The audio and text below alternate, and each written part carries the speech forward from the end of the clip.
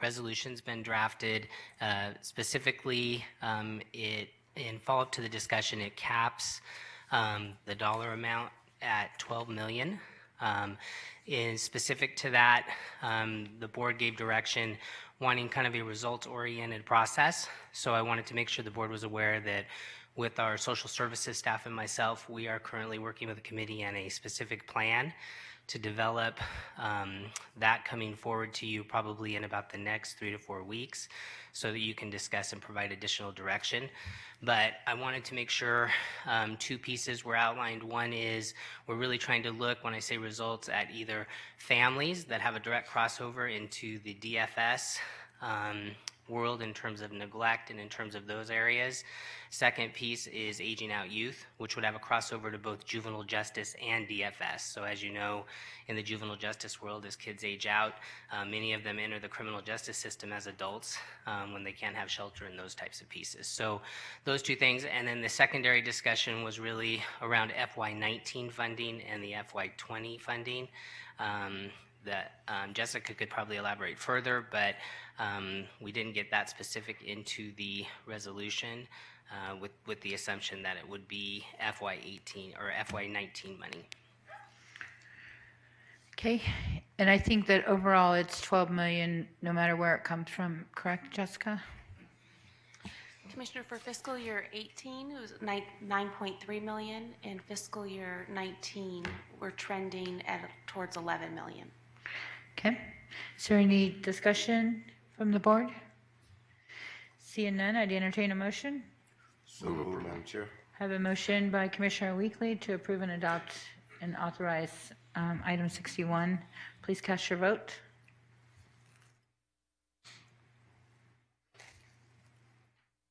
Motion passes. Next, we have item number 62, which is to discuss the increase of shuttle hospitals and the impact of patients that are turned away. We have a brief presentation by Mason Van Houweling. Okay. Good morning, Mason, and thanks for coming and putting together a brief presentation for us. Thank you, Madam Chair and Commissioners. Good morning.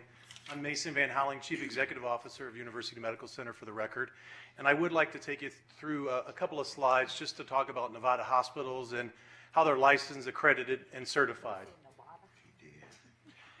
Essentially, Nevada hospitals are overseen by the Nevada Department of Health and Human Services. Specifically, the Bureau of Licensure and Certification oversees hospitals, particularly in NRS Chapter 449 and Nevada Administrative Code 449 as well. Typically, a licensing hospital will go through a survey process.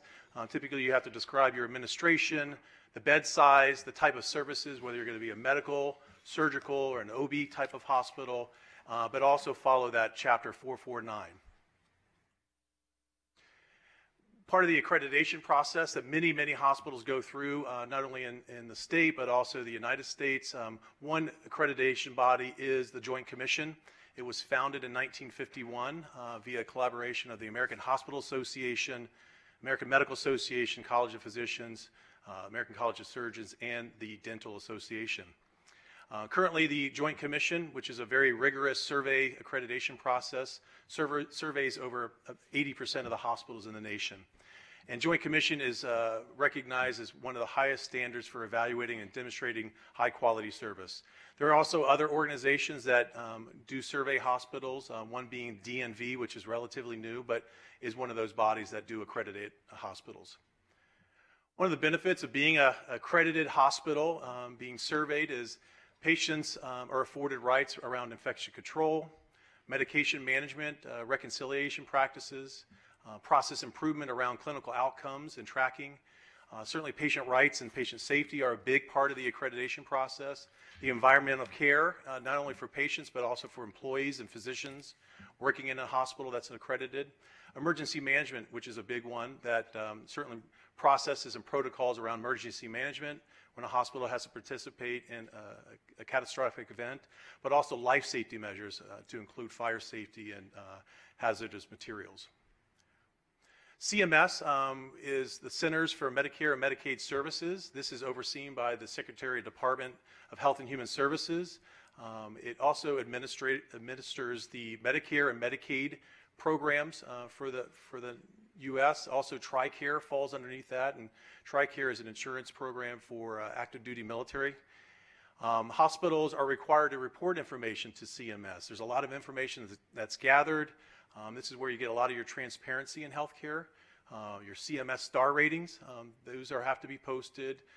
HCAP scores, which is patient safety measures and communication with patients.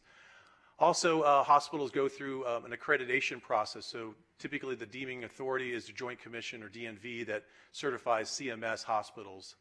And as you know, our state is an expansion state, so we've got a lot of patients that are either participating in Medicare, Medicaid, but also being home to Nellis Air Force Base TRICARE as well. Some of the benefits of participating in CMS is obviously a high level of quality is reviewed and received. Appropriateness of transfers, also transferring patients that fall under these programs is very rigorous and making sure that patients are protected. Also, discharging to home, safe discharges, whether it's to a skilled nursing facility or long-term care facilities. CMS monitors that to make sure they're appropriate and safe. And then access to diagnostic testing, interpretive services, but also fair billing practices. Just want to talk about this particular micro hospitals that we're seeing in our state. There's really two business models. Ones that are either an extension or partnered with a large acute care facility. They obtain a state license. They also go through an accreditation process when they open up, whether it's through the DNV or Joint Commission. They participate in Medicare and Medicaid, and the patient population in our state is about 70% of the patients fall on Medicare and Medicaid insurers, so that's very important. Also, we're required to accept that payment from Medicare and Medicaid and not balance bill or surprise bill. That's where you would receive a bill in the mail if you're out of network or you don't participate in Medicare or Medicaid. Also, EMTALA, we're required, hospitals that participate in Medicare and Medicaid are required to participate in EMTALA, which is the Emergency Medicine Treatment Labor Act, that says essentially that all hospitals must treat patients, stabilize the medical emergency before asking any financial questions or turning away because either they're out of network or they don't accept their insurance. And then finally, hospitals that participate often have transfer agreements with higher level care. If it's beyond their scope, they sign in to transfer agreements with higher level care facilities in the state. The other model is that we're seeing in the state pop up is other micro hospital models that obtain a license but don't participate in an accreditation process, whether it's Joint Commission or the DNV, which then leads you to participate in CMS. And again, that's Medicare and Medicaid. So if you're not participating in Medicare and Medicaid, you're not bound by EMTALA, which is extremely important for our state to, again, treat all patients regardless of their ability to pay. Also, they don't comply with the accreditation standards. So looking at patients' rights and safety, they're not bound by those requirements. Also, EMS is unfortunately tasked with additional avoidable transports. And then also, patients that are unwitting about what hospital they're walking into potentially are out of network because these type of hospitals deliberately do not participate in some of the major insurance programs or choose to engage and negotiate contracts in those programs. So with that, Madam Chair, that concludes my short presentation about Nevada hospitals and how they're licensed and accredited and certified in the state. So I'm open to any questions you may have or the commission. Okay, I have plenty of questions, but let's see if my fellows up here have any. Okay, none? I'm all in. Commissioner Gibson. It ought to be a concern to all of us if there are folks that are hospitals, but to the layperson, you might say they claim to be hospitals, but might not really be. And by that I mean they claim to offer the same kinds of services to the same degree, with the same scope or measure of acuity. They can treat things that people experience, and that might be able to, where they might be able to use Medicare, Medicaid, or their insurance, even though they're out of network. And it seems to me that we have a really serious responsibility to make sure that our community licenses hospitals that are fully accredited. And hospitals that are not fully accredited, in my view, don't have any place in the system. I mean, it seems to me from everything we've just heard, they shouldn't even be open. Now, I recognize that some of the accreditation happens after the hospital is opened. I went through one of these as a board member of a hospital system, and it is not something to just be laughed at. I had to prepare for the interviews that I was subjected to or that I went through. The other concern I have is that we spend an enormous amount of money through the Convention Authority and in other ways to brand this community. And the last thing we need is a bunch of providers that are situated in places proximate to the Las Vegas Strip, treating folks who are here on vacation or on business, who end up being real surprised that they have no coverage. They can't resort to anyone except their own pocketbook to pay for it. I think that sends the wrong message. Now, I don't know legally what our capacity to limit or restrict the business activities of such enterprises, but I think we ought to look very, very carefully at that because I think we have the keenest of all interests here. Commissioner, if I may, you're correct. The survey and accreditation process typically runs parallel as you open a facility or a hospital. So, and it's ongoing. So hospitals are always survey ready. Again, it's not a one-time thing. We go through, whether it's DNV, it's an annual process, or Joint Commission every 3 years, but they can come in unannounced at any point. So hospitals always are keeping those standards high, always survey ready to be able to ensure that there's high patient safety. I think hospitals that are not accredited and participate in CMS is detrimental to patient care in the state. Okay, Commissioner Naft. Commissioner Gibson alluded to it. I was hoping you could speak a little bit more to the impact or the targeting that's occurring around our Strip and towards our visiting community. Yes, Commissioner. I think certainly the business model is one that lends itself to, if you're out of network and don't participate in Medicare and Medicaid, then pretty much what's left is cash paying patients or patients that could potentially be surprise billed, and that's something that's discussed in our state really for the last 10 to 12 years, and again will be discussed in Carson City. So Mason, let me help you out a little bit and give you some backup. So I brought this item up because at the health district, we were seeing all of these people were complaining that tourists as well as local residents, that they were getting these surprise bills that they didn't know anything about. So at the health district, we all discussed how do we ensure that people know what they're going to when they go in. So we had one family in particular that they had went to one of these facilities, and there's a few around town, and they ended up, it was like a broken arm. They ended up getting transported because they didn't have the ability to treat that, but they got a bill for $2,000 here. Then they got the ambulance bill for another $1,000. And so we were looking, and the rest of the valley is looking to see what kind of ordinance that we could come up with to at least limit those popping up every day. So people need to know the difference. And so I, through Commissioner Weekly, who's the chair of UMC, asked Mason if he could kind of explain some of the differences, because if we do look at an ordinance, we got to know what we're trying to put in place, but to work with the cities across the valley to ensure that, for most importantly for me, that the consumers are not being targeted. So that's kind of how we got to where we are today. But there's one on Decatur, there's one, they're looking in Mesquite, they're starting to pop up now because they went unnoticed. So that's why I wanted to get ahead of it. So I want to take you off the hot seat, Mason, because I put you in it. Sorry. No problem, Madam Chair. And Again, I think the difference, the key is in these smaller facilities is that they play by the same rules, that they're accredited, they're certified, and again, it's all about patient protection. And whether you live in the state or outside the state, again, we want to make sure that patients are treated fairly, but also with the highest quality of care. I think that's the goal. Okay, Commissioner Jones.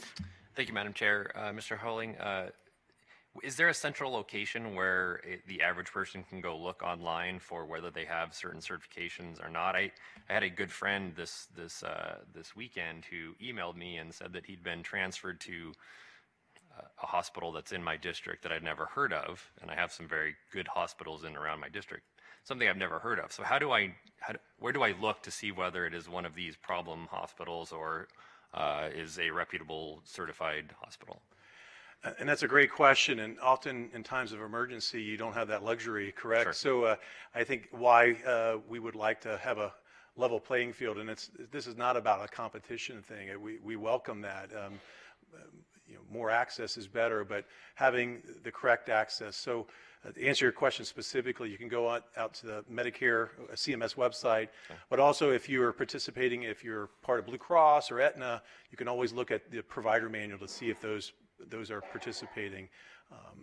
And I think that's key, but often in times of emergency, whether it's delivering a baby or some type of laceration or some type of injury on a work site, you don't have that luxury, and you're going to what's advertised as an emergency department, which often is not always the case. So, Madam Chair, there are some folks in the room that probably could speak on the neighborhood hospitals that if you'd like to ask her to come up, I'm certain she will, to tell the difference. But to answer, Commissioner, it should be posted. Unfortunately, when you don't play by some of those same rules, accreditation, we have to post a lot of things outside our doors, and our star ratings and transparency. When you don't participate, in fact, this year, all hospitals that participate in CMS have to post all their pricing. So you can go see how much it costs to deliver a baby at UMC compared to another hospital. When they don't have to play by those rules, you don't get that transparency in healthcare. Mason, you want to go ahead and invite? Sure. I would like to introduce Laura Henham, and I'll let her make her introduction on her credentials, but she represents the Dignity Neighborhood Hospitals, and she can speak to how they differ from others. So, Laura. Good morning. Good morning, Madam Chair and Commissioners. I'm Laura Henham, for the record. I'm the Regional CEO for Dignity Health St. Rose Dominicans Neighborhood Hospitals. I oversee all 4 of them throughout the Valley, including the campus in North Las Vegas, as well as the Sahara campus, Blue Diamond, and West Flamingo. And all are CMS certified. So obviously, key priority for us was to become certified with the Centers for Medicare and Medicaid Services as quickly as possible, as well as be fully in network with commercial payers throughout this community. We take it very seriously as part of the Dignity Health commitment to this community to serve all patients regardless of the ability to pay. And we don't want anyone to be surprised who is seeking either emergency room or inpatient services. So for us, I think that Commissioner Gibson had commented on the fact that oftentimes new facilities are open for a period of time before they are certified. For us, we have been compliant with the Emergency Medical and Active Labor Treatment Law from the very beginning, even prior to CMS certification. So it is always key under that federal law when you seek care in emergency room that you undergo a medical screening exam prior to being asked for any insurance information or about your ability to pay. So again, for our North Las Vegas campus in particular, we see 54% Medicaid at that facility. So for us, it's very important to be part of the fabric of the community, to create access points where there were no access points before, and that's really the driver for the neighborhood hospital as a micro hospital. So I have a question for you. So in an ordinance, if we were to establish an ordinance, because not everybody has insurance, not everybody's on Medicaid or Medicare, and especially because we're a high tourist destination, and sometimes that's all you do, pay cash, right? I've had to do that with my own granddaughter. Mason and I have talked about that.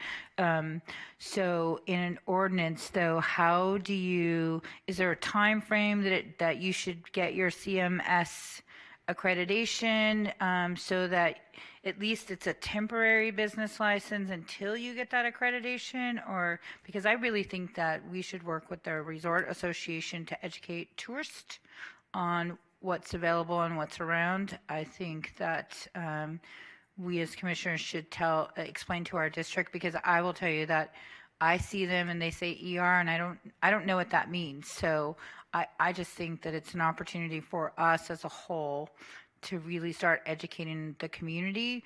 But in between, we probably need to do an ordinance to stop. So if they don't need, so at least in my mind, if they need a state licensure, I know that's a process. So if any facility opened up and had to have a state license, we'd weed out a bunch of the bad guys, I'm assuming. Is that a fair statement? Come on, ahead, be Lauren, honest here. And then I'll, just for example, Henderson Hospital, which has been open a little over a year, had their Joint Commission survey and their CMS in hand less than 30 days. Now, that's a pretty quick process. That's not always, but when hospitals intentionally go into open, you're running all those processes parallel. And so you're getting the Joint Commission in to come and survey, which then deems the hospital as a CMS facility, and then you can treat Medicare patients. But as Ms. Henham described, is even through their process, they were always recognizing EMTALA, CMS, conditions of participation. So I think that's an important point, that there is a process, but it certainly should be within a perimeter of the time frame. Okay, anybody? Commissioner Brown. Thank you. So are these facilities advertising as hospitals or emergency rooms? Yes, sir, both emergency rooms and hospitals. And they are licensed in the state to operate currently as one. So they are provided a license by the state. And what, at the county level, what permitting or business licensing do they have to go through? Typically at the local level, it is fire marshal. There's typically fire marshal, building permit. So it centers locally mostly around construction when the facility is beginning. So I think to create a bridge, if I may, Commissioner Brown, between your question and Madam Chair's question, as far as kind of what shows us that they're on the path to CMS certification. It wouldn't necessarily be time dependent, but I think showing documentation, a commitment to meeting the requirements of EMTALA at the same time that they're pursuing the building permit, fire marshal review, all of the parts and pieces that you need in place prior to state inspection. For our facilities, we had to go through 5 distinct state inspections prior to opening, but CMS wasn't a key part of it, but we could clearly show that we were always on a path with what's referred to as a CCN, Certified CMS Numbers application. So showing proof that you are very deliberately going down that path and also following federal law as you are on the path for CMS certification would be a reasonable expectation. So at the state level, when that license is it granted as a hospital license or an emergency or just a medical facility?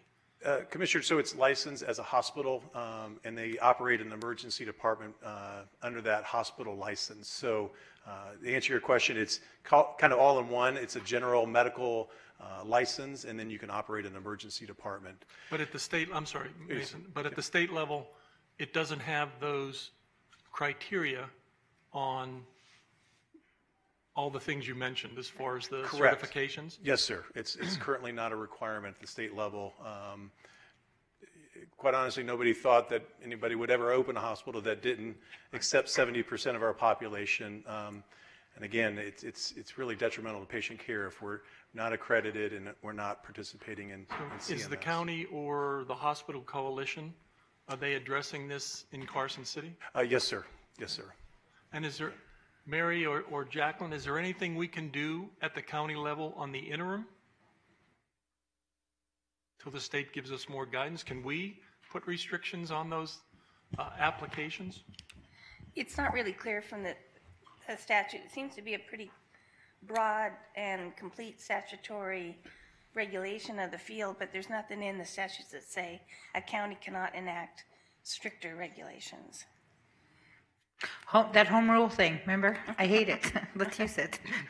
So, Madam Chair, if the hospital coalition is addressing Carson City, I would ask that our staff look at something in the interim that we could adopt as an ordinance.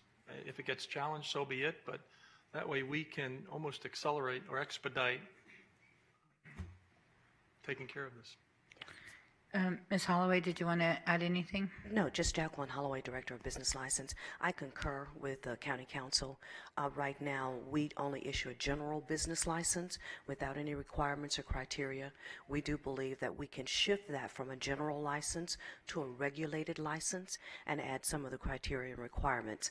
We have met with Mason and his staff, and I've received some language, as well as the Nevada Hospital Association. So we have begun to assess and analyze an ordinance that we could bring forward. Commissioner Brown. Would this be considered a discussion item? So could we ask as quickly as staff could present it, an introduction of an ordinance? You could direct staff accordingly. Madam Chair, I would ask that that be part of the end of the discussion. Okay. Any other, Commissioner Weekly? Thank you, Madam. Thank you, Madam Chair. I appreciate Commissioner Brown recommending some of the dialogue to staff and giving that direction, only because when we look at UMC, and Mason can verify this, we take on a lot of responsibilities, especially from our tourist communities. With a lot of the big sporting events that we've seen in the past, and our attorney can share that those are some concerns we've brought to the commission in the past as well, is, say, for example, some of the UFC fights, we've had some of those athletes have to be transported to our emergency room, and many of these folks come to town and don't have that insurance, and we've had to tackle that in the past. And so I think, Mr. Chair, not only of RTC, but now LVCVA, as we look at continuing to welcome new visitors to our community, it's so vitally important that we have those measures in place to ensure visitors that we are looking out for their best interests, and that we do have information in place to be able to identify what's a proper place to go to. And so, Mason, thank you very much. I know you have taken on a big challenge of trying to help educate. And Laura, thank you. I had an opportunity to spend some time with you as well, and thank you for what Dignity is doing as well. But I think we're a different type of county, opposed to Commissioner Kirkpatrick, some of the county commissioners we've met around the country. We're a different type of community, and so we have to do something a little different. And so I think having that regulated license opposed to just a general license will help us, I believe, put some protection measures in place. So I look forward to that discussion and moving that forward. Thank you, Madam Chair. Thank you. Anybody else like to chime in? Thank you, Mason. We appreciate that. And so staff is clear some direction to come up with an ordinance in the meantime. Okay. Commissioners, it is now past 10 a.m., so we will need to move to Section 5 of your agenda, which are your public hearing items. Item 46 is to conduct a public hearing, approve, adopt, and authorize the chair to sign an ordinance to amend Title 3, Chapter 3.56, Section 3.56.040 of the Clark County Code concerning the Business Development Advisory Council to modify an alternate members section and providing for other matters properly relating thereto. Okay, at this time, I'll open up the public hearing and seeing if there's anybody wishing to be heard on this item. Please come forward. Seeing none, I'll go ahead and close the public hearing. And is there any discussion from the board? Seeing none, I'd entertain a motion. Madam Chair, so move, please. Commissioner Weekly has moved for the adoption of item number 46. Please cast your vote.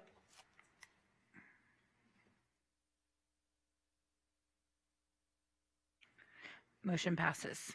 Okay, item 47 is to conduct a public hearing and approve, adopt, and authorize an ordinance to amend Title 22 of the Clark County Code by deleting Chapter 22.02 in its entirety, adopting a new Chapter 22.02 entitled the Building Administrative Code of Clark County, providing penalties for violations thereof, and other matters properly related hereto, or take other action as appropriate. Good morning, Mr. Stevie. Good morning. For the record, Jerry Stevie, Director of Building and Fire Prevention. I'm here to answer any questions that may come up. Okay, does anybody have any questions? Okay, seeing none, I'm going to go ahead and open up the public hearing. Is there anybody here that would like to be heard on this item? Seeing no one, I'm going to close the public hearing. Do I have anything? Commissioner Gibson. We received a letter from a former employee of the county indicating that it was, in his opinion, detrimental to public safety to delete sections 1304, 13.04.085, and 13.04.120. I discussed this with you, and you. It's the next item. Would you clarify what that deletion, what the effect of that deletion really is? Yes, Commissioner. Actually, that's the next item on the agenda. Oh, is it? Okay. Yeah, this is the administrative So I code just for the building. jumped ahead administrative then. I'm sorry. Okay, with that, I'd entertain a motion. I'm not so anxious to get out of here. How about a motion then? I'll move approval. Commissioner Gibson has moved for a motion to approve item 47. Please cast your vote.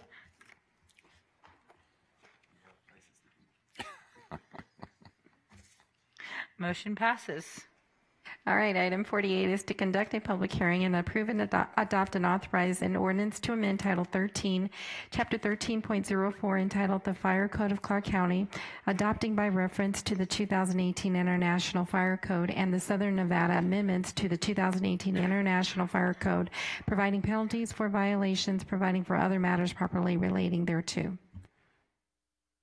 Good morning again. For the record, Jerry Stevie, Director of Building and Fire Prevention.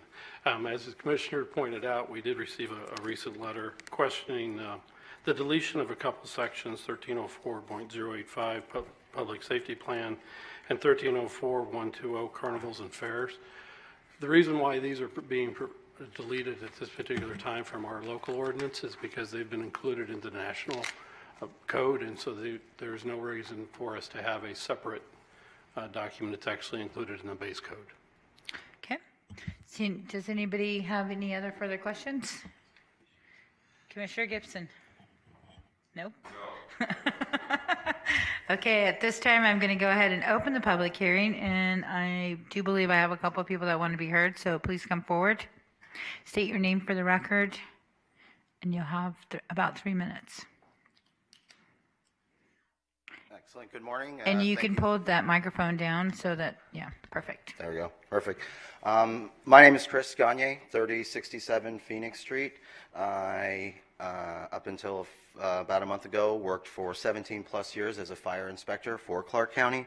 I'm also a certified fire protection specialist.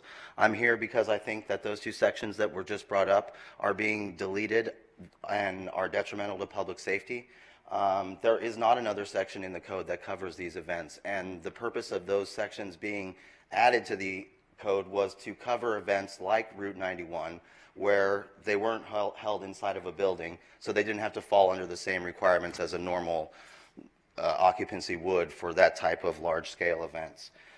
It's important to note that the permits for Carnival and Fair and that section, the other section about public safety plans, were both used for the October 1st shooting event.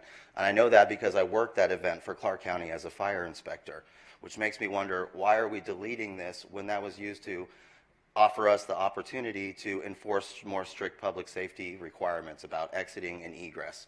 And it also makes me wonder why we're still considering adopting a fire code that has such a sharp disconnect between the fire prevention department and the fire department itself. You know, after the October 1st shooting, there hasn't been any review internally from fire prevention about what went right, what went wrong, and what we can do to actually be Vegas stronger. And I think a review of our departments and how we perform in those departments reveals some things that aren't being done correctly. Like, there's current parts of the code that aren't being enforced, making pre-event announcements about having emergency evacuation plans from these businesses being reviewed by our department, that plans that are being submitted for these types of events are not being reviewed in a timely fashion, sometimes after the event's already over. So I really question whether or not this is a good idea for us to continue along the same path of keeping that separation from a department that's geared to dealing with building issues as opposed to one that's dealing with fire code issues. And at a time when we probably could be being more proactive about what we can do to keep our community safer, like talking about how we could be requiring more exiting at these events, how we could be requiring exit panic hardware on those gates for events like that, emergency egress lighting, requiring interagency coordination between Metro, Health District, Fire Department, fire prevention, making these companies have a temporary emergency command centers, making sure they have a temporary public alarm system. All of these things could have had a bigger impact on the events that occurred that night. And I would move that before we vote on this fire code, that we take a real evaluation as to whether or not we're ensuring the maximum public safety for these events, and that we're doing the best we can for public safety in Clark County. Thank you. Thank you. Does anybody have any comment? Anybody else wishing to speak on this item? Seeing none, I'm going to go ahead and close the public hearing. And Mr. Stevie and Mary Ann, so I want to tread lightly because I think that a lot of things were put on the record, and we know there's a lot swirling around it. But we do in Metro, the Health District, the Fire Department, all of them do review, and they did several of those meetings after any event so that they digress. So whether or not it filters down to the fire prevention, we do already do a lot of those events. Is that a fair statement? Yes, I think there was a lot of self-critical analysis going on immediately after and in the months after that event, yes. And I don't think that anybody, I guess I want to make sure that people understand that we take public safety very serious in this community because of who we work with and how we handle it. And I wouldn't want people to feel unsafe coming here, so I want to clarify that. And so if you could talk more, Mr. Stevie, about, I know that redundancy is not necessary because it should already be known and be a way of how we do things. So if you could explain those pieces in a little more depth on why we do that, because I don't want there to be an appearance that we don't take public safety serious. Certainly, again, for the record, Jerry Stevie. In the previously adopted or the currently adopted fire code, there are provisions that we have added on top of the base code. This was the current code that we have is the 2012 International Fire Code, as amended by the Southern Nevada and as again amended by our own ordinance. In 2015, particularly, let's address them one at a time. 1304-85, the Public Safety Plan. In the 2015 Fire Code, which we did not adopt, they included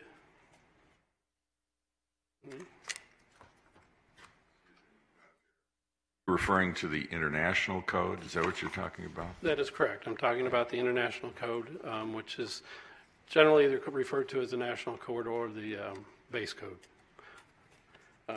They included provisions that deal with the emergency preparedness and the safety plan,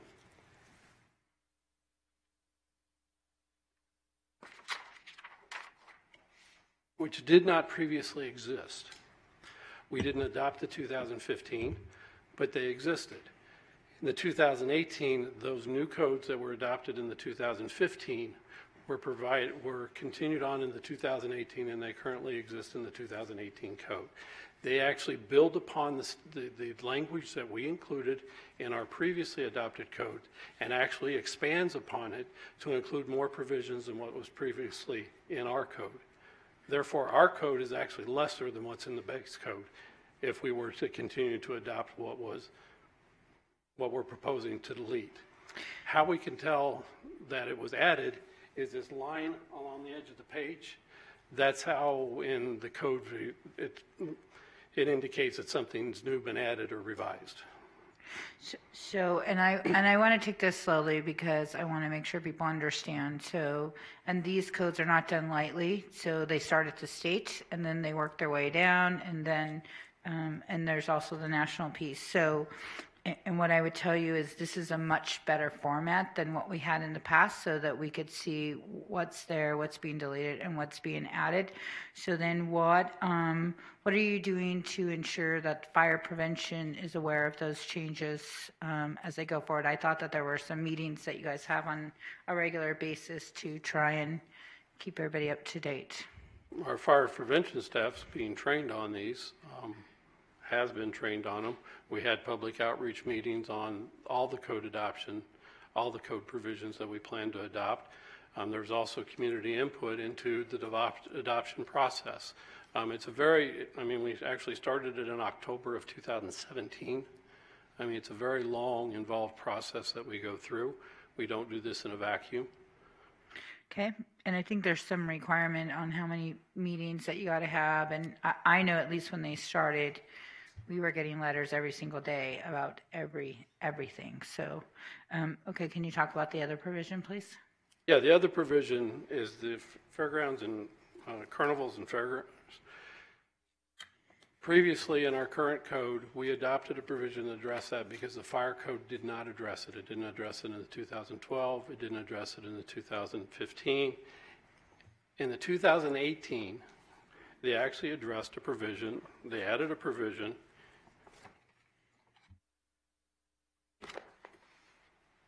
(3106) that deals specifically with outdoor events. Okay, these are events that were never addressed in the code before. Through our Southern Nevada amendment process, also being proposed to be adopted at this time, we defined the outdoor assembly events to include carnivals and fairs to make sure that the provisions of that we are deleting are actually in the base code and apply to the same events that we had before.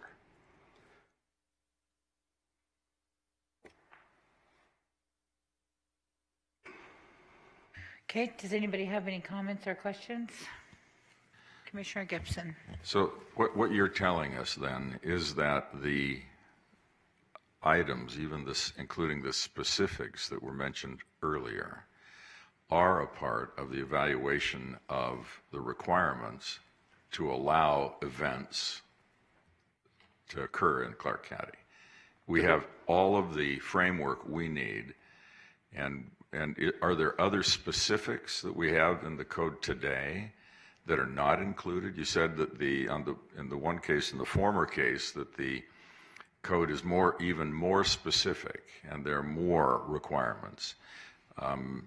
Are there any additional requirements that you think should be included in either of those sections, particularly in light of what we heard today? And of course, you were in the middle of so much, particularly after the event. I participated in, I guess you could call them a tabletop discussion of everything that happened and an evaluation of our response top to bottom. It seemed to me that every single aspect, including the preliminary or the application process and the review and the consideration of all of the elements of an event that would be required under the code was actually taken apart and analyzed in finite detail. I have to admit not to having the kind of expertise to know whether or not the precise things that were mentioned were subject of the discussion, but it occurred to me that at the time we were looking very hard at everything we had done, everything we had required, what more might be done, just to analyze where we were so that there was a complete understanding on our part of any possibility that there was a hole in what we had approved, anything more that we might need to do to accommodate a more safe environment. And I have been working with the Fire Chief Castle. We have been in conversations, and it is our intention to develop and bring back through the Southern Nevada Building Officials subcommittees additional code requirements related to the exiting widths at open, some of the issues that were brought up during the conversation, whether or not on high-rise facilities, whether or not helicopter pads are appropriate, whether or not, I forget the third one. Well, I don't need for you to list all of them. But anyway, we are in the process of doing it. All those items have less to do with fire prevention and more to do with terrorism and violence. Okay? The fire code and the building codes, we're in new ground as we try to approach a terrorism approach to it. That's why they were specifically deleted from this proposed amendment. And also they needed to be more fully developed with input from the community on how best to make this system work to provide a safe environment. So in terms of what we currently have before we take action today, as against what we will have after we take action, we lose nothing that is critical to the kind of analysis we need to do to create a safe environment. We lose nothing. That is correct. Okay, thank you. Okay, Commissioner Brown. Thank you. Jerry, on the overhead right now, is that the 2018? That is the 2018, yes. All right. So I guess simply ask, the things that we're deleting in our ordinance are more restrictive or more comprehensive in the 2018 code? Correct. Okay, good. Thank you. Okay, does anybody else have any comments or questions? Okay, and I just want to appreciate what all of our folks do, because we always have to be on the cutting edge and figure out what the next thing is, and this is something that across the nation people are talking about. What are we ready for next? And I can tell you that in our community we have a lot to be proud of on how we respond and react, and I'll follow up to make sure that those other meetings get going. But at the same time, we also have Homeland Security, which we sit on. We have an amazing training facility that we're getting ready to build. So I just want to give a shout out, because we really do take public safety super important.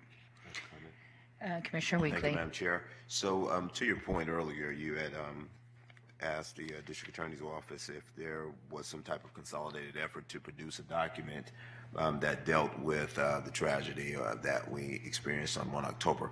And I believe you said yes. Does that document exist? Because I don't know if we're talking transparency, who was that presented to, and where can the rest of us who've never seen it see it? That's number one. Number two, I still believe that there are some disconnects with building safety and fire inspectors.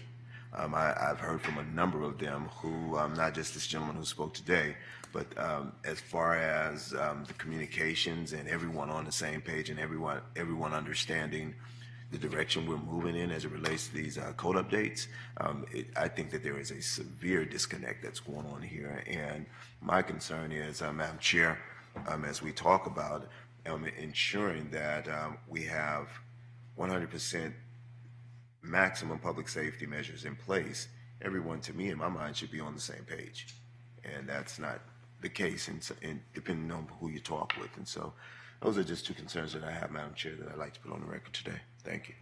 Thank you, Commissioner Weekly. So let me ask this question, though. This does not prohibit us from going back to put new things into the code, correct? This is a long process. So I know at least on the state level, it takes sometimes 3-4 years to go through the process. And so folks change throughout it. So is this something that we can't go back and add to? It's, as I understand it, it's more of a legal question, but it's any ordinance we can adopt that doesn't violate state or federal law. Right. Chief Castle, I would so love you to come down here, but I feel like I want to bring you a microphone, because can we bring you a microphone instead? Oh my gosh, and the stairs. Could our security please help him? Maybe meet him halfway with a mic, but. Yeah, that would be, we'll meet you halfway.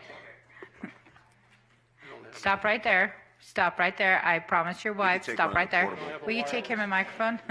That you will make it home safely this afternoon. These are wired. There you go. Madam Chair, I appreciate you entertaining this conversation here while we're waiting for the chief, our injured recovering chief who's here with us today. With this whole situation, really, and Commissioner Brown helped me with this, started before all of you were on this board here when we made this change with moving this particular division to the building department. But I just want to make sure that as we have this conversation, Chief, that you do speak on behalf of what I consider some disconnect there with a number of our fire inspectors who feel similar to how this gentleman here feels today. Thank you. Okay, well, that's a good microphone. Madam Chair and Commissioners, Greg Castle for the record, Fire Chief, Clark County Fire. There are some communication issues that have been existing in between our agencies. I'm not going to deny that. We're working on shoring that up. There's some internal things to work on there. I do support this move and this amendment change because it is in the base code. And as many of you know, as I communicated to you later last year, I have a distinct intention of bringing this back to the home builders and the Southern Nevada building officials sometime around March or April to push a couple things in there that I think will enhance this and make it better. Things that weren't even in the part that we got rid of or getting rid of in the current fire code. So I support that, and we will work diligently to make our community safer and make our events safer. I've learned a lot in the last year and a half since this whole thing went down, and I've learned that Europe has a really good, much more progressive outdoor venue safety system than we do in the United States. So I've got a copy of that. It's not really easy to read, but we're looking at those things, and we will come back with something better and stronger in the future here before, probably within this calendar year for sure, if not by summer. Okay. I think you put a lot of folks at ease up here, so we appreciate that, and thanks for staying where you are. So want to make sure you get home safe tonight. Thank you for the opportunity. Okay, any other discussion? Seeing none, I would entertain a motion. Okay, Commissioner Gibson has moved for approval. I'll wait for my screen to come back up. Of item number, did I open the public hearing? Yes, I did, and I closed it. Okay, Commissioner Gibson has moved for approval of item number 48. Please cast your vote.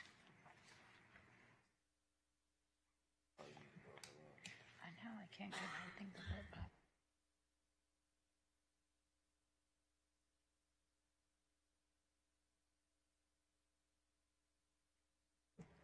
Okay, all those in favor, please say aye.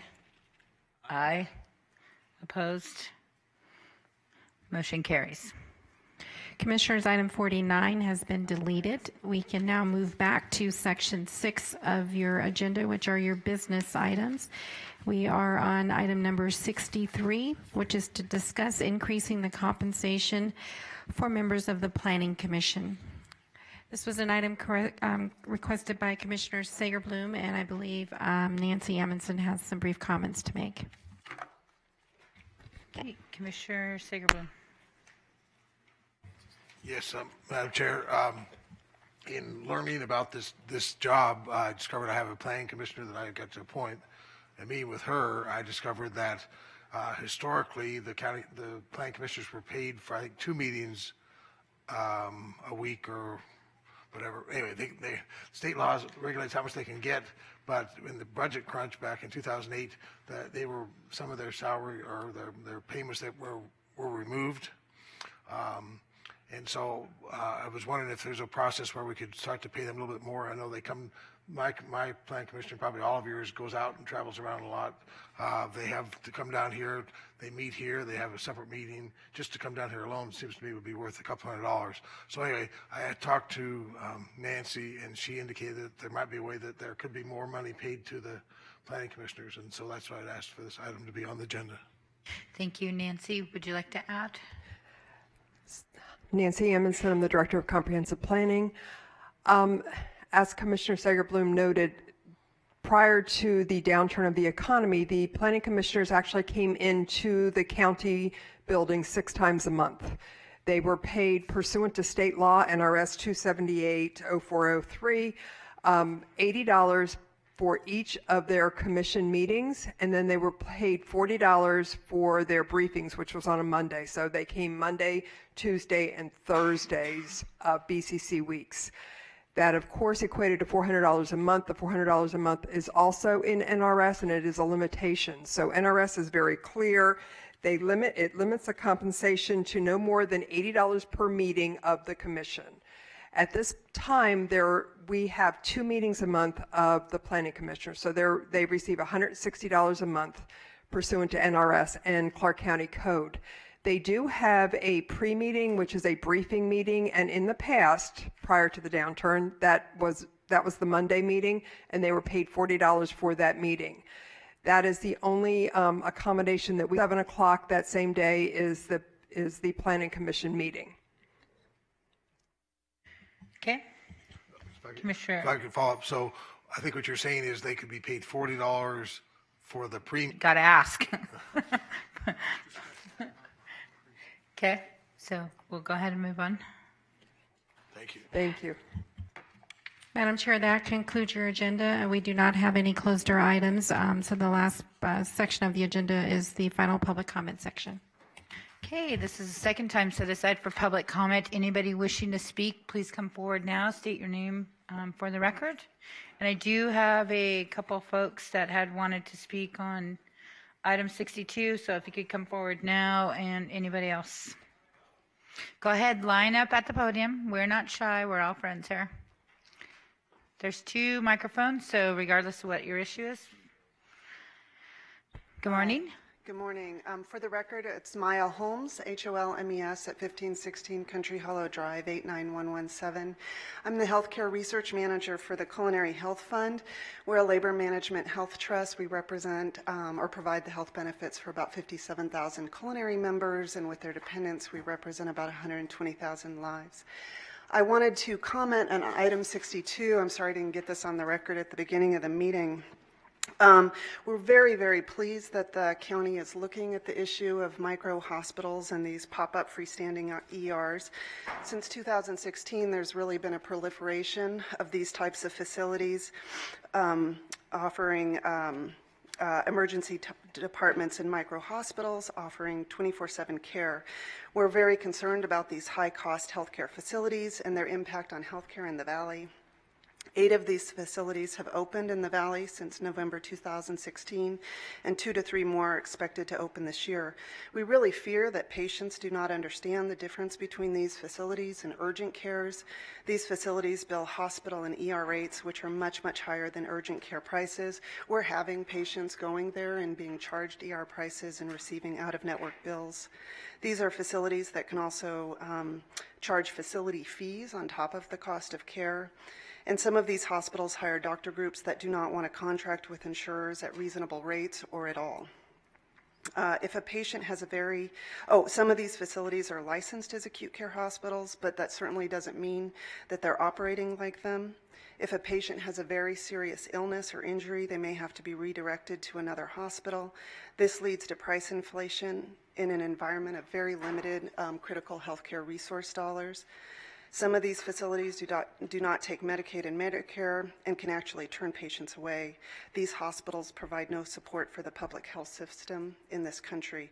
Also, if a patient goes to an ER out of their insurance network, they can be balance billed by the facility for what their insurance didn't cover.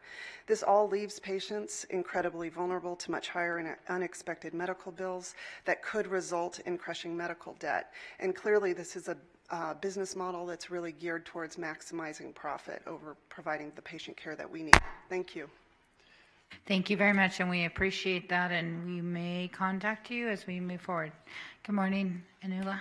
Good morning, Madam Chair and Commissioners. I would also like to welcome all our new officials and wish you a Happy New Year. My name is Anula Wildrich. I'm at 4328 Murillo Street. In the interest of public concern, I would like to address a matter that merits your attention involving the local no-kill shelter known as the NSPCA, which I believe is located in your district, Commissioner Naft. While this is not a municipal facility, it is still an entity that operates in Clark County and requires a charitable business license. There are issues of public safety, unsuitable conditions, and a manner of operation that lacks transparency and accountability. Additionally, public access to the animals has long been denied, which is counter to the goals of any shelter. How does one locate and bond with a potential pet if they cannot access and interact with the animals, right? On behalf of the many kind-hearted donors who have donated to this organization with the assurance that their money is either going to the care of the animals or towards the construction of a new facility, we are asking you to conduct your own due diligence and review the concerns presented in a petition that references ordinances that we believe are being violated. And I have a copy of that petition along with statements from others who could not be here today. I will be submitting that. There are also multiple complaints that have been filed with animal control. When concerns have been presented to the board of directors, they have responded with stonewalling and intimidation tactics, including threats of lawsuits. Those are not exactly gestures of goodwill indicative of any organization interested in improving. A president of the Cy Red and Maryland Red Charitable Foundation recently shared that they used to make annual contributions, and one of the conditions was that each charity that was a recipient had to submit the annual P&L statement and balance sheet. Out of 60 charities, the NSPCA was the only one that failed to provide the financial information requested. I think that's very concerning. In conclusion, the concept of alive at any cost should not come at a cost to an animal's quality of life, especially when it's a facility that is tasked with the care of these beings, some of whom may end up living there for the rest of their lives. So I ask you to please look extensively into this organization as you would any other facility operating in a questionable manner in this county. Thank you. Thank you. And if you could leave that paperwork with the clerk, we'll look into it. Anybody else wishing to speak during public comment? Good morning. Good morning. My name is Marco Panta, 6993 Royal Meadows Place. I'm a recent former employee of the organization. I removed myself for moral reasons for some points I'll present to you today. The first one being the lack of properly trained medical personnel that have been put in positions of medical leadership, none of them being formally properly trained in any of the practices that they have performed. And this led to animals being stored in wire kennels in the office for days, even weeks at a time, only being let out to clean the kennel being spoken of. The second, the thousands and thousands of insects that infest the facility, mainly roaches and black widows that can be found throughout during the night periods. These roaches can be found roaming through the bedding, the food and water bowls, sometimes on the animals themselves, all over the facility. It is not the cleanest, and something better can be done about this. The third point is with direct retaliation towards myself by the board members of the organization for speaking to the local media of my concerns. They have removed animals from training of the local facility where I am currently employed. Thank you very much. Thank you. Anybody else wishing to speak during public comment? If you guys could line up, that would be helpful so we could kind of gauge. And we have 2 microphones, so I could have 2 of you at a time. Okay. Go to the video. Okay, you can go ahead and start your presentation, and then we'll get the video up and going. Good morning. My name is Jim Phillips, 8355 Mojave Heights Court. My wife was a volunteer at the NSPCA for 1 year. She was very dedicated. She volunteered 3 days a week. Last April 11th, while she was at the shelter, she was brutally mauled by a large dog. As she laid on the ground, a bloody mess, an employee told her for the very first time that this dog had been at the shelter, adopted out, but returned because it had attacked the owner. My wife was rushed to UMC, where she underwent hours of emergency surgery.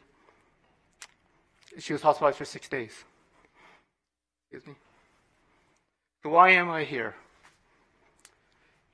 To this very day, the NSPCA has never once reached out to her, not once to check on her. She left in an ambulance unconscious.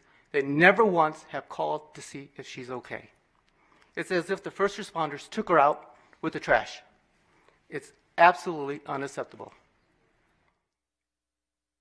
You can see some of the photos. A lot of them are worse. This dog bit her numerous times, latched onto her ankle, breaking all the bones, severing the ligaments, tendons, muscles. The doctor said there was only 1 inch of flesh holding her foot onto her leg. And it was very traumatic. She's going to counseling. Financially, it's devastated us. And to add insult to injury, while we were sitting on her hospital bed, we watched NSPCA director Kathy Jung go on TV and push a fundraiser.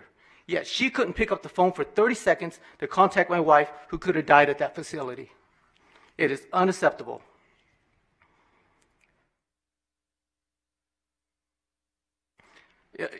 You know, you can't act like this didn't happen. You can't look the other way, because this could happen again.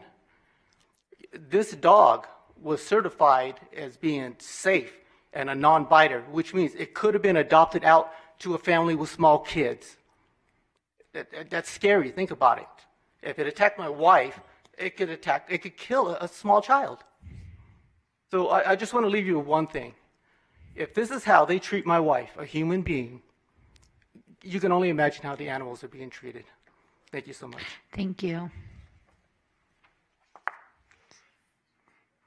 Okay, go ahead. My name is Kara Matthews, and I'm at 7157 Los Bandros Avenue.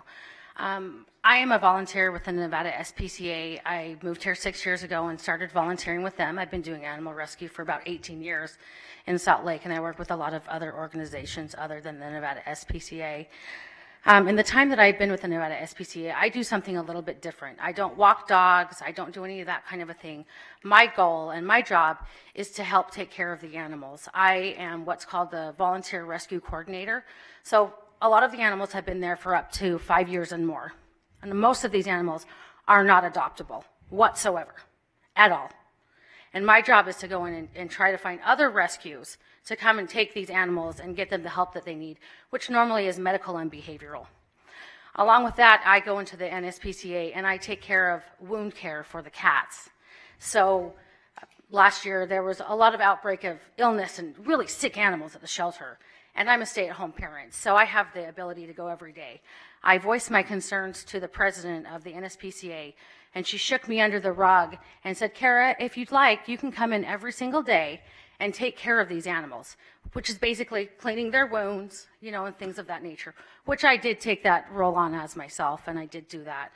I also foster animals for the NSPCA. I don't foster regular animals. I foster medical dogs who are in severe need and really need help.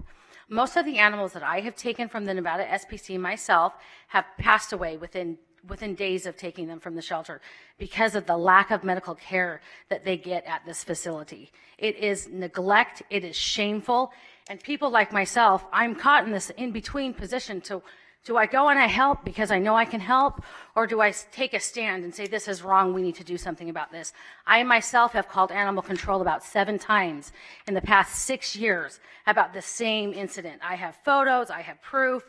You know, it's just very disconcerting. I recently left the Nevada SPCA last month because another animal that they had asked me to help them with, they decided that they were going to put down instead. I found the dog a foster home, I got it out of the shelter, and they decided that it was more important to put the dog to sleep than put the money into fixing the problem. Now, as a 501c3, we're an animal rescue. We're not a shelter, we don't get money. When you take these dogs from the shelter, Animal Foundation, you are promising what we call in animal rescue the 5 freedoms, which is to take care of these animals, and that is just not happening. I also asked Kathy Jung and the current director for what's called the 990 form, which is a public form that I, by law, am able to get and receive. I was not, they would not give that to me. I did have to file what's called a 13990 with the IRS because they refused to give out this information to the public. Thank you. Good afternoon. Good morning. Thank you for letting me speak today. My name is Chelsea Collins, 5117 Ackerberg Court. I have too much information regarding our documentation of these numerous issues to convey it all in 3 minutes, so I'm just going to tell you a quick story that kind of goes into a few of the things. Marley was a dog that lived in a kennel in an area we referred to as the back because it was located behind a barrier that we were not allowed to cross. After years, rules changed and we were eventually allowed in the back. Marley was not on our list of dogs that we were allowed to walk, but I did notice her. It was hard not to. Marley had severe barrier reactivity issues, or what we called kennel aggression. As you approached her kennel, her body would get tense and she would bark ferociously and snarl while baring her teeth at you. She was there likely for close to a year before I started to work with her. I sat on the concrete floor outside her kennel door and hoped that if I could get her to feel safe with me, she would stop her aggressive behavior and staff might allow me to walk her. Without being walked, she had no hope of becoming adoptable. I learned that I wasn't the only volunteer working with her, and the two of us were determined to get her out for a walk. Marley soon stopped barking and snarling at us when we came over to her. We were able to show staff her progress and convince them that we could safely walk her. We were both very confident that Marley only acted this way in her kennel and would be fine in the outside world. Staff stood by as we leashed her up, and we walked her out of the building for the first time since she had been surrendered. It went flawlessly.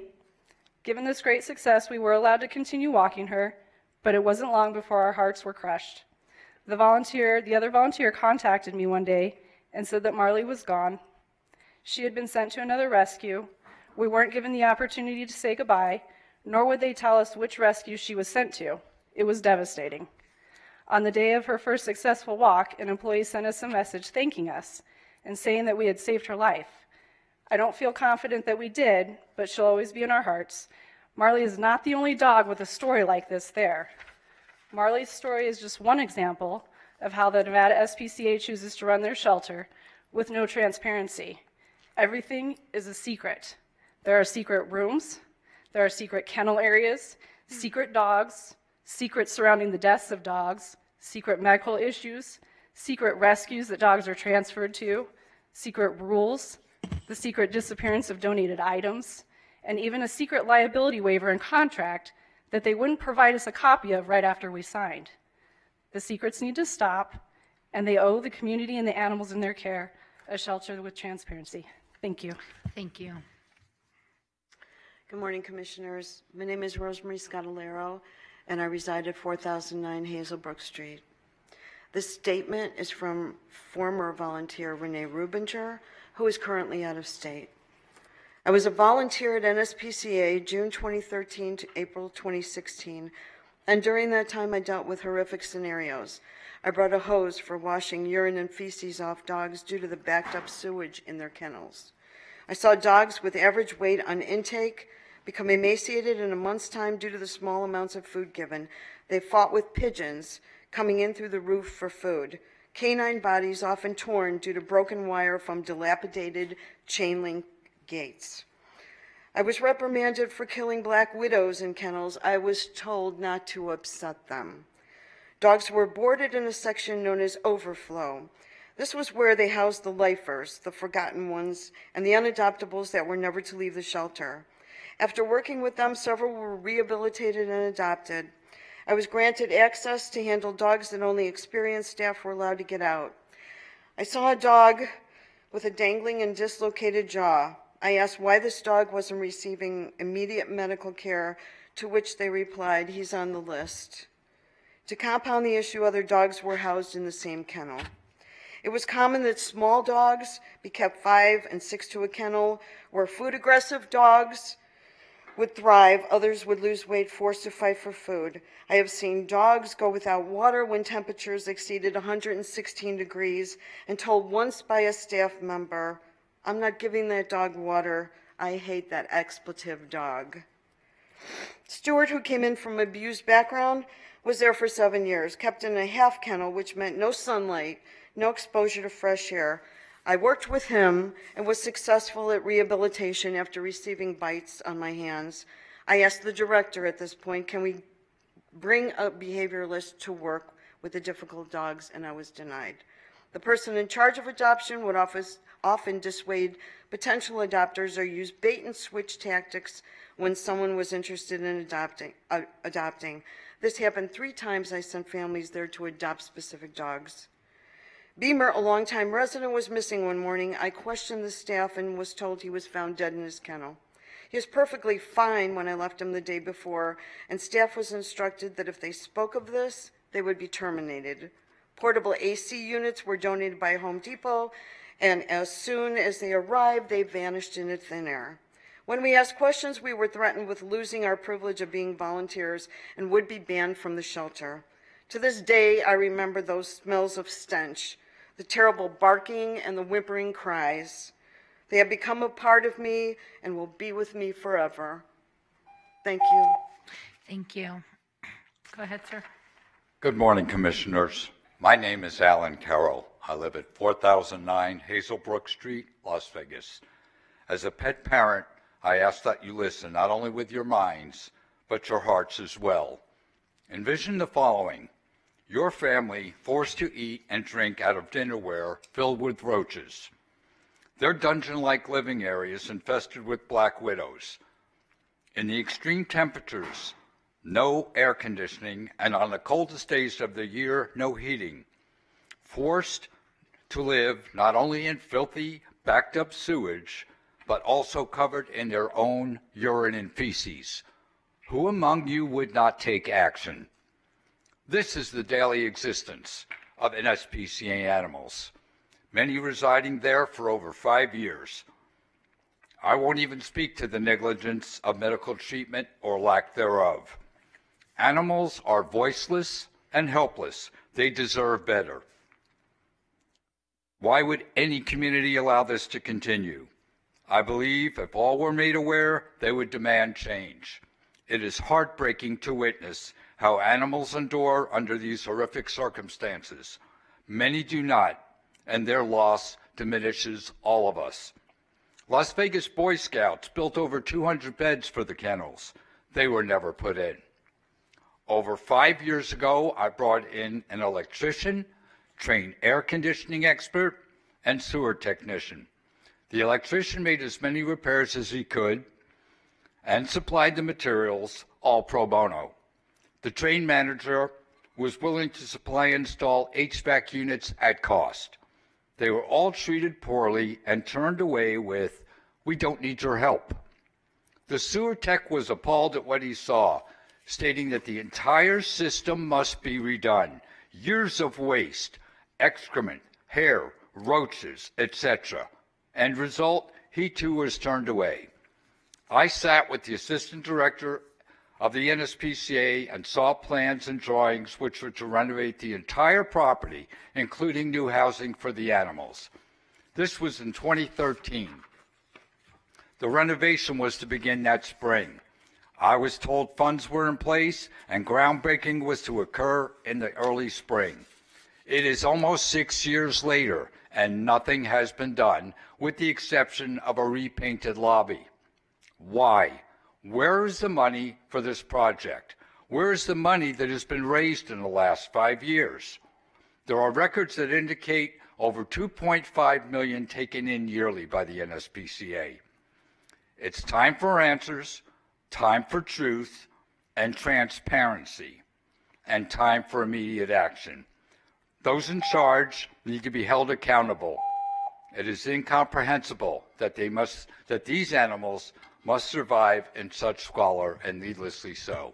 I thank you for your time and consideration and hope that my words have touched upon your humanity. Thank you so much. Anybody else wishing to speak during public comment?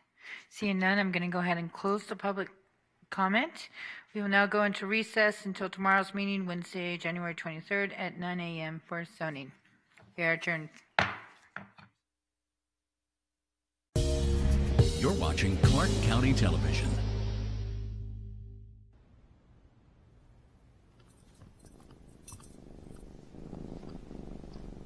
There's a shelter pet who wants to meet you. Meet one today. Visit theshelterpetproject.org. Adopt.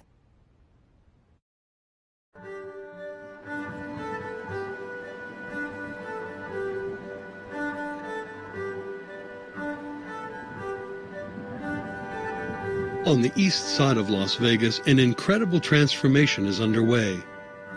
A unique park is being built to restore and showcase almost 3,000 acres of habitat along 7 miles of the Las Vegas Wash, the heart of these wetlands. It's called the Clark County Wetlands Park.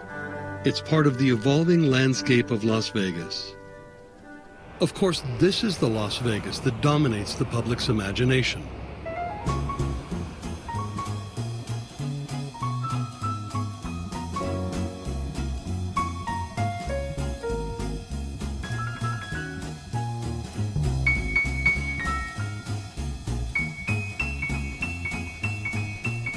You'd think places like these wouldn't have much to offer nature, but some of these historic casinos will provide the foundation for this park.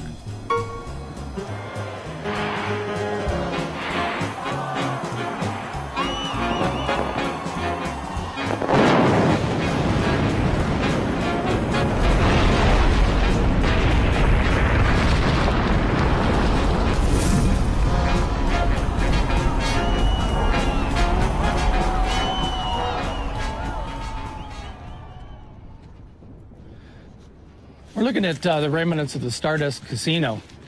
This is a lot of the parking garage, a lot of the foundation material, some of the walls are in here, and we're really glad to get this material.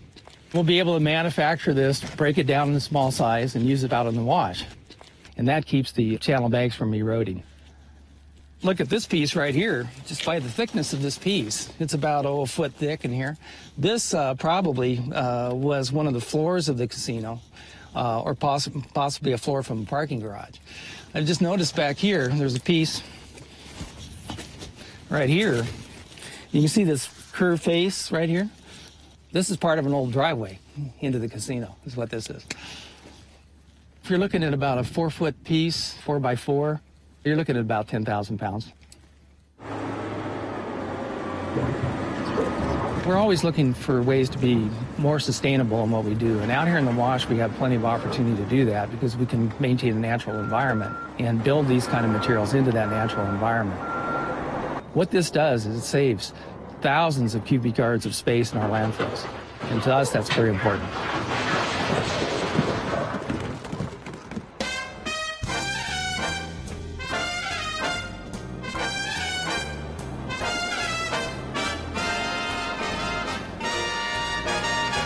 We drive up and down the wash and we say, here lies the Stardust Casino, here lies the El Rancho Casino. In a lot of ways, when you look at the history of these casinos and what they mean to a lot of people, just knowing they're having a second life and doing some real good is cool.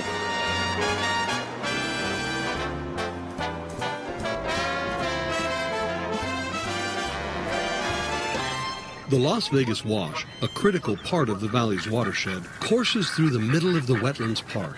The wash's history reflects the growth of our city. I became enamored and fascinated by what happens to water in this valley and how we use it and how we take it for granted. It's a priceless resource and it's a scarce resource. If you look around this entire valley, it is 1,635 square miles that drains here, ends right here in the Las Vegas Wash. The wash drains into Lake Mead, which is Las Vegas's main water supply. Everything that goes into the lake comes back. Originally, the wash only flowed during seasonal rains, but in recent times, development in the region has completely reshaped this fragile waterway. In the 1950s, city growth added urban runoff and treated wastewater to the channel, turning the wash into a year-round flow. This additional water created a thriving wetlands habitat.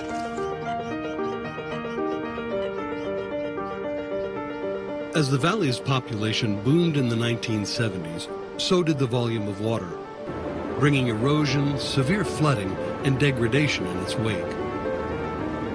We had a horrific flood in 1984. It literally carved the wash like the Colorado River carves the Grand Canyon. The wash changed radically. the wash and its wetlands became an ailing environment desperately in need of help. As the Las Vegas Valley grew, the drinking water authorities, the officials that deliver drinking water, realized that everything that comes from our homes and hotel rooms and businesses was growing at a very rapid pace.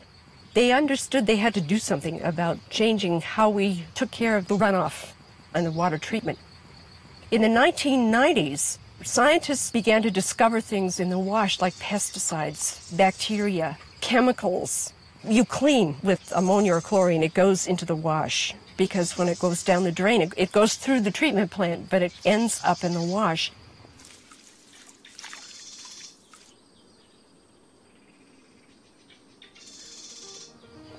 Wetlands are nature's filters.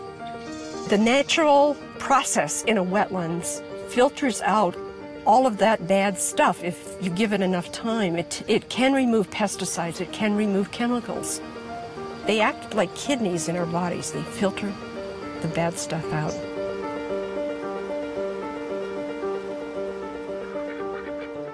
The building of the Clark County Wetlands Park brings together a team of experts and volunteers with common goals: to stabilize the wash, help clean the city's water supply, and restore lost wetlands and native habitat, all while creating a natural oasis for urban visitors.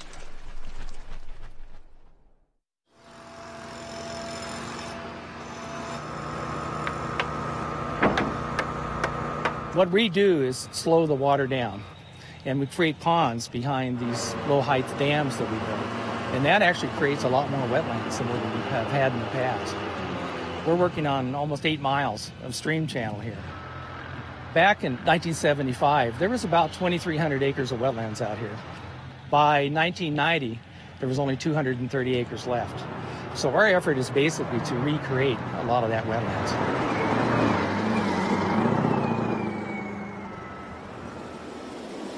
The park will include 25 weirs, man-made structures that slow the water's flow and prevent bank erosion.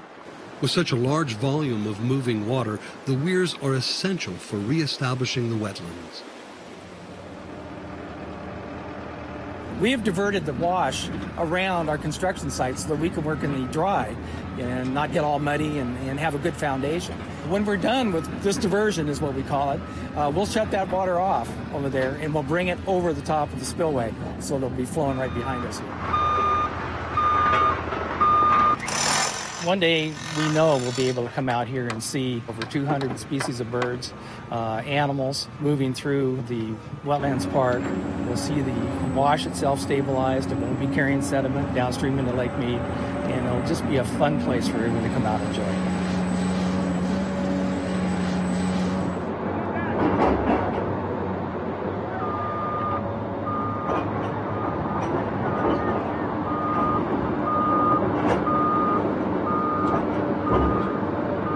Contractors finally setting the bridge on the concrete pedestals that we've placed here prior, and this is the first section of 7 that we'll be setting, and it will serve as a pedestrian bridge to get access from one part of the park to the other.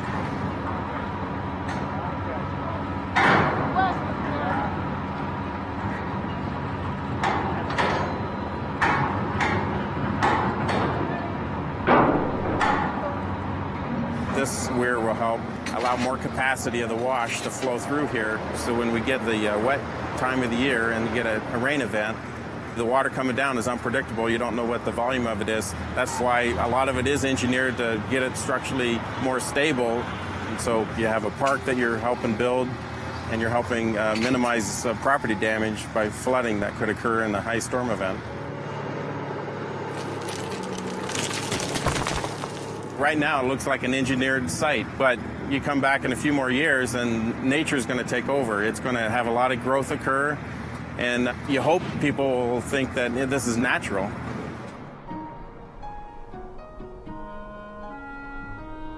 Clark County is a vital, densely settled urban center, one of the most rapidly growing places in the United States. As the population increased during the 1970s, citizens began to voice their concerns about how the growth was impacting the Las Vegas Wash and its wetlands. It started with the Las Vegas Wash Development Committee, which was a county committee. And there were people involved in that were very dedicated to the restoration of the wetlands. The wash had become a dumping ground. When nobody wanted to go out to Sunrise Mountain where the landfill was, or out further in the desert, they came to the Las Vegas Wash and dumped. And that was the image that had to be changed before anything could be done. I decided to form the Friends of the Desert Wetlands Park. Our goal was to educate the public about the importance of wetlands, what it does in cleaning wastewater, how valuable it was as an outdoor place for people to go and recreate. It was in 1983 when I met Vern Bostic, when I joined the Wash Development Committee. And Vern was there, and he was very knowledgeable. Vern Bostic is a biologist, so he knew about what was going on here, and he is the driving force behind the Wetlands Park. In 1971, I inventoried the vegetation in Las Vegas Wash. Cattails were the dominant vegetation, and the cattail marsh covered about 1,500 acres. You might say it was virgin country.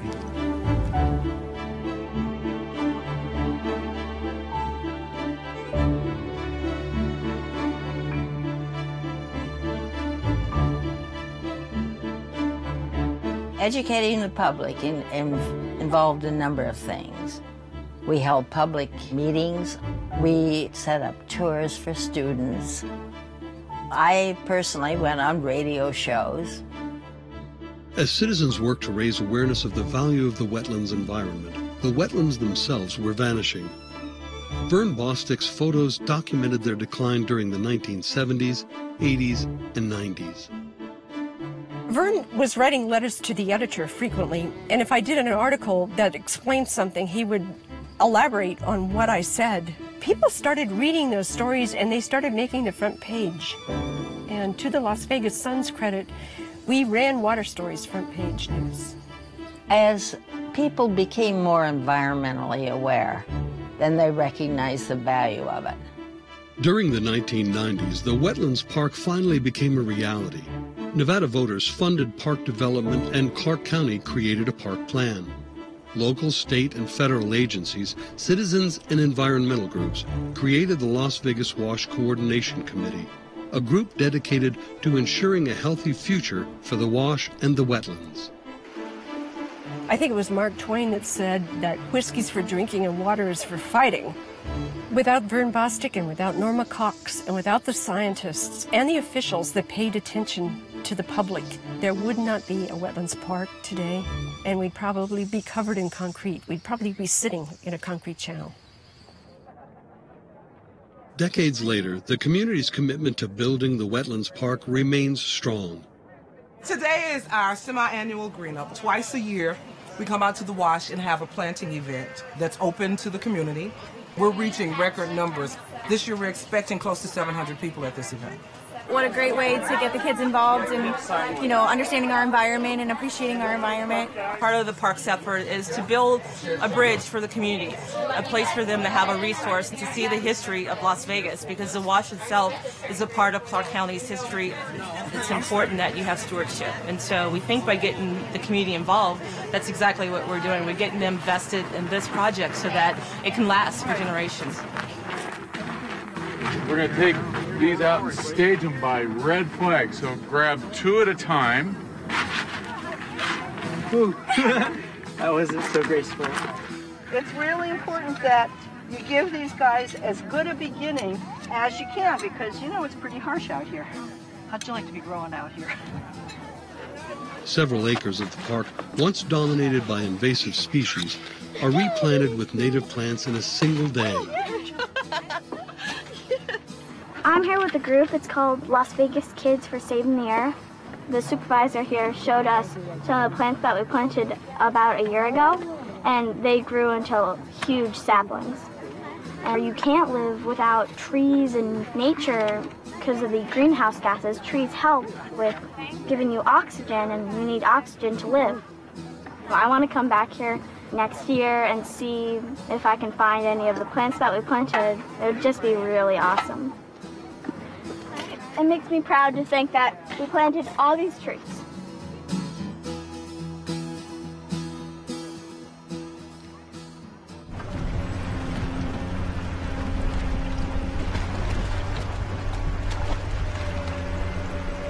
This is the birth of the project, if you will. This is when it begins to function like it was intended to. So this is a big day.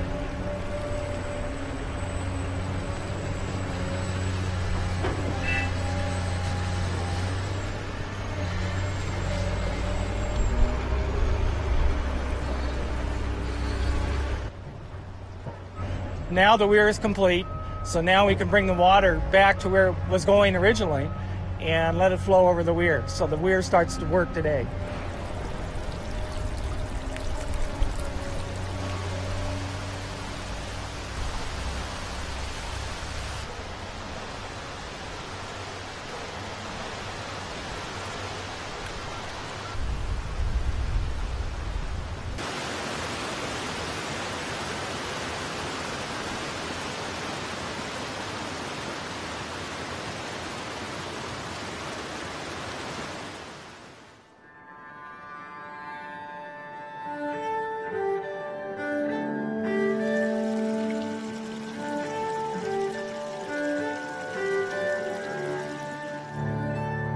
Though the Clark County Wetlands Park is still a developing landscape, it's now open for you to experience firsthand. Visit the park and the historic Las Vegas Wash. Come to relax and recharge.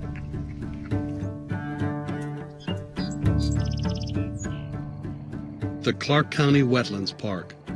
It's yours.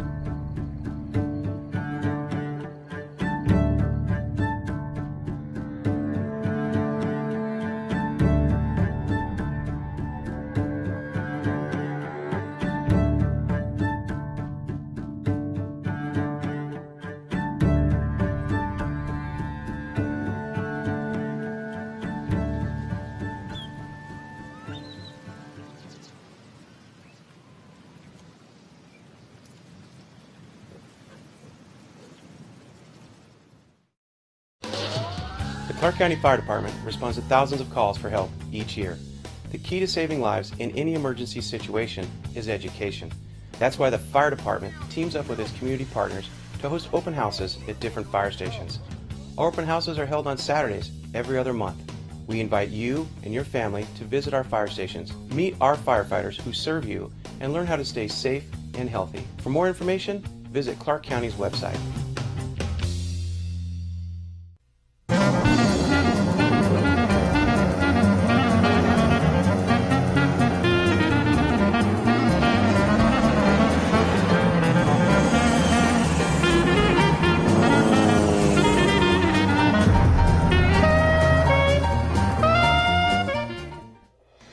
Hello, I'm Mark Hall Patton, Administrator of the Clark County Museum System. Welcome to Barnstorming, Nevada. In 1969, a new jet plane took to the air over the skies of France. It redefined luxury travel. On today's episode, we will look at the history of this extraordinary aircraft, the Concorde. In the 1960s, many aircraft companies were working on commercial designs meant to fly faster than the speed of sound. The need for a supersonic commercial aircraft was not well established, but companies including Boeing and Lockheed in America, Sud Aviation in France, Bristol Aircraft Company, or BAC, in the United Kingdom, and Tupolev in the USSR all worked on designs in the international race to be first. Eventually, it was Sud Aviation and BAC and Tupolev in the USSR which developed designs that were built and tested. Tupolev's design, the Tu-144, was a failure in the West, and a crash of a Tu-144 at the Paris Air Show in 1973, along with two other crashes, sealed the fate of the aircraft. The Lockheed and Boeing designs were reviewed by the U.S. government, which chose the Boeing design for further development, but it was never brought into service. The successful aircraft was built through a partnership between Sud Aviation in France and the Bristol Aircraft Company in the United Kingdom. The Concorde, the result of that partnership, became one of the most iconographic aircraft of the 20th century. It first flew in 1969 and was introduced into regular service in 1976. Worries over the impact of sonic booms and other environmental concerns led to laws in the United States which limited flight speeds to subsonic over the states. This made flights in the Concorde at supersonic speeds mainly an over-the-water experience, where a flight from New York to London could take as little as 3 hours. McCarran's first Concorde flight landed in 1978. After that first flight showed McCarran could handle the aircraft, it hosted quite a few flights. During the 1980s and 1990s, Las Vegas was a standard stop on round-the-world flights. The Concorde was often a source of great interest for drivers along Sunset Boulevard and Eastern Avenue, when the plane would be sighted on approach or sitting on the tarmac at the gates. McCarran continued to play host to flights by the Concorde throughout the Concorde's history. Flights arrived every few months. At first they were advertised, but eventually people stopping for photographs of the spectacular aircraft became a problem. Notices of the flights were no longer sent out, and they were handled as a regular part of McCarran's service. However, it was always a thrill when you would look up into the queue of aircraft coming into land and see the Concorde sandwiched between a couple of 737s on approach. The unique rumble of the Concorde's engines, which were not as efficient upon takeoff as at altitude, would bring people from nearby homes and offices outside to watch its departure. In 2001, in a tragic accident, a Concorde crashed on takeoff in France. Within 2 years, in 2003, the fleet was grounded permanently. The aircraft can now be seen in aviation museums around the world. They no longer grace the skies, but the memory of their striking form is not lost.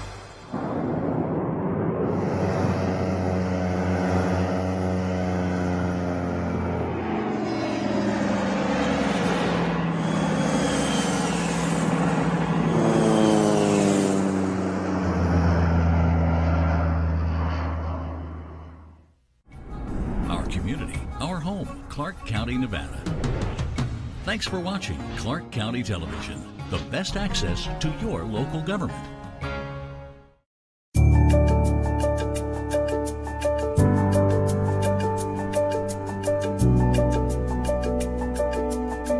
Well, sheep are hard to see. People would see bighorn sheep down by Mercury, mostly rams. Rams wander. They're hard to see, and there's probably not very many of them. We never saw evidence of a reproducing population until we started the project on cougars and found that they were eating bighorn sheep.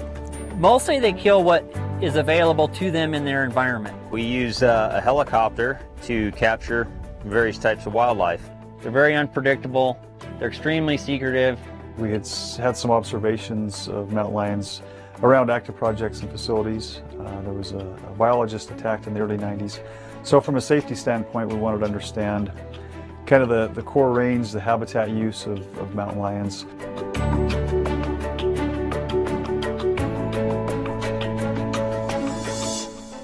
The Nevada National Security Site, formerly the Nevada Test Site, is a 1,360 square mile rugged landscape 68 miles northwest of Las Vegas, Nevada. Scientists here are collaborating to learn more about the newly documented populations of bighorn sheep and cougars. And it's not easy. We're studying bighorn sheep and cougars on the Nevada National Security Site, looking at predator-prey interactions. And the project started as a study on cougars. What happened is, as we first put collars on cougars, we found out that they were actually eating bighorn sheep. Central questions of the study are how many bighorn sheep and cougars live here, and what is the status of their populations. And health studies of captured animals are clarifying whether wildlife here are at all contaminated by radiation. For bighorn sheep, life is about risk from predation. And so in order to escape from their predators, they tend to stay in steep terrain, rocky terrain, and they particularly pick these types of areas when lambs are born. So in order for the ewes to protect the lambs, that's the best they do, is to stay up in these rocky areas. And the subspecies that lives in the desert is Nelson's bighorn sheep, and they are able to exist on these desert mountain ranges. Mostly they eat shrubs, and during the springtime they focus on annuals. They eat a lot of winter annuals, little plants that you see flowering out in the desert. Sheep tend to avoid areas that are very bushy because they don't have good visibility, so they like to see where their predators are. We need to know about their general health because there have been some disease issues in this area. There was an outbreak of pneumonia in the populations in southern Nevada, and it's been pretty serious. In understanding what the health profile here is on Department of Energy land on the Nevada National Security Site is going to help us understand the bigger picture. An important part of the bighorn story, scientists learned, are the cougars. Cougars are very solitary animals. Their densities are low on the landscape, particularly in the desert, where prey densities are low. They have large home ranges, and they're primarily nocturnal. So it's really very rare to see a cougar out while you're just out hiking, especially during the daytime. One tool we use to monitor mountain lion activity around the Nevada National Security Site is with motion-activated cameras. We've set up 20 to 30 of these cameras over the last 10 years at various sites around the NNSS, and we found, actually documented 680 images, recorded 680 images, both video clips and photographs of mountain lions, which is a staggering number of images to understand where these lions are found and the frequency of use at these different sites. And it really helped us with our trapping effort as well, know where to set the traps and where to look for the lions to get them captured. The cougar, also commonly known as puma, mountain lion, or panther, is the largest cat in North America. An average male weighs 150 pounds. Cougars are known for their strength, agility, and exceptional ability to jump. Their powerful legs enable them to leap 30 feet from a standstill or jump 15 feet straight up a cliff wall. Mainly solitary, cougars interact only to mate. Females then raise the young while males return to their solitary lifestyle. Each cougar establishes its own territory. They need a lot of room to roam. The environment that we have here is the driest ecosystem in North America with the Mojave Desert. Transitioning into the Great Basin Desert. So very dry, arid area, prey density is pretty low. So these animals are having to cover large areas to support themselves. The cougar research here began due to concerns by the Nevada National Security Site over safety for the site's employees.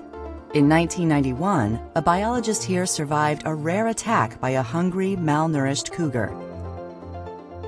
So from a safety standpoint, we wanted to understand kind of the core range, the habitat use of mountain lions. Also get a handle on how many lions are out there, population estimate, and just learn more about their movements and the potential risk to workers out there. So we started with cameras with Erin Boydston with USGS. Worked with her, set up a bunch of cameras around the site in mountain lion habitat. Trail cameras were placed at springs, which are important watering holes, and also at sites along roads and in canyons to look for evidence of cougars.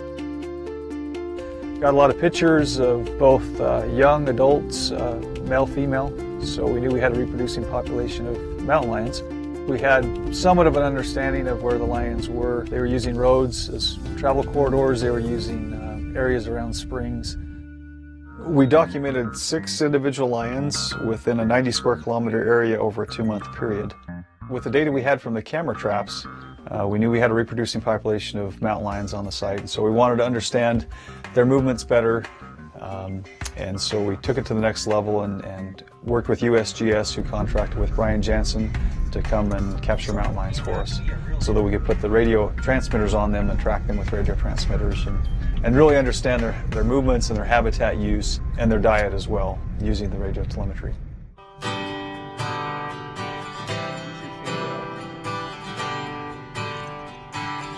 Most things in life you can eventually, with a lot of practice, master. You just cannot master catching lions. Every lion seems to have a whole bunch of aces up their sleeve that they've always got the upper hand, and it's dang near luck to catch one. I'm Brian Jansen, and I'm a mountain lion and bighorn sheep biologist. So I've been camped out here for the last 18 days on the Nevada National Security Site in a region called Rainier Mesa, tracking lions, looking for fresh sign, setting traps, and just trying to find them and catch them. They're pretty difficult to even find, let alone catch. There's two ways I capture mountain lions. I use foot snares, and I place those on trails that I know mountain lions are going to use, either from recent sign or just my estimation. And then we also use the hounds. So on a normal day, what we would do is check our traps in the morning, and if we don't find anything in the traps, I'll go to places where I think a lion might have gone or places that lions frequent and park, and then we usually walk a loop about 10 miles, me and the dogs, and I'm looking for tracks at the same time the dogs are sniffing for lion scent. Sometimes I can't see the tracks because the ground is hard, but they leave scent, and the dogs will pick up the scent. I will let the dogs scent trail the lion as far as they can, and I will follow the dogs on foot. And in the course of a day, they might lose the track 4 or 5 times, and I'll have to help them find it. And we keep going. While we're doing that, the lion is sleeping in their daybed because they're nocturnal and they walk around all night. And so we're following the scent trail of what they did the previous night. And when we get to the lion's bed, the lion's not there anymore because he heard the dogs coming and they get up and move. When we hit that spot, that scent is so fresh, the dogs blow out of there fast and usually catch the lion within a quarter to half a mile. When the dogs start putting pressure on the lion will find a place to seek refuge. They'll either climb up a tree, go down in a hole, or get out on the edge of a cliff. Some place that they can protect themselves from the dogs. And then I tie the dogs up because I don't want any dog to fight with the lion. And then I dart the lion and immobilize it. I protect it from falling while it's being immobilized. Once it's immobilized, I bring it to a safe location and then take whatever the project wants. The tranquilized lions are weighed. The scientists look for injuries. They take body measurements. They look for parasites and sample for evidence of disease. They examine their teeth. They draw blood and attach an ear tag. Finally, they fit the lion with a satellite GPS tracking collar. The rest of the research begins after that. They release the animal on site and begin to follow as the satellite data pours in.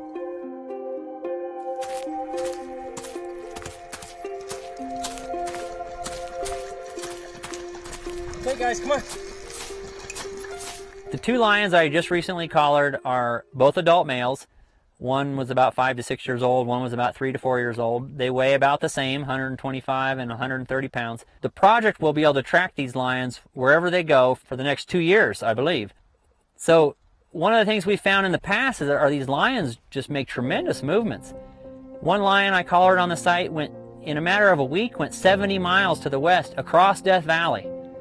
Killed deer over in the Cottonwood Mountains, crossed Death Valley back, hunted around in the grapevines, went up by Goldfield, comes back to the site, back across Death Valley.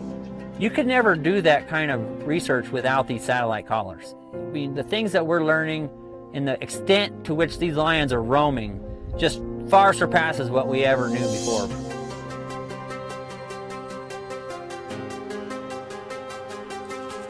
GPS collars that permit tracking are also a crucial tool for studying bighorn sheep.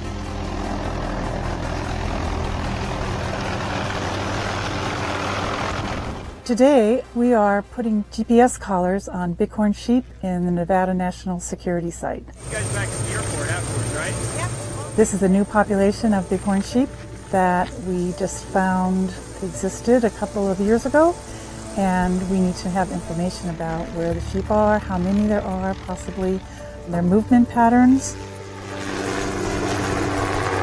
Our gunner is the guy in the front seat generally, and he leans out and shoots the gun to catch the animal. Usually that's the first animal that he'll net, and then the mugger will hop out of the back seat and he'll go out, he'll restrain the animal, and he'll work that one up, while me and the gunner will go out and catch another one.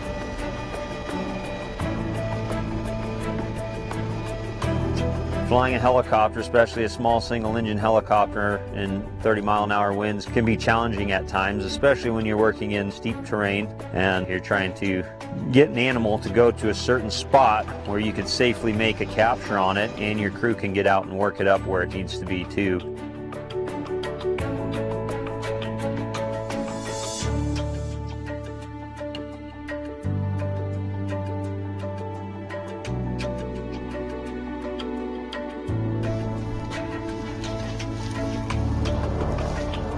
We obtain biological data, including blood samples and nasal swabs, and they'll be able to look at those samples and test them for different types of sickness the sheep might have. But a very important part of the project was placing tracking collars on these animals. And then they attach the collar and let the animal up, and they're done.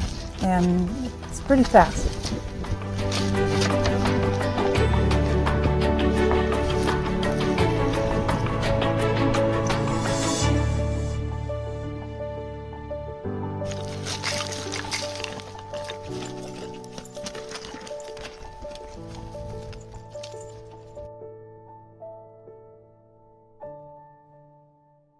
So these are the collars that we put on sheep, and we put these same collars on cougars. We have the GPS VHF unit down here, and then we have satellite uplink.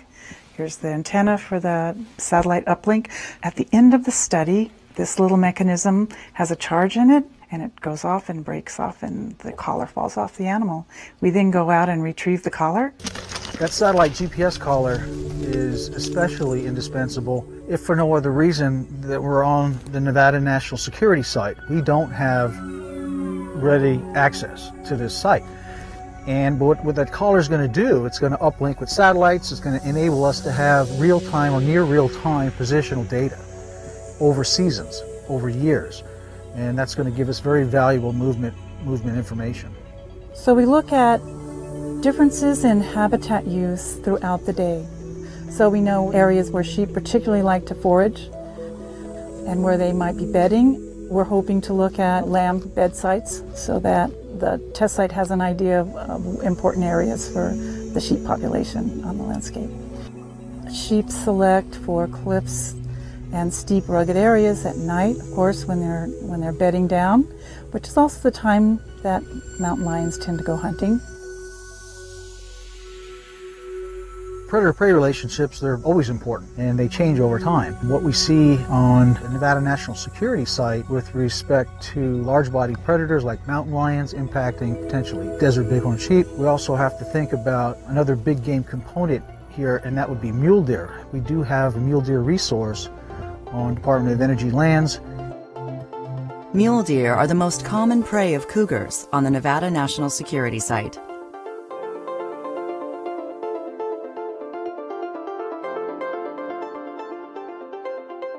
Tracking the collared cougars has clarified which animals they prey on and how widely they roam. We have captured to date 9 animals. We put radio transmitters on them, and they operate with satellite, so they take locations at pre-programmed intervals. Usually it's about every 6 hours or every 4 hours, so multiple times a day.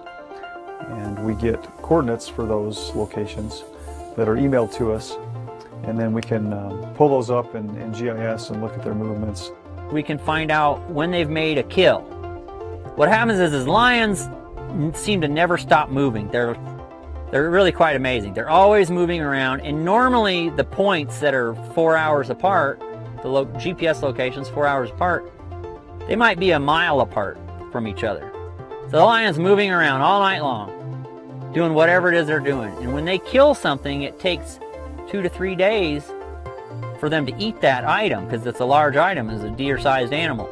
So all of a sudden they go from moving a mile every 4 hours to staying in the same spot for 2 days. And what happens is those GPS points overlap each other, and we call that a cluster. It's a cluster of points. So what we do is after the lion leaves that cluster of points, we go and see what they were doing. And ordinarily, the only thing that's there is a dead animal. And so we're finding anything from gray foxes up to deer-sized animals by doing that. There's a seasonal difference as well. They prefer mule deer. That's their main prey. And what we found is that the mule deer will concentrate on the higher elevations of the site. Rainier Mesa, Paiute Mesa, where there's a lot of forested cover, as well as sagebrush meadows, and that's perfect habitat for the mule deer. And so the lions will congregate around that summer range, which is concentrated. During the wintertime, the snow comes, it gets cold, and so the mule deer will move off those high elevation habitats to the lower elevation habitats. There's just a large area, and so the deer get dispersed over very large areas. This also brings the lions down into bighorn sheep habitat, really rugged, steep country canyons and that. So the lions move off to follow the deer, but then come into contact with the sheep. And so what we're seeing is a seasonal change in diet. They'll take primarily mule deer in the summer, fall, and then they'll shift to mainly bighorn sheep during the winter and spring.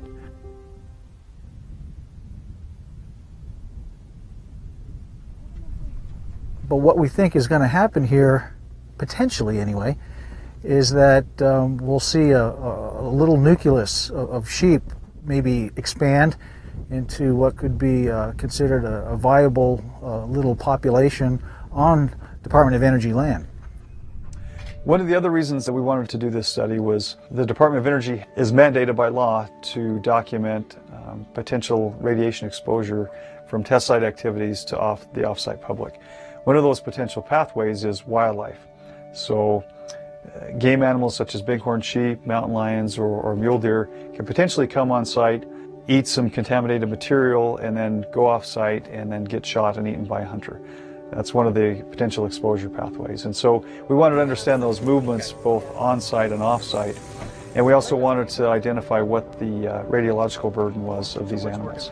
All of the sampling that has been done over the years has found really that from the residual radiation we're not seeing really any effects. And we actually go out and study the plants and animals that are using some of those contaminated areas. All of that information is put into our annual site-wide environmental report that explains the radiation doses and stuff. And again, like I say, we're not seeing levels that are harmful to the animals or people that would be eating those animals.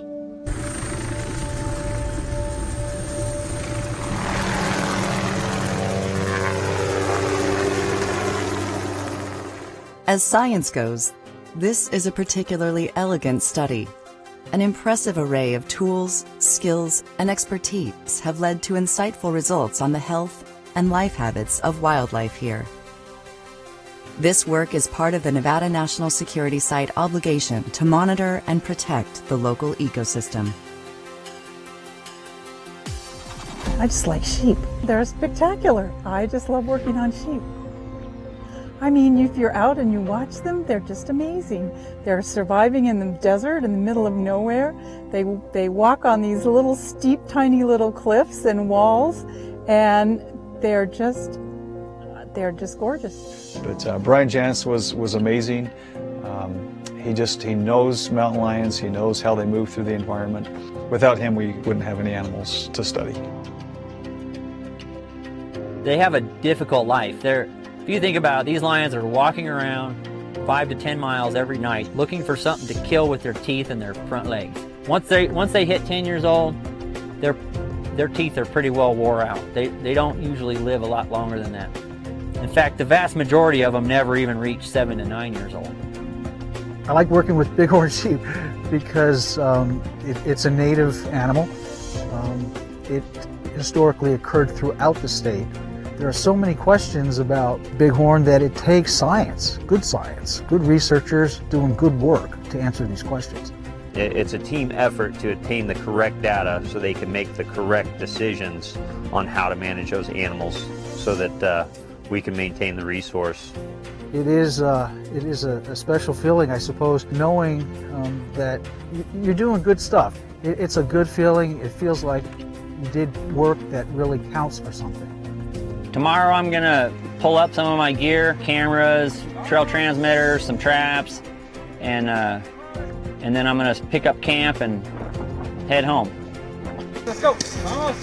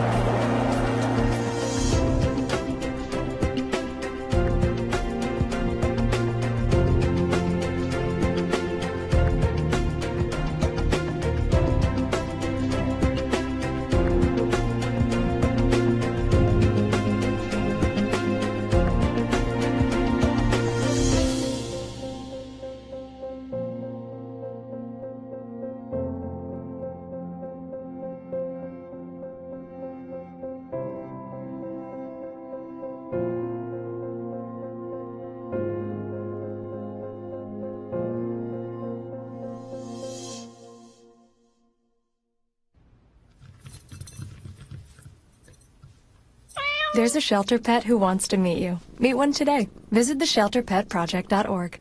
Adopt. I was born here in Las Vegas in 1913. Born in Las Vegas in 1936. August 1931. October 1953. Born here on February 22nd. I've been here since the first day of 1950.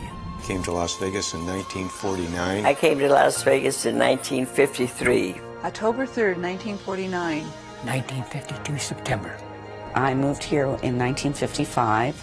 Came to Las Vegas in 1943. In 1961. I was born here in Clark County before Las Vegas.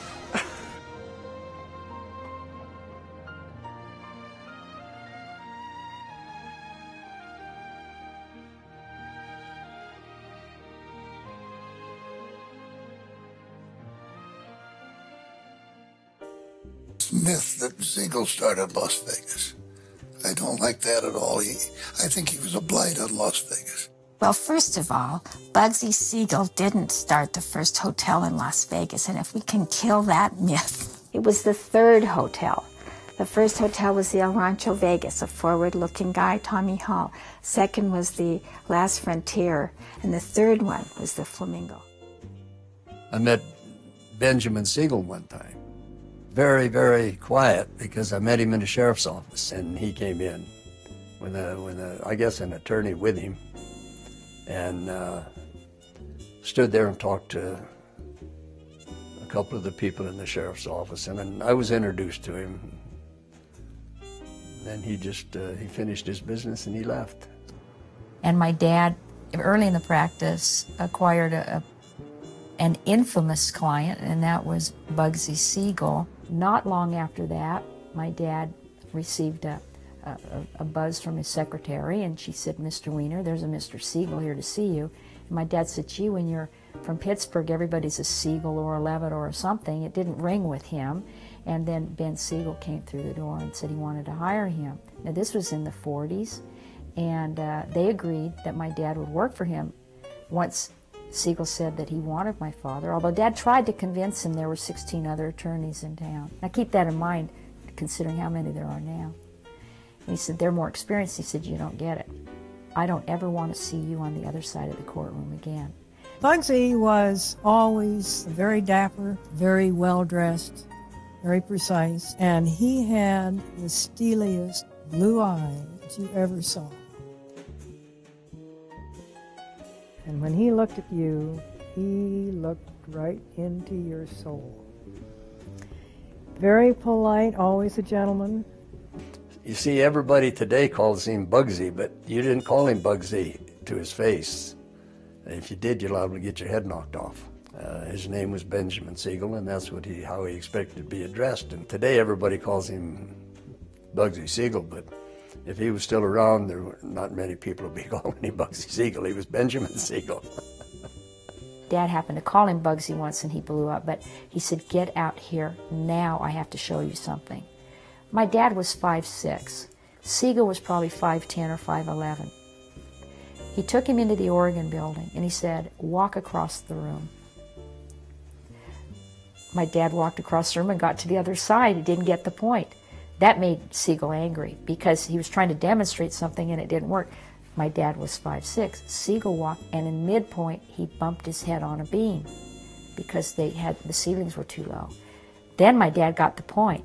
There wasn't much here in terms of Epicurean food. Mr. Siegel would come out to the Green Shack and have dinner. There's no question but what he contributed. The Flamingo brought the Hollywood crowd here.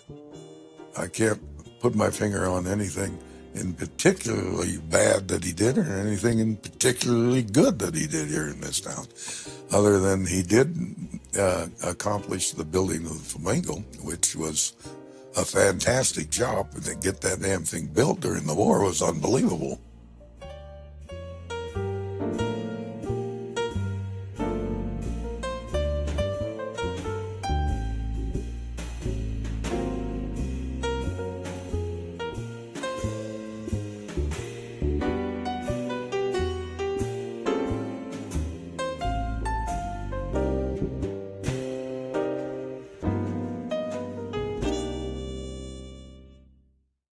At Clark County Parks and Recreation, with more than 100 parks, 13 community centers, and special facilities such as the Clark County Museum, Horseman's Park, the Wetlands Park Nature Preserve, and the Clark County Amphitheater, we have something for everyone. Want to learn how to play guitar? Piano? Or how about putting your young one in one of our many quality early childhood programs? We have recreation centers with qualified staff on all parts of the valley. If you're thinking about becoming more active, try joining one of our many sports leagues or fitness rooms throughout the valley. Take a stroll in one of our parks, enroll in an exercise class, swim some laps in one of our pools, or just ride a bike on one of our many urban trails. Call 455-8200 to get more information about programs and learn more about our vast amenities, such as our award-winning shooting range. Clark County Parks and Recreation. It's where fun happens. He's cute. Cute? Yeah, right. All us pets are cute. That's why 5 out of 10 dogs and 7 out of 10 cats in shelters are euthanized. And what do people do? They play the blame game. They blame the shelters. They blame animal control. They even blame each other. Who does that help? The problem is that there aren't enough homes for all of us, and while lots of good people try to find us homes, others are experimenting in their own backyards. Backyard breeding is wrong on so many levels. You don't agree? You're doing it for all the right reasons? Then consider this. You are breaking the law and looking at some stiff penalties, no matter where you live in Southern Nevada. Is there only one breed for you? Take a walk through a shelter, or check with a breed-specific rescue group. Hello, your best friend may already be waiting for you. Think about it, and stop complaining. Be part of the solution, not part of the problem. You're watching Clark County Television, our community, our home, Clark County, Nevada.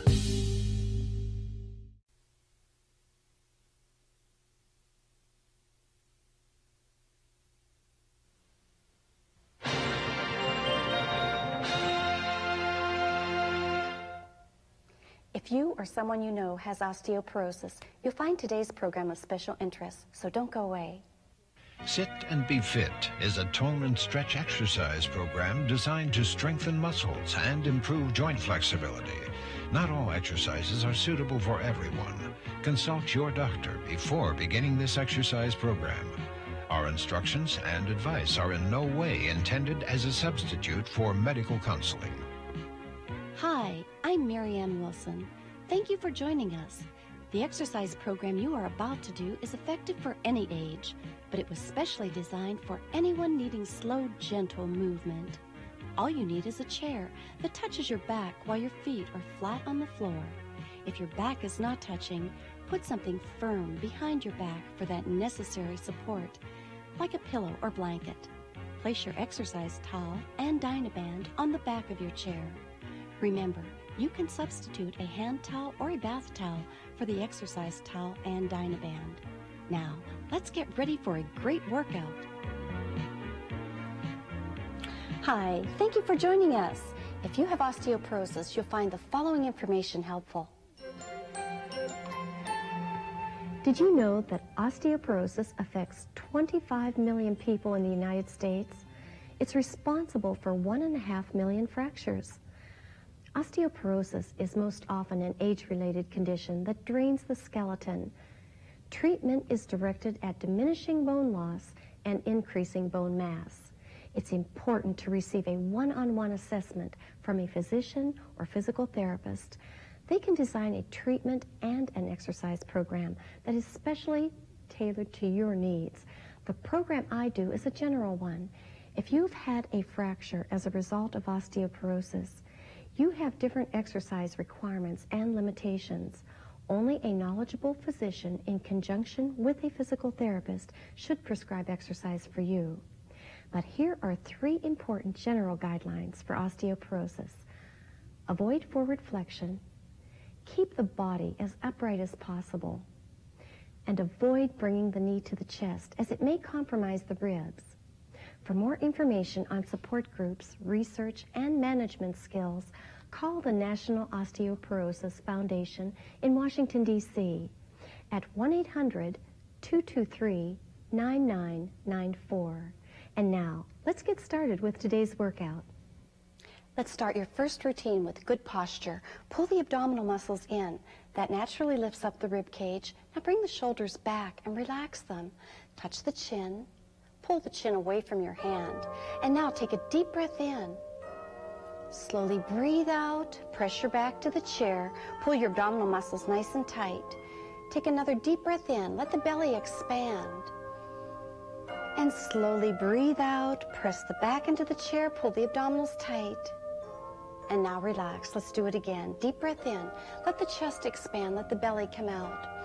And breathe out. Press the back to the chair. Abdominals nice and tight. Can you do it one more time? Deep breath. Slowly breathe out. Now, touch the chin. Pull the chin away from your hand. Let's look over the shoulder. Look over the other shoulder. Now look at me and lift the shoulders up and down. Let's do it all again. Sit tall, look over the shoulder. And now the other shoulder. Now look at me, lift the shoulders up and down. Good job. Now, this is a very subtle movement. You're just pulling one shoulder forward, one shoulder back, and change. I want you to concentrate more on the shoulder pulling back. Let's change again. Pull it back. Sit nice and tall. And change one more time. Now we're going to lift the elbow. Lift and down. Lift and down. Good job. Now let's pull the elbow back. Pull. Release. Gentle pull. Feel that nice stretch right in the front of your shoulders. One more time. Now let's circle your wrists. Now lift them up. Now reverse that circle. And knock. Now let's stretch your fingers to the side. Stretch, stretch. Now to the other side. Stretch. Now let's wave the fingers in. And the other side. Get ready to tap one foot side to side. And change side to side. Now both feet together.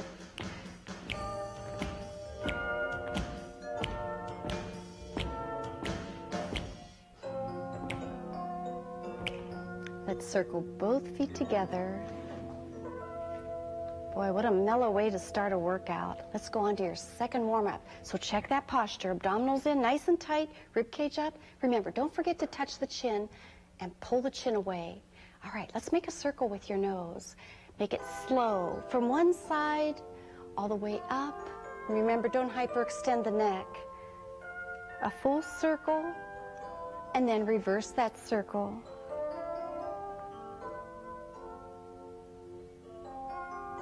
Now look straight ahead. Let's get the neck in alignment again. Touch the chin, pull it back. Look over the shoulder. Look over the other shoulder. And look straight ahead. Can you drop your ear? Now bring the head up. Drop the ear to the other shoulder. Feel that nice stretch right here. Now bring the head up. Let's lift your shoulder up and down. Lift and down. Lift, down, lift. Now roll the shoulder all the way back. Let's do a shoulder lift again. Lift and down. Lift. Now the other shoulder. Lift. Now can you roll it back? I want you to emphasize pulling back as much as possible. Remember, stay in your comfort range. Now sit nice and tall. I want you to swing the arms forward and back, just as though you were out walking. Forward and back, nice and tall. Smell that air.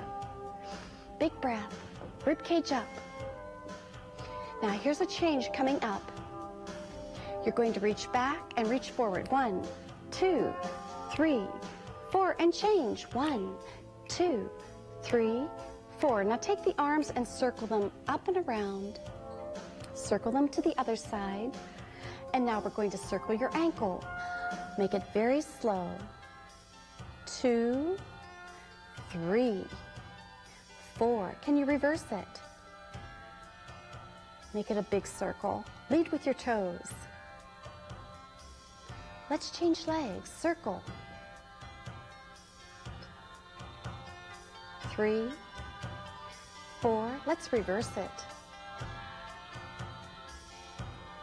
Now get ready to tap that foot fast. Here we go. Now touch it forward, forward, and back. Forward, let's do it again. Tap. Touch it forward and back. Can you change legs? Tap. Touch it forward and back. One more set now. Touch it forward and back. Ready for calf stretch. This is just going to be a very fast stretch. Let it down. Really just extending the leg. Not really enough time to stretch it out. We're coming up to a nice calf stretch here. Now sit nice and tall. Extend your leg. Pull the toes back and turn the foot side to side. Bring the leg down. Let's do it on the other leg. Feel that nice stretch when you pull the toes back? Take the foot side to side. Now we have time for one more stretch on each side. Pull the toes back and point. The other leg, pull back and point. Let's take this leg from side to side.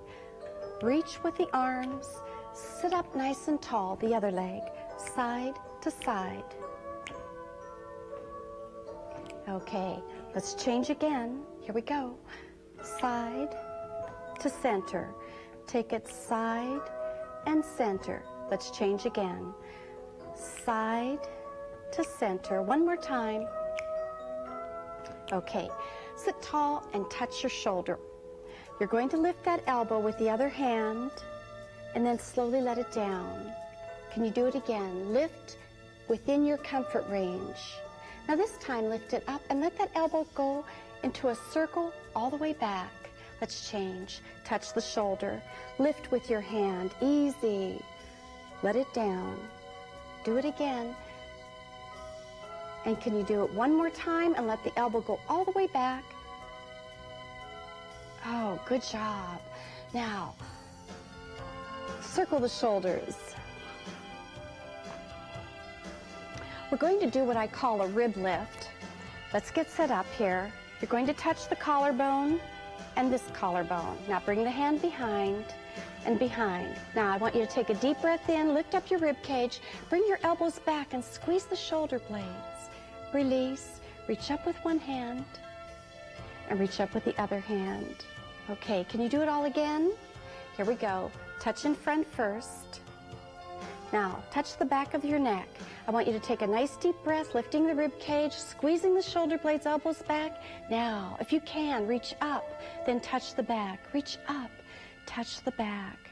Bring the arms down, roll the shoulders. Take a nice deep breath. Okay, before we get into our circulation song, let's just stretch out those back muscles. Rest that arm just as though you're cradling a baby.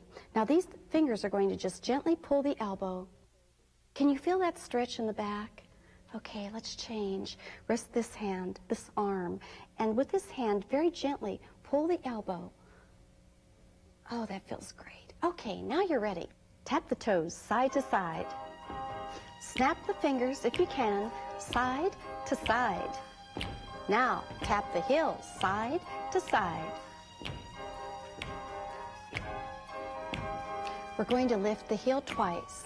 Lift, lift, change.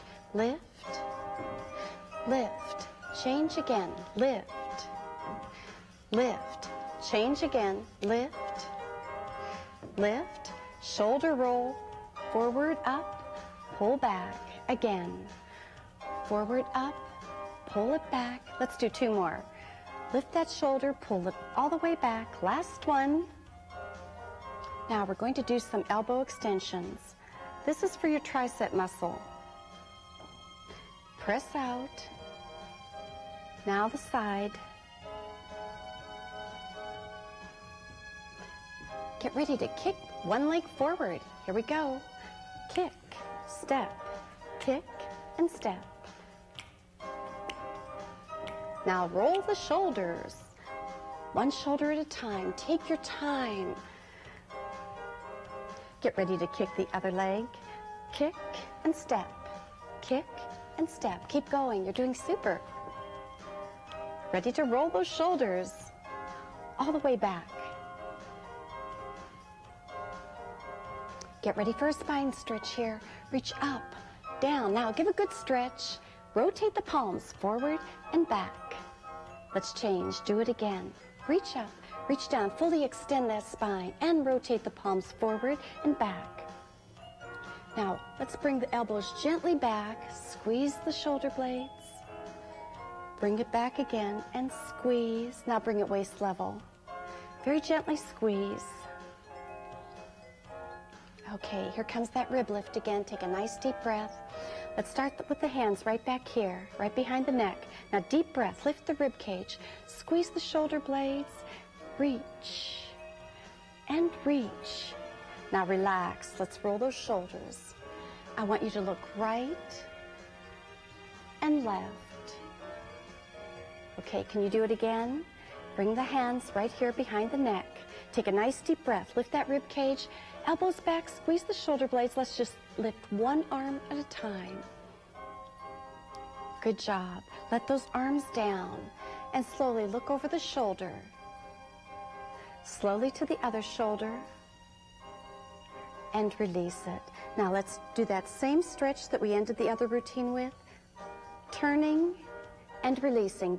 But let's take it a step further. Put that hand on your shoulder and walk the fingers back. Grasp this shoulder and release the scapula as you turn. And change. Place the arm and very gently lead that elbow around and release. Now place the hand right here on your shoulder. Walk the fingers all the way back. Grasp your shoulder and release. And relax now. Interlace your fingers as best you can and stretch all the way up. Relax your elbows.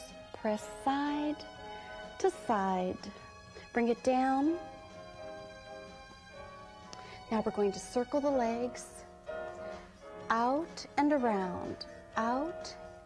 Let's change legs. Circle out and around. Out and around. Take a nice deep breath. Sweep up. And come down. Good job. It's time to pay special attention to the finger joints. Remember, if you have arthritis, pace the number of repetitions that you do and stay in your comfort range. Your palms are up. You're going to close the fingers and then open just like a flower. Here we go. Now relax. Open, close, stretch out like a flower, and relax. Let's wiggle out the fingers. Get ready to bring the thumb up twice, then circle. Up, up. Let's circle the thumb. Now the index fingers up and down. Lift and down. Circle them. Ready for the next finger? Lift and down. Lift, down, circle. How about the ring fingers? Up and down. Lift up and down, circle. Now for the little fingers. This is the hardest one of all. Now circle it out. Get ready for a wrist circle. Circle once, palms up, circle again. Palms up, get ready to press that hand to the thigh. Lift, hold, and press, hold. Now lift twice, up and up. Can you do it again? Lift it up and hold. Press and hold. Lift twice, up and down. Get ready to change hands. Lift, hold, press and hold. Lift twice, up and down. One more set here. Lift, hold, press, and hold. Lift twice. Now get ready to rotate the palms. Take your time. A little downtime here.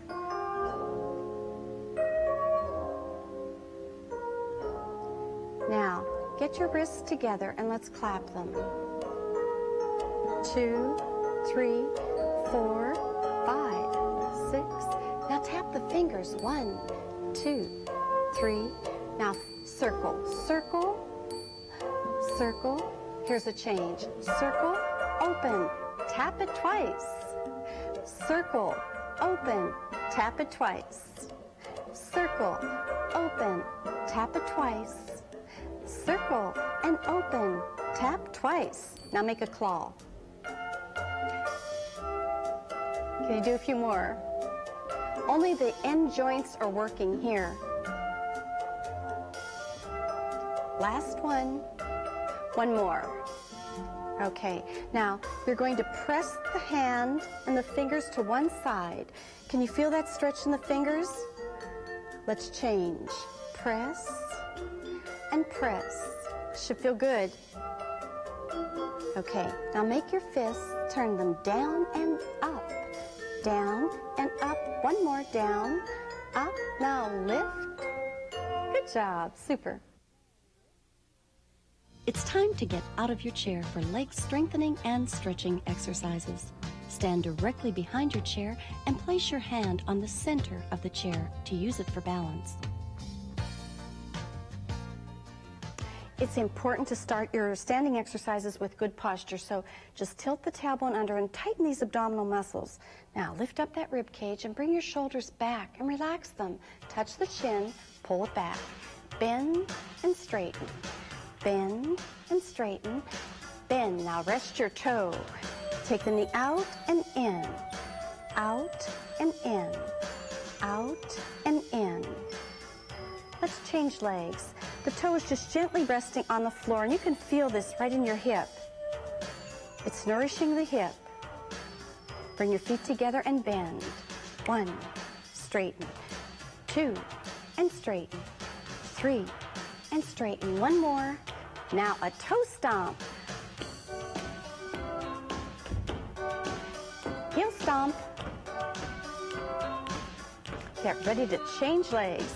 Toe stomp. It's a very gentle stomp. Heel stomp. Now get ready to twist the toe side to side. Now the heel goes down and up, down and up. Do it again. You're pressing across the toes. Now the heel down and up, down and up. Let's change. Twist. Bending across the toes. Now the heel down and up, down and up. One more set. Ready for the heels? Down and up. Get ready for a change. Here we go. It's bend, extend, pulse. Pulse again. Bend your knee, extend your leg, and pulse twice. Change legs. Bend and extend. Pulse. One more. Bend, extend, pulse. Now this is a quick change. Same leg. Up and down. Lift and down. Change legs. Lift and down. Lift. Change again.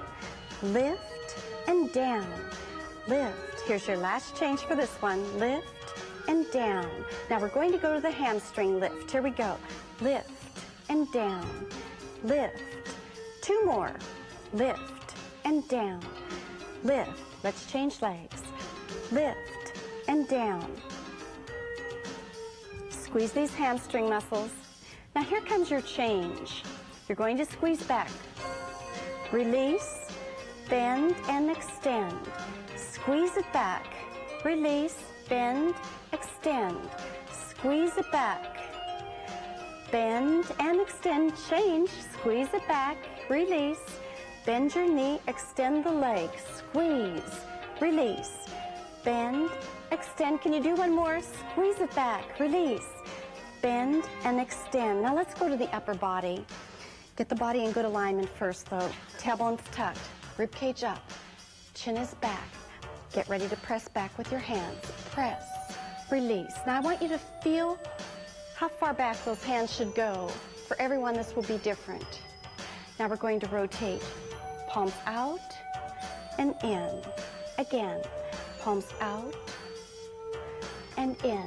Now I want you to take the arms out and rotate the palms back. And release. Again, rotate and release. Now bring those hands right back here. Take a nice deep breath. Bring the hands up to the small of the waist. Lift the heel and turn. Come back to center. Let the hands down. Relax the shoulders. Let's do it again. Hands right up here to the small of the back. Lift. Remember, lifting that heel is really important. Now let's get into your calf stretch position. Your right foot is forward, left foot is back. The knee is right over the ankle and your toes are pointed forward. You're feeling that stretch right back here in the calf muscle. Lift up just once and press down. Let's change legs. Calf stretch. Check out your posture. Knee over the ankle, toes forward. Now keep the abdominals in, your rib cage is up, chin is lifted. Can you feel the stretch back here? Now lift once and press down. Feel that stretch engage. Now we're going to stretch the soleus muscle. Sink down. Can you feel it right here? And release. Let's change. Sink straight down. Feel that right in the back leg, right in the back of the heel there. Now, let's do the hamstring group. Heel is resting. I want you to bend from your hip. Keep your back nice and straight. Feel the stretch right here. And now release it. Take a nice deep breath. Reach from the hip, not the waist. Keep your chin up. And release. Let's change. Heel is resting. Reach with those hips. And release. Again, deep breath. And release. Let's finish up your stretching right in the chair.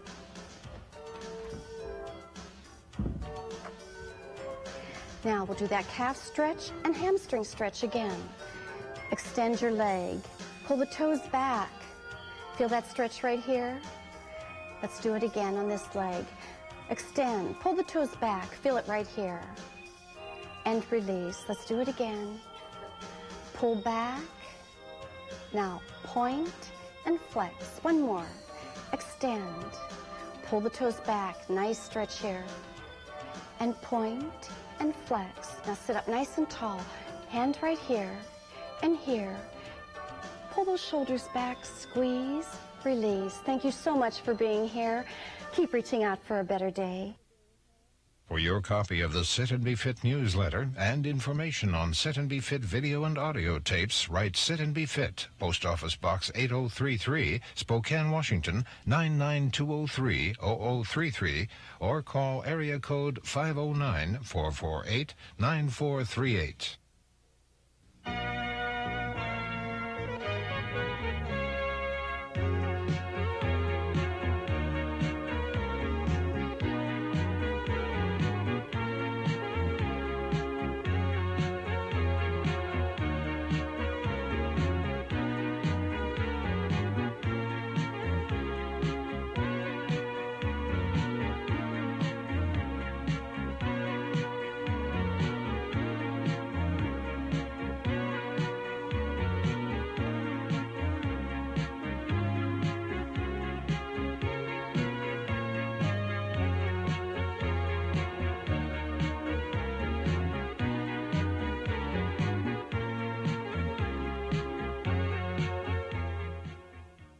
Clark County parks are family-friendly places to have fun doing a wide variety of activities. As such, possession and consumption of alcohol without a use permit is prohibited. Remember, no alcohol in any county park without a permit. Just a friendly reminder from your Clark County Park Police. When a family is in a time of crisis, you can help by fostering a child. If you are ready to make this commitment, call 455-0181 for more information. Become a foster parent. Do you know when to go on a yellow flashing arrow? They're popping up all over Clark County, and they're the new signal for turning left at intersections with a dedicated left turn lane. Here's what drivers need to know. A A flashing yellow arrow means turns are permitted, but you must first yield to oncoming traffic and pedestrians. Then turn with caution. Keep in mind oncoming traffic has a green light. A solid green arrow means turn left. Oncoming traffic must stop. A solid yellow arrow means that the left turn signal is about to change to red and you should be prepared to stop or prepared to complete your left turn if you're within the intersection. And finally, a solid red arrow means stop. These left turn yellow flashing arrow signals are new, so remember, a yellow flashing arrow means turn with caution. For more information, log on to clarkcountynv.gov and search keyword flashing yellow arrows.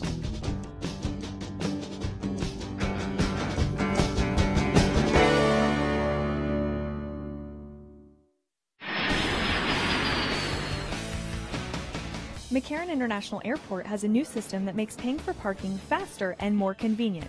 It's called Express Exit. The process is simple. Get a ticket, then choose your parking space and enjoy your trip. Just remember to take your Express Exit ticket with you and keep it in a safe place. When you return from your trip, Express Exit makes getting out of the parking lot fast and easy. If you got an Express Exit ticket when you entered, you have two options.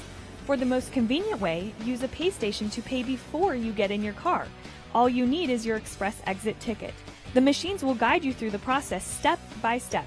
Choose a language and complete your transaction with cash or credit card. If you need assistance with the Express Exit pay station, simply pick up the courtesy phone. If you forgot to use a pay station, you can still pay at the parking lot exit. With your Express Exit ticket and your credit card, you can use a self-service Express Exit lane. If you're paying with cash, you'll need to see a friendly parking booth attendant. But remember, the quickest way is to use a pay station.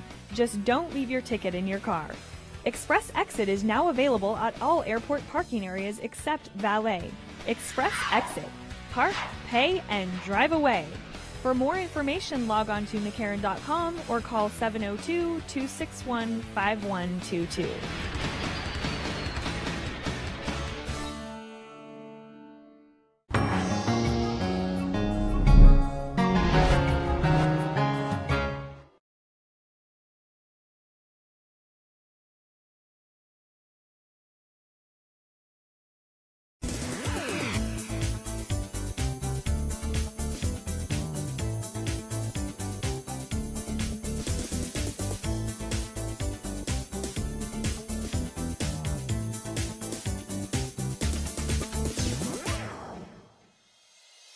Hi, I'm Judy Shepard-Missett, founder and CEO of Jazzercise, and welcome to Jazz Cardio Strength Stretch, a 30-minute total body workout that will tighten and tone your body. Get your heart pumping and burn mega calories in our cardio section, and then sculpt and lengthen your muscles in the strength and stretch routines. Now today, I'll be joined by Shanna Missett-Nelson, Jazzercise Executive Vice President, Rich Mundy, Jazzercise Instructor and District Manager, Michelle Short and Antonia Roots, Certified Jazzercise Instructors.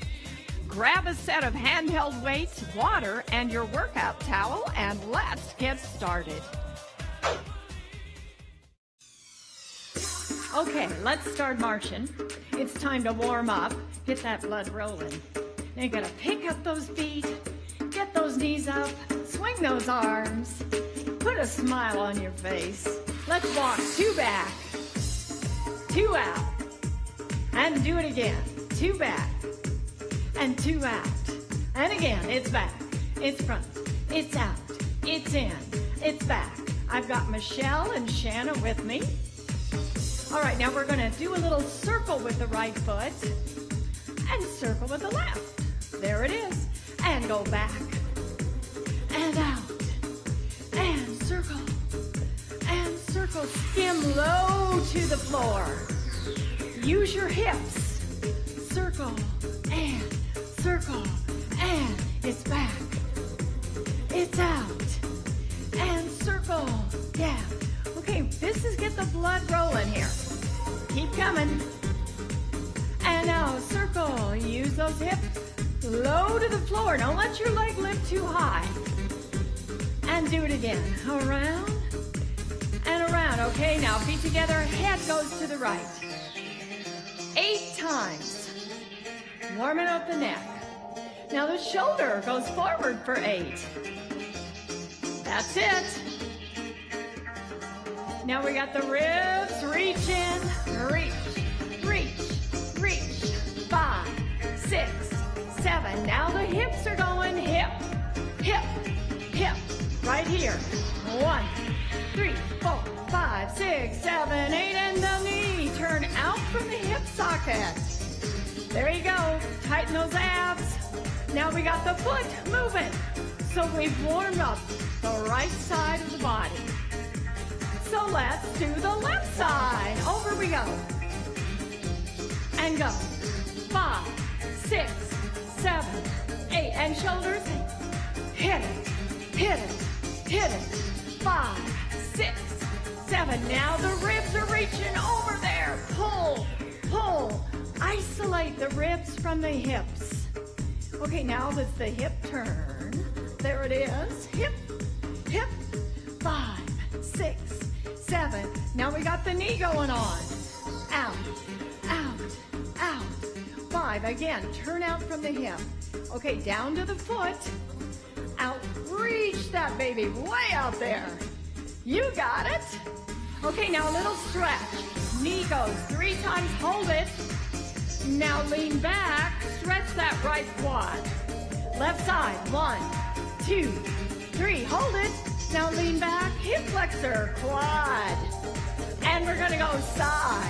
2, 3. Hold it.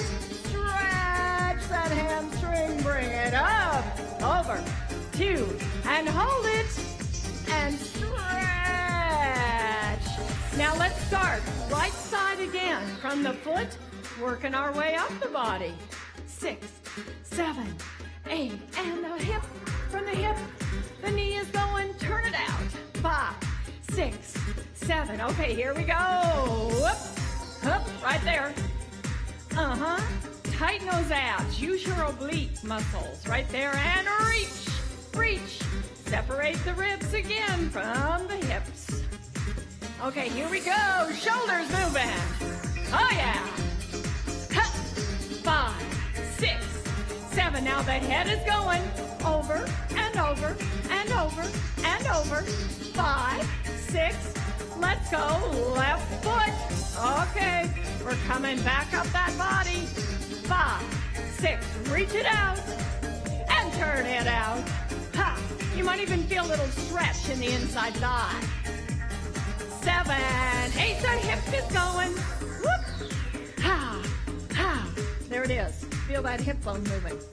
Okay, ribs, reach, reach, reach, reach. 5, 6, 7. And we got the shoulder going on. Hup, hup. Yeah, yeah.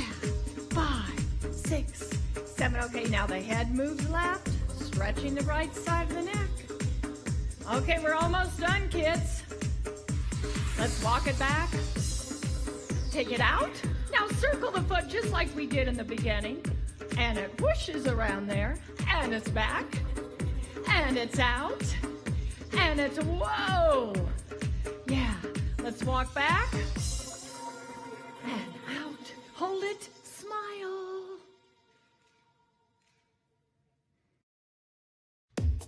All right, we're going to start with a little Latin walk. Wake up your hips. Little walk.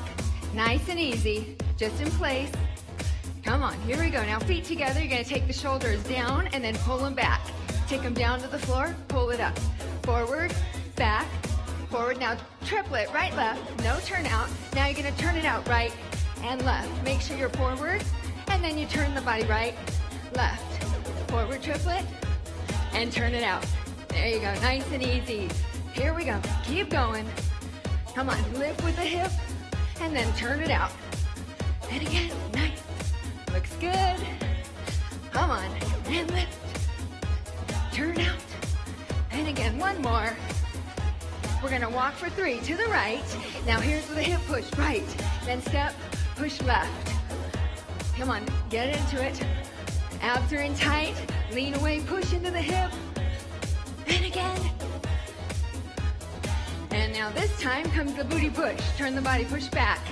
Think squeeze with the triceps. Push into that booty. There you go. Nice and easy. Keep going. 2 more. Now back to the Latin walks. 4 up, 4 back. Now feet together, shoulders go forward, pull back, front, back. Walk it, and back, and front. And again, come on, here we go. Wake it up, are they awake? Oh yeah, take it down, and up. 4 up, 4 back, and shoulders, abs in, pull back. Come on, you gotta think working your back muscles, and back, and front, roll it, forward, keep going. Oh yeah, it doesn't stop. And again. Bring it up, back, 2 shoulders forward, triplet, lift tall, turn it out, face front, come on, think lift, turn. Are you pumping the arms? Keep them moving, pull it back, forward, pull back, keep going, almost there, and up. Couple more, forward, and turn, forward, and turn, walk it right, hip push, left, hip push, push, come on, pick up your feet, pick them up, push, push. Last time, we're gonna keep walking, booty push back, push, you gotta pivot, balls to your feet, turn, and turn. One more, both sides. Last one, and hold it.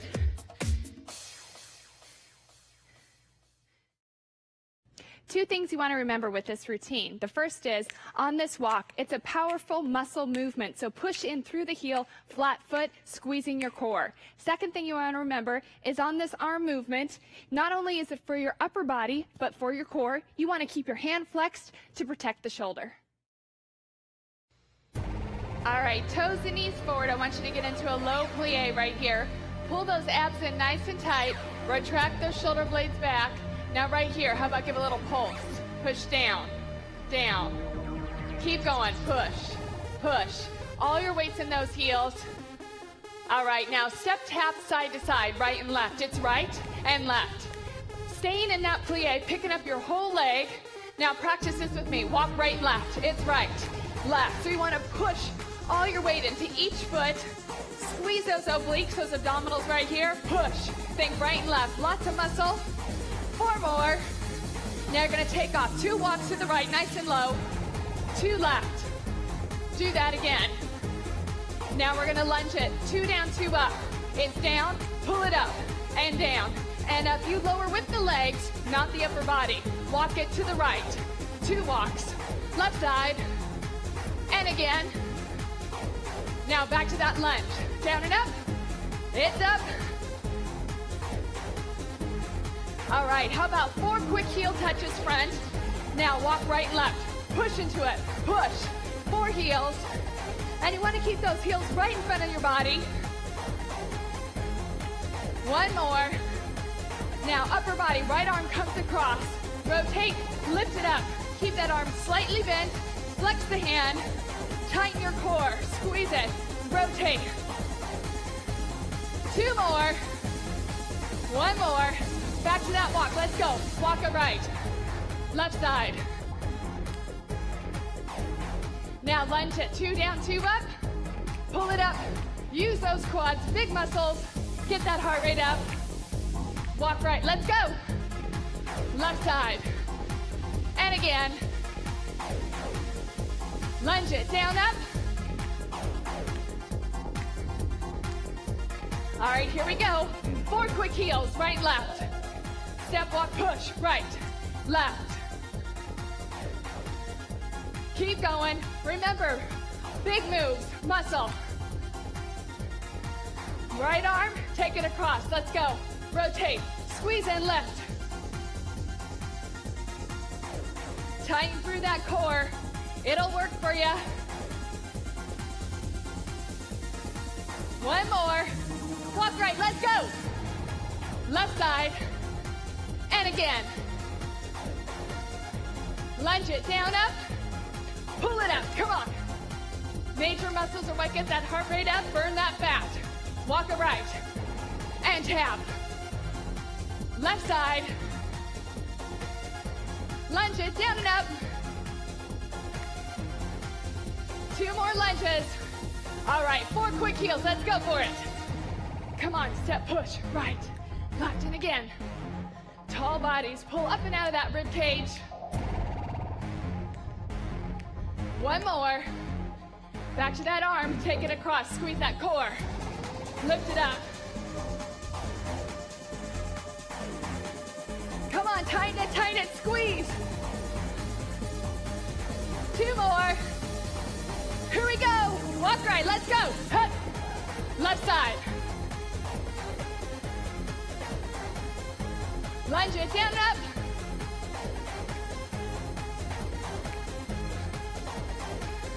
Walk right, let's do it. Left side.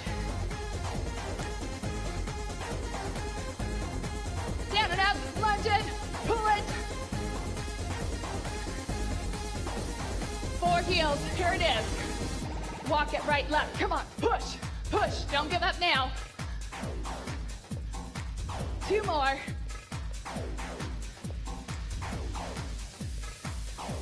Right arm across, ready, hold it.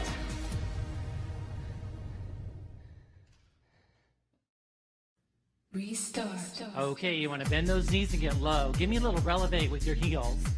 Tighten that core. Now, 2 step jumps, then 4 little chugs. To the left, 4 little chugs. Now remember, you got to stay low on those chugs. Stay in plie. Left side. Now, right in the center, give me a little double shoulder and double jab. Double shoulder and jab. So think up and down using those trap muscles. And again, up and jab.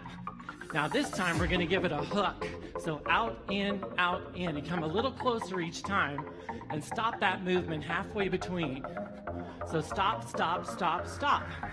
You're gonna use more muscle that way. Now back to the jab, double jab. Good, are you feeling it? And jab, and jab. You look great, keep going. 1 more, right now the music's gonna tell us, time for the step jump. And stay low, chug. To the left, stay low and chug.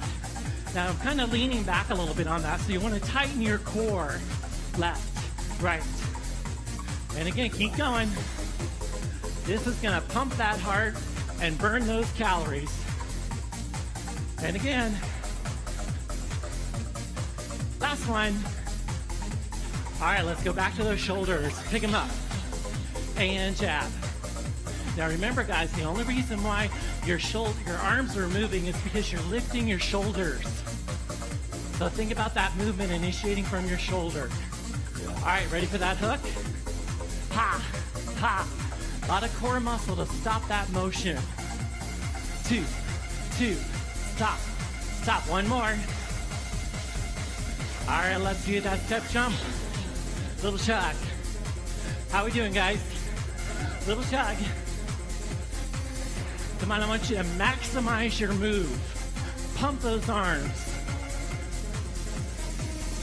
I mean, I think you want to burn the most calories, right? To the left. Stay low. 1 more. All right, now take a little break. Give me some core. Shh. Now arms out. Slide your ribs back and forth. Take them out. Welcome back. Welcome back. You didn't go anywhere, did you? Take it side. Come on, think rib cage, ribs. You're tightening those core muscles, getting those abdominals nice and flat. Back to the shoulder. Double jab. How'd you do? Double jab. Looking good. Is your heart pumping? Are you working hard? Yes. All right, let's get ready for that hook. Hook it up. Ha, ha. Stop with your core. Restart. You know, do this workout is a good way to restart your body. That's it. Step jump. And chug. To the left. And tug. Good, you guys are doing great. Keep it up. So notice the big level change. You're low. Now pop up. Pop up. Let's see some air between your feet and the floor. And again. Last one. All right, back to the shoulders. Double jab. And again, come on, use those arms. So you don't even have to move your legs to keep that heart rate up. Good. All right, ready for the hook. Hook it around, go out, closer, out, closer.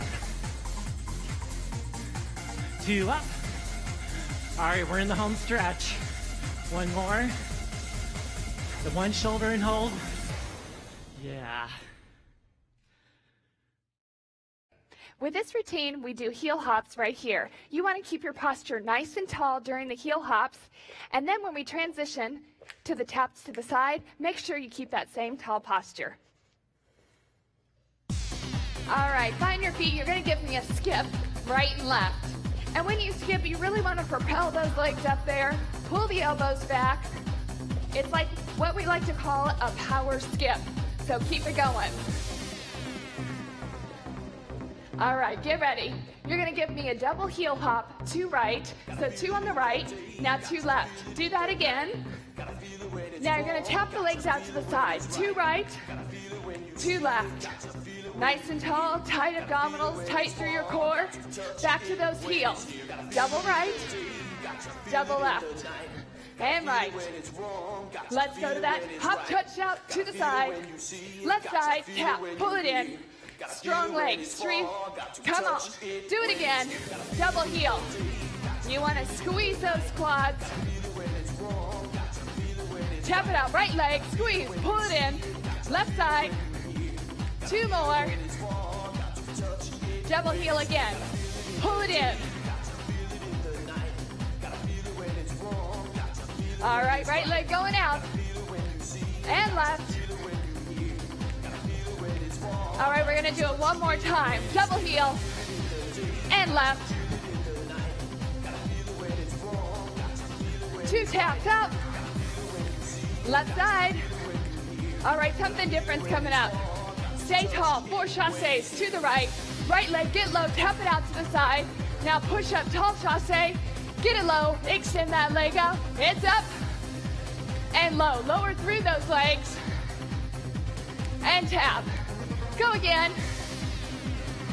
Remember, tall posture, abs are tight. Reach it. And when the leg goes out, point your toes. Squeeze that quad. Think stretch your body. 2 more. How about 1 more?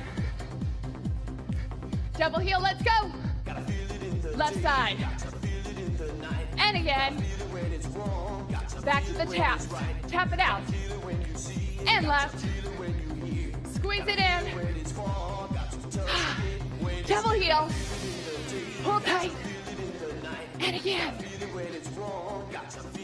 Touch it out.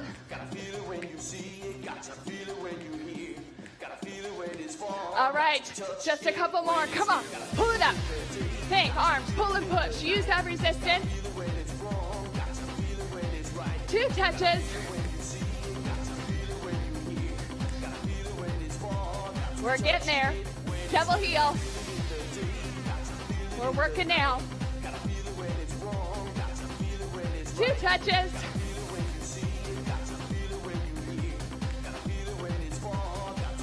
All right, double heel.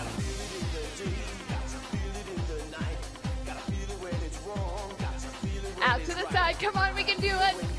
We're so close. All right, heels. Left side. Give me 2 more. 1 more. Hold it there.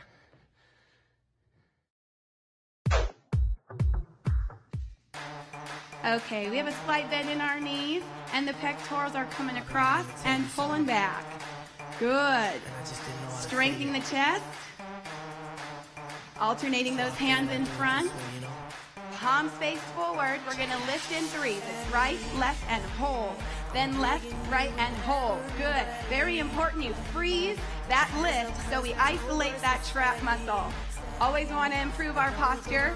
Hold it. Good. Lift, lift, hold. Push and pull. Good. Keep it going. Good. It's right. Left. Hold it. Make sure you push down with the same force you're pushing up.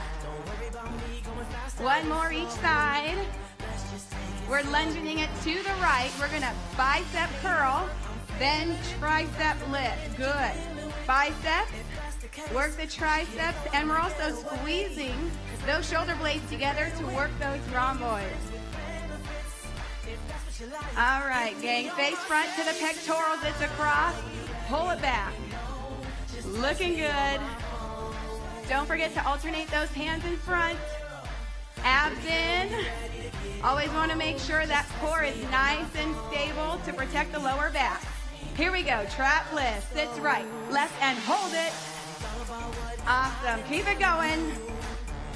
Good. 1, 2, freeze. It's right. Left. Hold it. Remember, gang, push and pull. Ha. Keep it going.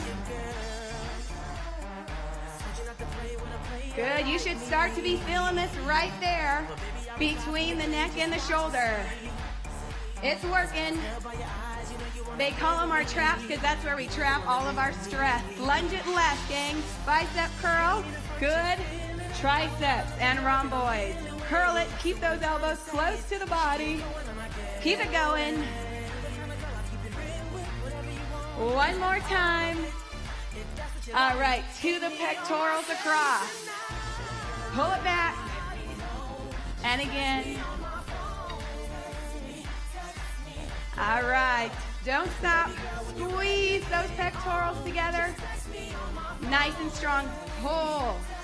Little break. Tilt from the hip. And we have a delt lift. Good. Keep that arm at 90 degrees. Palm is facing back. I want you to lift up and push down. Good. Once again, working the posture. Come on up. Trap lift. Single, single. Hold it. Nice. Almost there. Keep breathing. Lift, lift, hold it. Those arms should be burning. Come on. Woo. Good. Push and pull. 1, 2, hold it. Very good. Pectorals to the end. It's across. Pull it back. Squeeze those rhomboids. Keep that belly button tucked into the spine. Good. One in the front and hold it. Great job.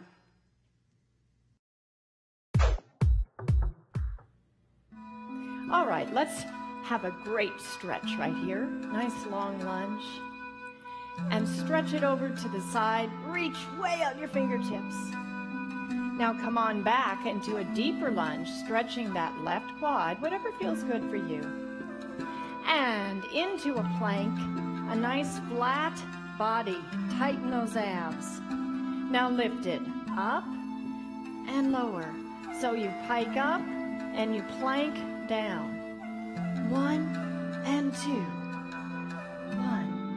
Okay, now left foot forward. Hold into that nice lunge. And stretch it over. Reach out those fingertips.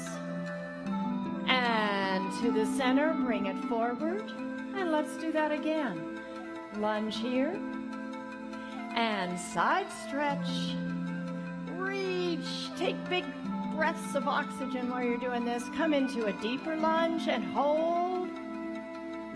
And bring it into the plank position, tightening those abdominals. Now let's pike it up, lift the derriere, not too high, and back to a flat body. Lift, tighten, lift, tighten, lift.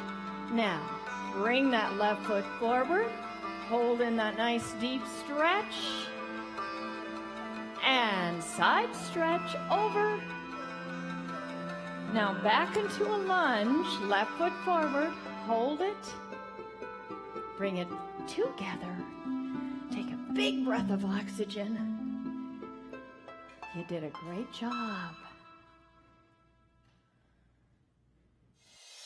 Great job. I hope you enjoyed this workout as much as we did and that you continue to include Jazz Cardio Strength Stretch as part of your healthy lifestyle program. Now, we recommend you perform this workout 3 to 5 times a week in order to see very great positive results. Do this consistently and you will be dancing down the road to success.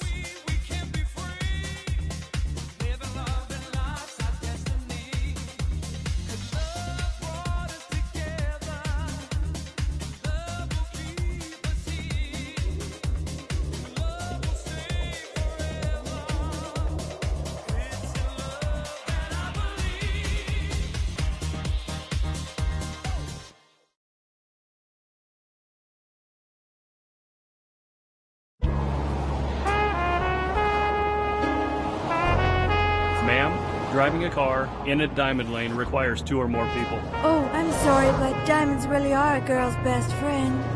Only motorcycles or vehicles with 2 or more people are permitted to travel in a diamond lane. Now what about hybrids or trucks? Hybrid vehicles are not exempt. They are allowed in a diamond lane, only if they have 2 or more people. Oh, pooh. Now where's a girl gonna find another person to share a ride with? Club Ride is the perfect solution to finding people to carpool with. Their website can match you up with commuters who travel a similar route. You'll reduce traffic on our roadways, save wear and tear when you share a ride, and most importantly, you'll avoid a traffic citation by having enough people to ride in those speedy HOV lanes. It looks like someone visited the Club Ride website. That's right. These diamonds really are a driver's best friend. Look how awesome this is. And let's all keep it that way. It's our backyard, not a junkyard. If you pack it in, pack it out. It's that simple. Respect, protect, and enjoy our desert. For everyone, forever. Our community, our home, Clark County, Nevada. Thanks for watching Clark County Television. It is so hot out here. I can't believe I'm just dripping. The thought of using heat in my kitchen is just a terrible idea. So we're not going to. We're going to cook with cool, which means no heat. But you know what? It's going to be a beautiful thing. A really beautiful thing today. It's going to be delicious. I'm out of paper towel. Look at that. You can make it. Who doesn't want that? Oh.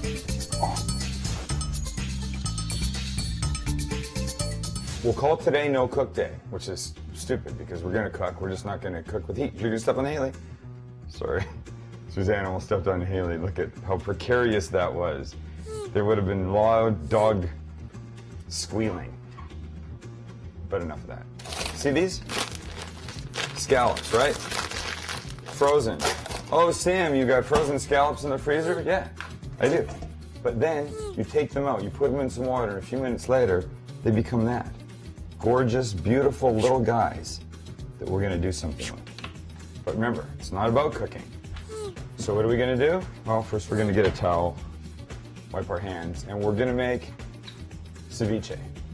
Ceviche, which you can make with scallops, which you can make with like any kind of white fish and stuff, and you don't cook it. The key to the whole thing is you marinate it in enough citric acid, in our case, lime juice. It basically cooks it, and then it's fantastico. It's just not really a word. So get a bowl, and we'll start. So we take our bowl, we put it down, we put our scallops in our bowl. The marinating part is, as I said, limes. But you need a bunch of limes, so we're gonna cut and squeeze, cut and squeeze, cut and squeeze. The way you get the most juice out of your lime is you just take it and you roll it like that. And what you're doing is you're busting up the pulp inside a little bit and making it a lot juicier. So then when you go to squeeze it, you get, you know, tons and tons of juice out, and that's what you want. We're gonna cut these guys, and then we're gonna use this beautiful little implement. The fruit goes in upside down. I know it looks like it should go like that, but it doesn't. Upside down, and you squeeze it, and it's like you've turned a faucet on. That's is unbelievable. And you just continue along with the rest. And that's probably good. So now they're starting to cook inside this, just like that. No heat. I meant to add some lime zest, and I could have done it before I whacked up all those limes, but I'm a dope. The sun outside beat my head into no brains, and I've got to do it after the fact now. And I'm using this thing. It's called a microplane zester, and watch how much zest comes off the lime into this. I mean, it's just really, really beautiful that you get this kind. See, that's what you're doing right there, baby. Come on. Look at that. Tell me I'm not doing a good job right there. See that? Red chili. Spicy. It's going inside. Chopped up really fine inside. Don't want the seeds. You know the seeds are the heat in these things. You got your seeds out, and I'll just cut it thin, so this will add heat and color. And we like heat and color. And then into little bits. Last thing, cilantro. So I grabbed that without looking. It just comes naturally to me. I know it's hard to believe. It just does. Modesty, though, does not come hard to me either, by the way, if that was obvious. And there you have it. All we need to do now is mix this, season it, a little salt and pepper, and throw it in there for about an hour. And it goes in there because it continues to cook, and the flavors all just like go, wow. Mix this up. A little kosher salt.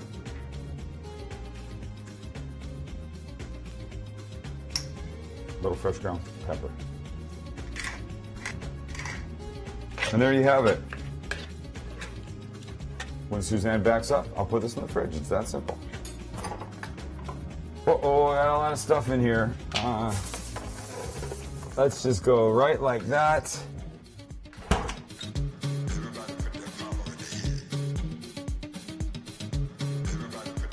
And so now it's been an hour, and I'll get the scallops out of the refrigerador.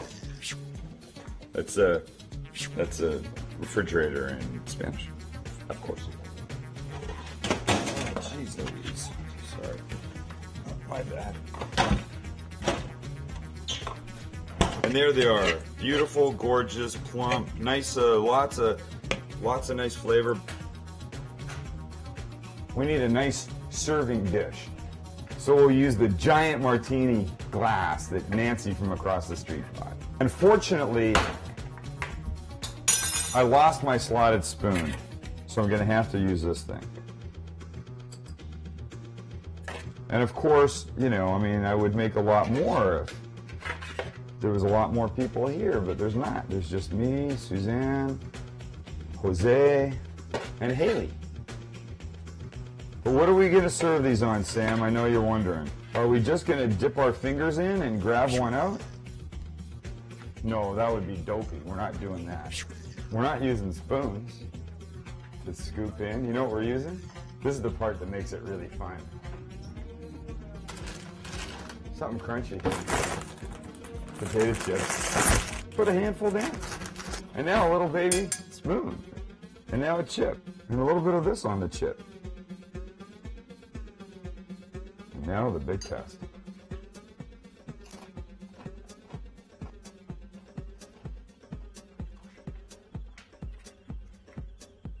I've hooked you up big time. And we didn't cook it. Yeah. I have hooked you up big time. This one rules. Like the old bit. Don't go away. Coming up next. Coming up next is a little cold soup. Don't freak out. Just come back.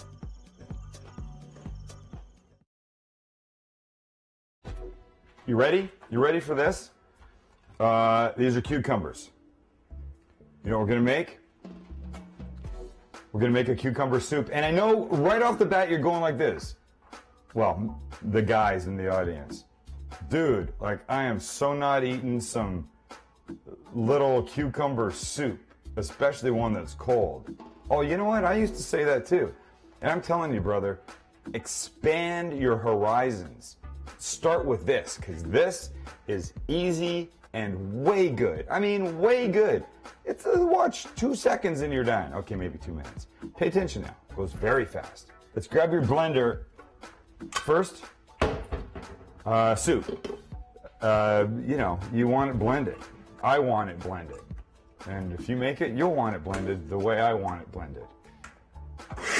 Oh! My bad. Always make sure the blender's off before you plug it in. Grab a knife, peel these, de-seed them, chop them up, throw them in the blender. Peeling now. Here's the cool thing with a good peeler. You can go this way, but then you can come back and go that way. And now we just need to cut them, take the seeds out, chop them up. Right down the middle.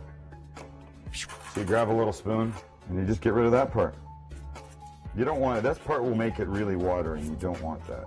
Rough chop the cukes, throw them in the blender. What's that called? Blender canister. Blender glass. Blender deal. Whatever. 1 handful. Now, mint. Cucumber mint yogurt. Oh, seriously, you're going to like this. Grab a bunch. I think I want more than that. I want this to be very minty. Throw these guys in, then on they go. Now, the problem you're going to have is this. Watch. Ready? Oh, that's a bigger problem. The cord came out. Sorry, that's not what I was referring to. Okay. Here's the problem you're going to have. Pay close attention to how this mixes. Because it doesn't. So what you have to add to it is a little bit of something, and in our case, we're going to use not ruby red grapefruit juice. We're going to use a little milk. The grapefruit juice would be no good. Ready? You kind of have to do this a bit. It will go. Here's what it needs. Come on, baby. It just went.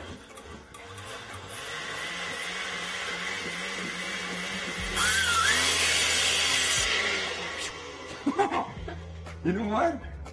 I think I have blender issues. That was craziness. Let's try that again. We got it. Look at that. Oh. I would just like to say that if that happens to your blender, I think it's time for a new blender. And so now we're just going to take it and pour it in our bowl. But that's not the end of it. Now we're going to add the creamy part, the part that will make this what it is. Will help make it what it is. Just a little plain yogurt. Look, I've used it. We're going to give it that much. What's time?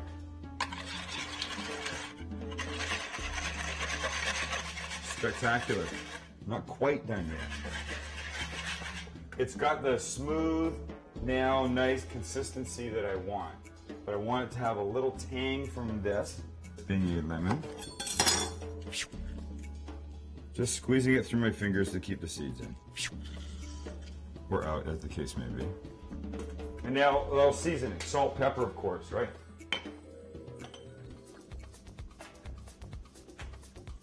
And my friend, Mr. Pepper. Mix it. Give it a little taste. Ready? Martini glass. Gonna try and do this without spilling. Uh-oh, I spilled just one. That's okay. Little FGP, fresh ground pepper over the top. I know, this may be excess. I don't think so. I really like this. Tiny bit of really good olive oil drizzled over the top. Tiny bit. And then a little leaf, right? You gotta just sort of make it look sweet. The sweet part is what I have issues with. I'm not good at the sweet part. Then you give it to somebody, and you give it to one of those, oh, I'm not eating some freaking cucumber cold soup, dude. You give it to one of those guys. You go, here, I'd like you to try something. And they go, what is it? And you don't tell them. And they just take it and they go, It looks interesting.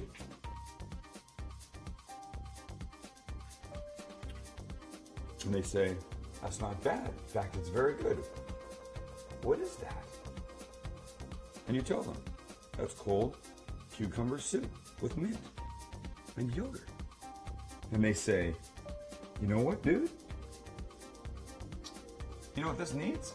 And you go, what, dude? What does that need? And they go, it needs a bigger spoon.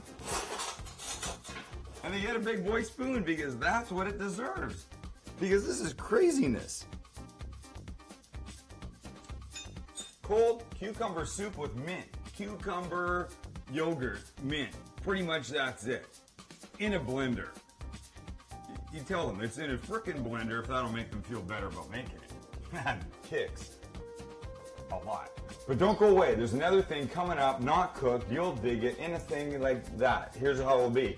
Imagine this when that one, next one ends. Like this. Haley and I are going to make one of our, well, I'm going to make one of my favorite things. Haley doesn't get people food, she gets dog food. Just a weird little thing we do. She's a dog, we believe she should eat dog food, not people food. This is people food. And what is this? This is a deli roasted chicken. A deli roasted chicken. And that means that it's already been roasted at the deli. It's not been roasted here because I didn't do it. But I buy them all the time because they're really the easiest thing to do for all kinds of things. And what am I going to make with it, Sammy boy, you'd like to know? I'm making a chicken salad sandwich. Yeah. Plain, big deal chicken salad sandwich. Well, you know what? When you don't feel like cooking, that's the way to go. And this sandwich, oh baby, it's so good. We grab a bowl, we shred that up, and we're most of the way there. So the key to the whole deli roasted chicken deal is don't let them sit in the fridge and get all cold when you go to shred them, because they're not going to work. While the chicken is still room temp, it'll shred up way nicer, and that's what you want. We're going to shred it just right into that little bowl. We could show you the shredding of the chicken, but some people don't dig watching that on TV. Some people have a weak stomach for stuff like that. It's just chicken, that's all it is. We could actually show it and just put those little bars across. You don't have to watch any of the work itself. Like when they don't show people's faces on TV. But it doesn't really matter. We've got the chicken, right? All shredded up. You didn't have to watch all the atrocity thing going on. Now the two things we want to add to it, I like a little red pepper for taste, and I like jicama for crunch. Jicama. J-I-C-A-M-A. J-I-C-A-M-A. Jicama. Peel it, slice it, dice it in. That's enough of that.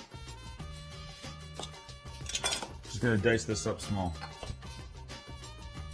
Tiny. And there it goes. Little red pepper. No seeds.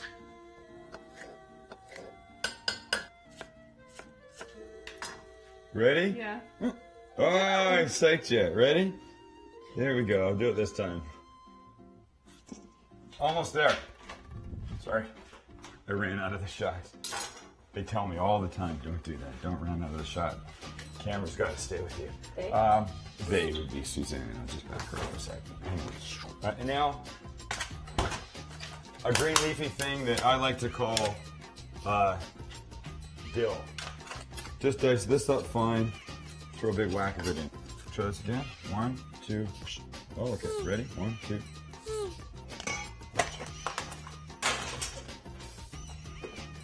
Little something to hold it together. Little salt. And fresh ground pepper. And now we just mix all this together. And you may be looking, thinking, that's pretty simple. I mean, really, what did the guy do? Well, yeah, I put these things together. I mean, chicken, a little mayo, yeah. But the collection of these ingredients, the jicama, the red pepper, the dill, don't forget the dill, and of course the binding agent, help everything come together to make one fantastic deal between bread. And where am I going on bread? There's all kinds of theories out there about what to do with the bread. But me, I'm a sourdough guy. Smells fantastic, tastes fantastic, adds extra flavor. All I'm gonna do is cut, put some on. It's like Christmas. The red, the green, the white, for the snow, I guess. Do we want lettuce in that? Let's get a little piece of lettuce. There they go. We'll throw these guys on here. Throw bread on, and then cut it. Jicama, red pepper, dill, falling apart on my fingers.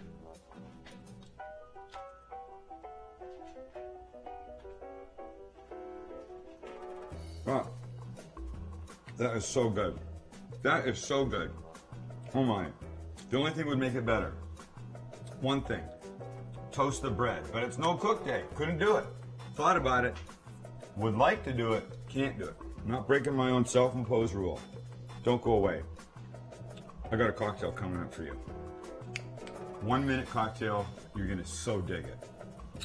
If the blender doesn't break. I'm keeping my fingers crossed.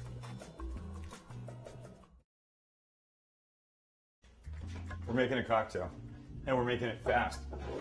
Blender, again. Fingers crossed that the blender works.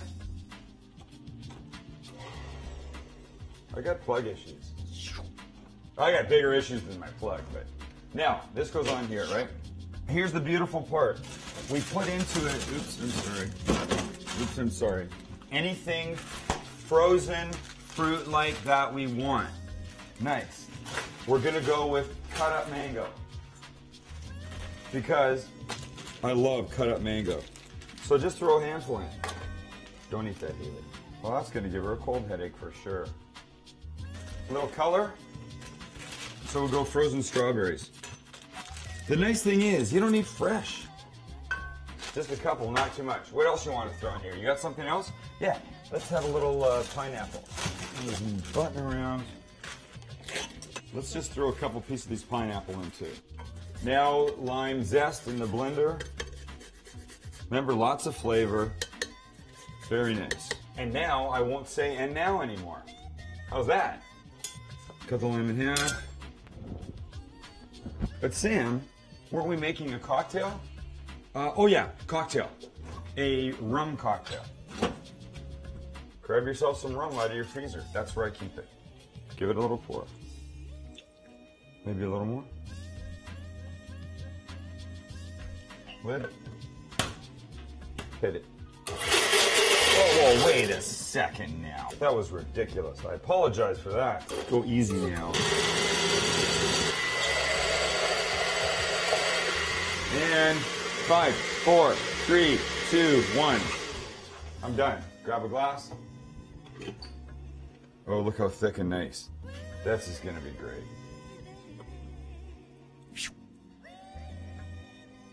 Give yourself a little piece of lime just to whip on the side.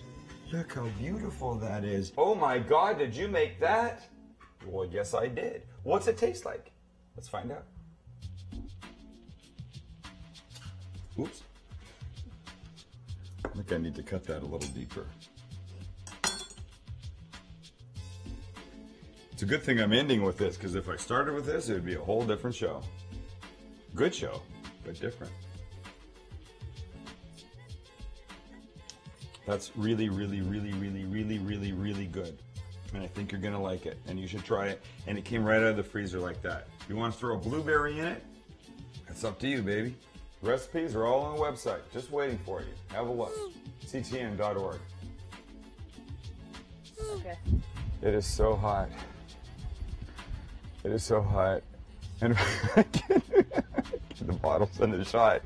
In fact, let me just get rid of this, because it's dangerous. There's only one person in this room that can handle that. Who's that? It's our Hispanic brother on the other side. Dude, does it look like I'm sweating? Now just use a line. Okay. Oh, it's so hot. I'm just sweating like crazy. And when it's this hot, I can't do it. Okay, so I've cleaned. Whoops. Nice. Nice house. Next to the battery charger. That's the behind the scenes that they're not supposed to see. Quit showing them the behind the scenes. Oh, nice. Very good. Come on. This is the magic here. That's the not magic part. So make the magic. All right. That's better. Say one other comment. I'm not wearing any pants. What gets you moving? Because when you get moving an hour a day, you'll have the energy to skate through anything. So whether you like to work the half pipe, Kick the soccer ball around. or ride your bike, carve out some time every day to get moving. But do it your way. Because it can be whatever you want it to be. Just get active. Ramp it up. Move it your way and be a player. Get up and play an hour a day, Doc. Check out how to be a player at letsmove.gov. Head online to get tips on great ways to get moving every day. That's www.letsmove.gov. We live here, we work here, we enjoy the Valley and all it has to offer. But not everyone plays by the rules, and Nevada is losing out on thousands of dollars that help fund schools, roadwork, and government services. Well, the rules just got tougher. A new state law enables the Las Vegas Township Constable to crack down on residents who don't pay their fair share and register their vehicles within 60 days. Avoid a ticket and hefty fines. If you live here, register your vehicles in Nevada. Pay your fair share. When a family is in a time of crisis, you can help. Our biggest needs are for foster parents able to take large sibling groups, teenagers, and children with special health care needs. Won't you open your home and your heart? Foster parents and foster children come in all colors of love. If you have the passion and commitment to make a difference, call 455-0181 for more information about Clark County Foster Care. Become a foster parent. Win or lose, our children need a natural green grass space in which to run, romp, and be a kid, especially out here in the desert. What is your team color? Ours is purple. We are the Clark County Water Reclamation District. You may have seen workers installing our purple water pipe system at Silver Bowl Park. Yes, purple, the signature color for reclaimed water. The playing fields and landscape at Silver Bowl Park are now irrigated using reclaimed water. This water surpasses the high standards set by the state, saves our potable water for drinking, and reflects our abiding commitment to wise management of our precious water resources. Reclaimed water is the right water for the right use. The Clark County Water Reclamation District, in partnership with the Clark County Department of Parks and Recreation, is pleased to use reclaimed water to provide this green grass space where everybody wins. Great job. Do you know when to go on a yellow flashing arrow? They're popping up all over Clark County, and they're the new signal for turning left at intersections with a dedicated left turn lane. Here's what drivers need to know. A flashing yellow arrow means turns are permitted, but you must first yield to oncoming traffic and pedestrians. Then turn with caution. Keep in mind oncoming traffic has a green light. A solid green arrow means turn left. Oncoming traffic must stop. A solid yellow arrow means that the left turn signal is about to change to red, and you should be prepared to stop or prepare to complete your left turn if you're within the intersection. And finally, a solid red arrow means stop. These left turn yellow flashing arrow signals are new, so remember, a yellow flashing arrow means turn with caution. For more information, log on to clarkcountynv.gov and search keyword flashing yellow arrows.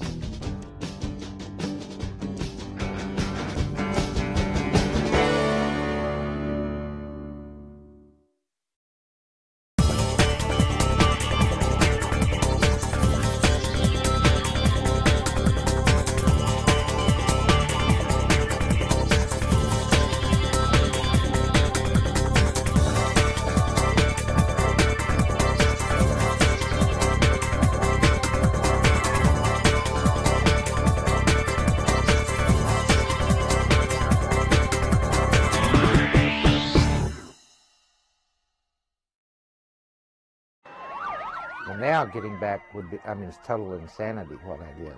Yeah, there were times I would be driving home and have no idea the next morning how I got home. And that's how I got a DUI. Then I got another DUI. And so it was incredible I didn't kill myself or someone else. Totally incredible. That if you do decide to have a drink, You need a sober way home.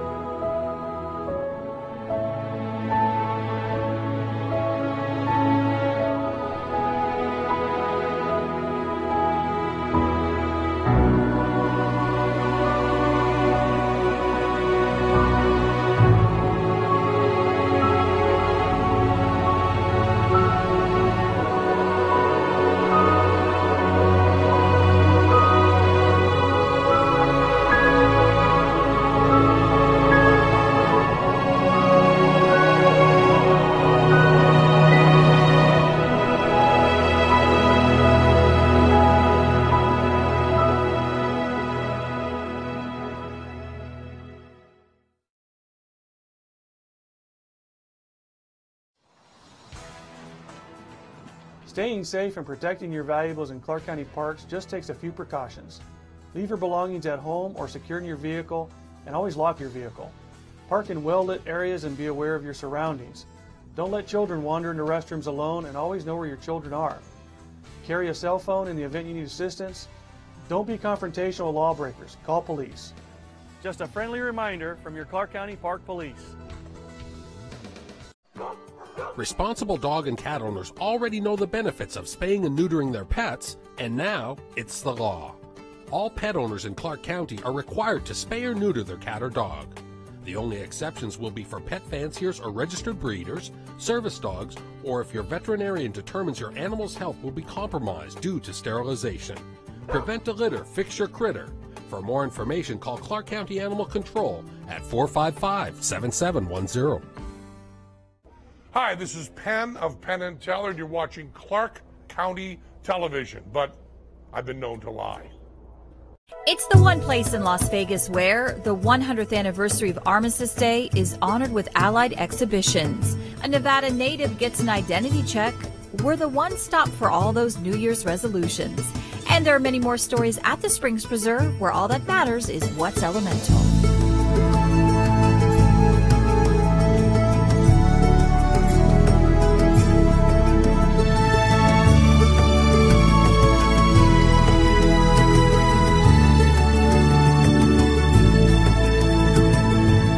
On the 11th hour of the 11th day of the 11th month in 1918, a peace treaty between Allied forces and Germany was signed that ended World War I.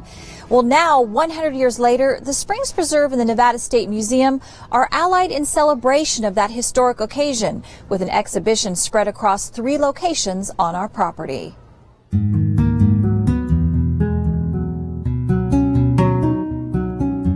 This is the first time these neighboring institutions have collaborated on an exhibit marking the importance of remembering the historical significance of Armistice Day. The Springs exhibit is about over there, and that's what we were kind of calling the exhibit. Our working title was Over There, Over Here, kind of based off of the old World War I song. The Springs focuses on what it was like overseas for the people fighting there, and then our exhibit is more about the Nevada home front, meaning what people were doing back home in terms of fundraising and knitting sweaters and buying Liberty bonds. And we also knew that most folks did not know much about World War I. So we set out to tell the story of the war, what led to the war, how that happened, where it happened, what countries were involved, and then moving on into what happened with the Nevada troops that were serving overseas during the war. The State Museum exhibit features actual documents, letters, postcards, and posters from the era. And a highlight of their exhibit is actual uniforms worn by veterans of the war.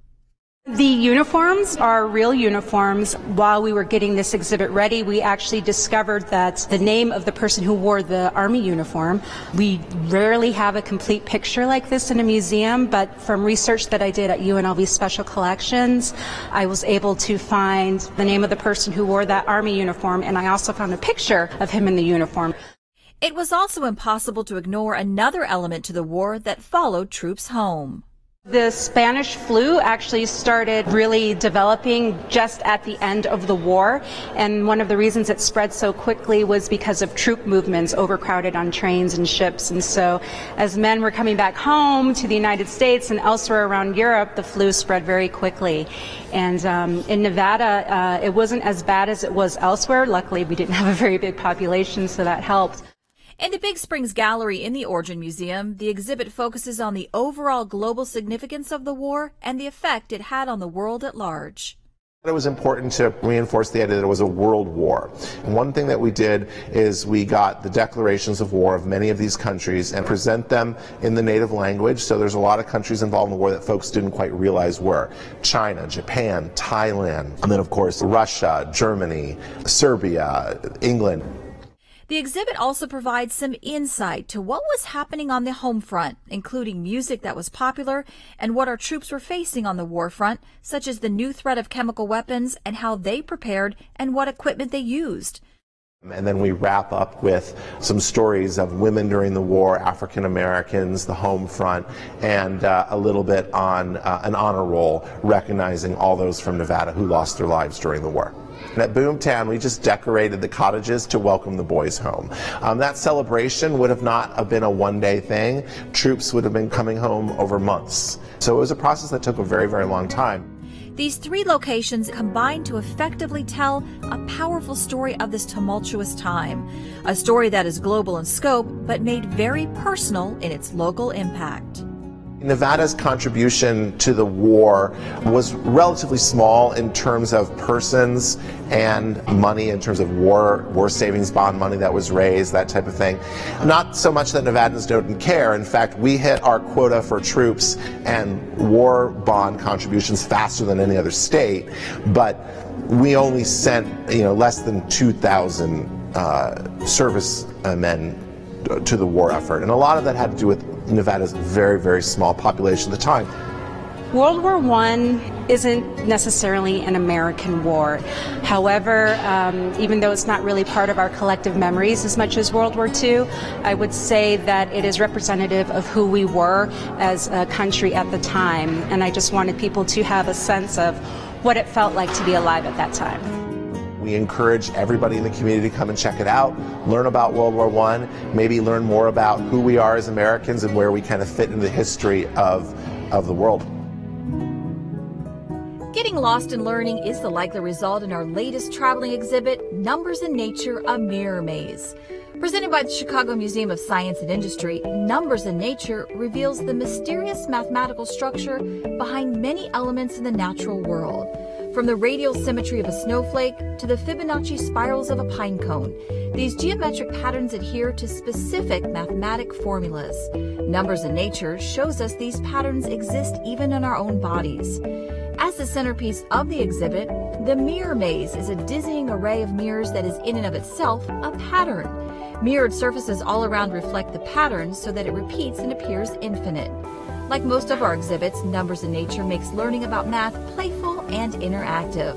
And as always, this exhibit offers something for everyone to enjoy.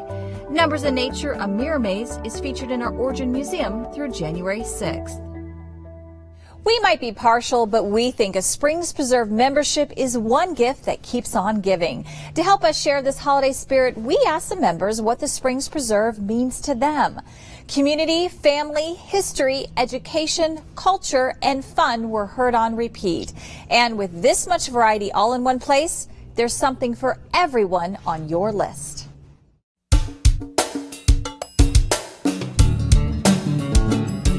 When I bring people to the Springs Preserve who've never been here before, they're amazed at the wealth of information, the experiences that are so not Las Vegas. Family can't come without coming here, and I've brought friends.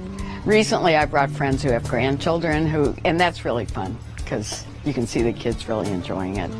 And there's just a lot of variations, a lot of different things for a lot of different people, a lot of cultural events. So it's not just a single focus of here's a great place with a lot of plants. It's a lot of opportunities for cultures to come together and have events here as well. Plus all of the ethnographic and cultural things that it tells me about Las Vegas. And all of that in one place is truly amazing. I know archaeologically it's very important, historically it's important, and right in the center of Las Vegas, it's incredible. It's great, it's educational, it's fun, it's all of it. It's the whole package. Where else can you walk through gardens that are authentic to our desert and learn about our home and about the cultures of our home? And that's what I've loved about it the whole time, is the energy of it. It's extremely important for our community because this place, it actually lets you escape from the urban life. If anything, it hopefully brings families together to do things. Very important.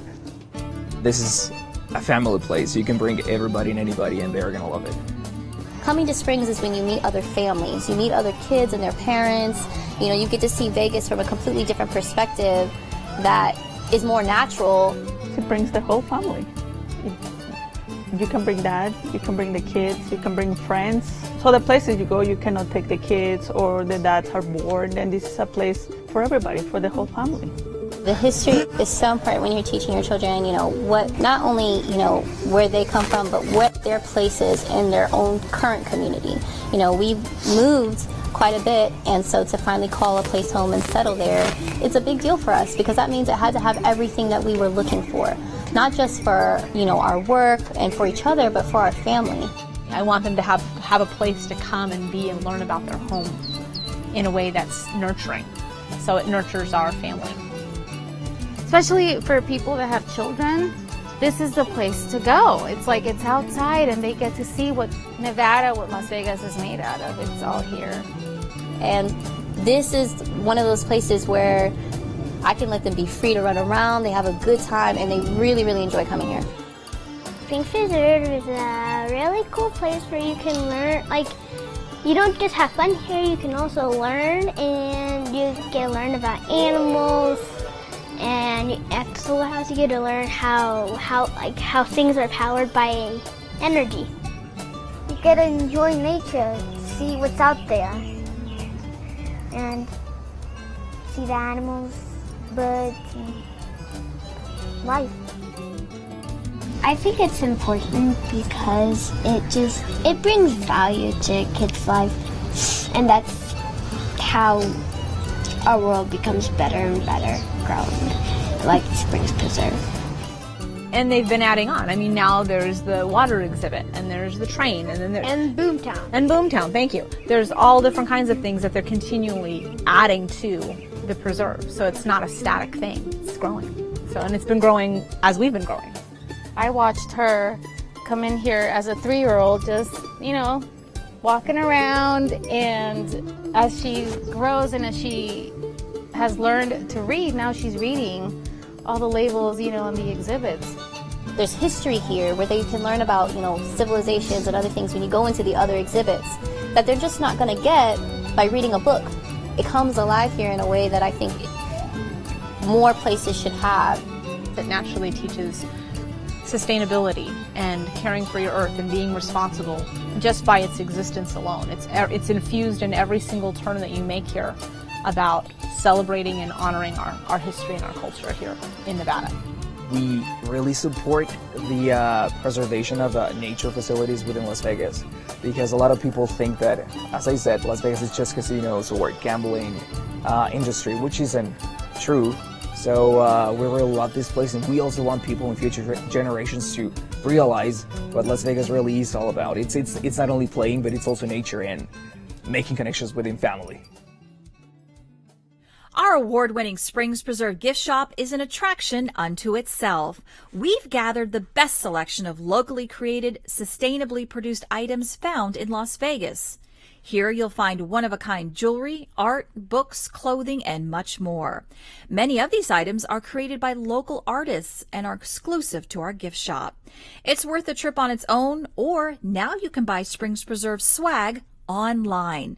Our new online store features some of the most popular items from our gift shop. So stop by or get more information at springspreserve.org. Well, it's that time of year again. Time to trot out those annual resolutions to perhaps exercise more, take up a new hobby, or even enroll in some continuing education programs. Well, what if I told you there was one place that could help you make sure all those resolutions stick this time?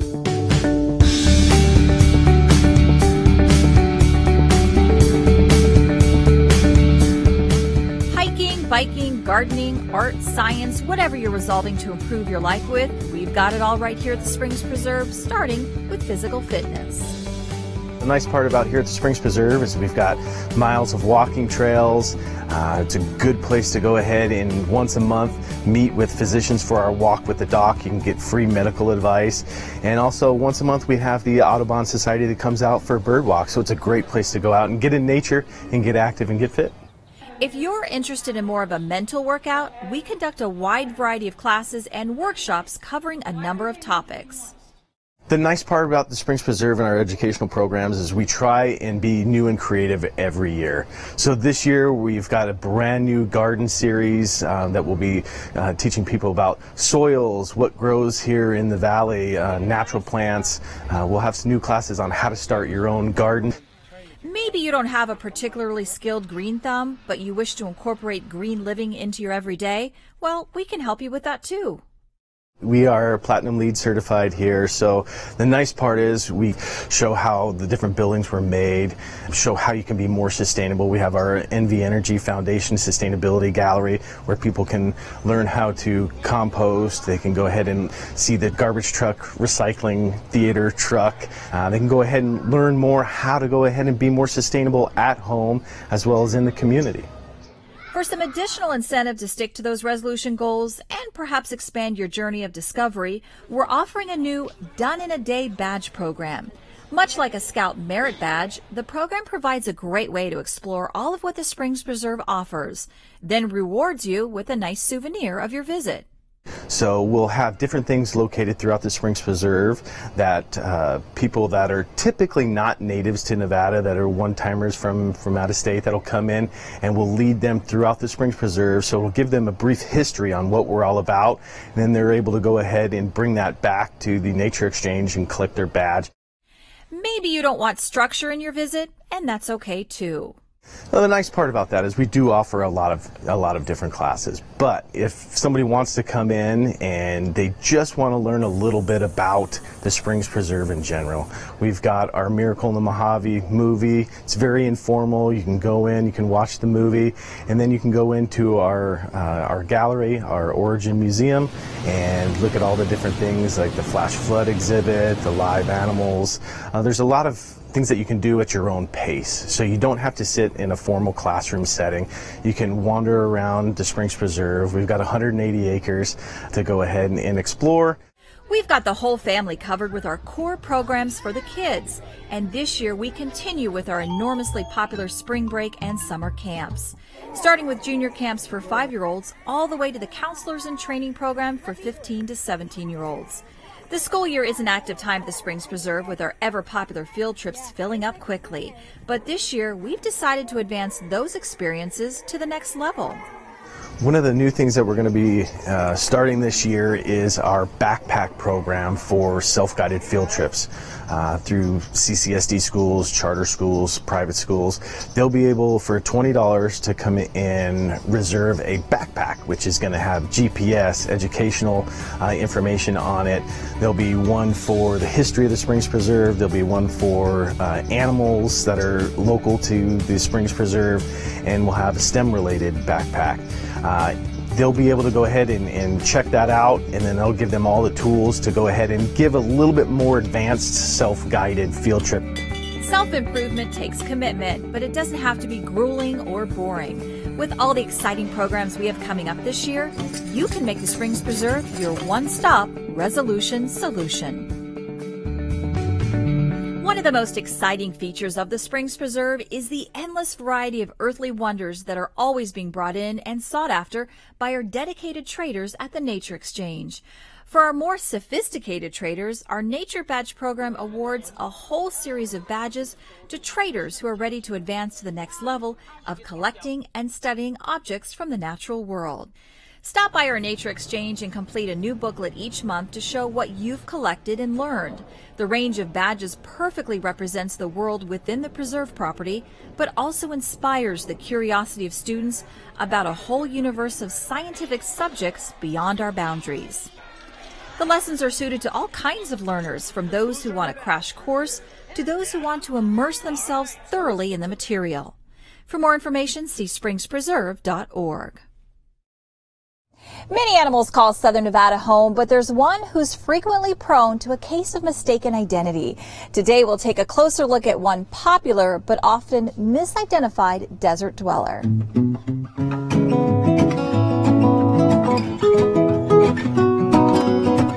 If you've ever been out and about in the Las Vegas Valley, you may have seen this little guy running around, but that's no chipmunk. In fact, this critter's bigger cousins include prairie dogs and woodchucks.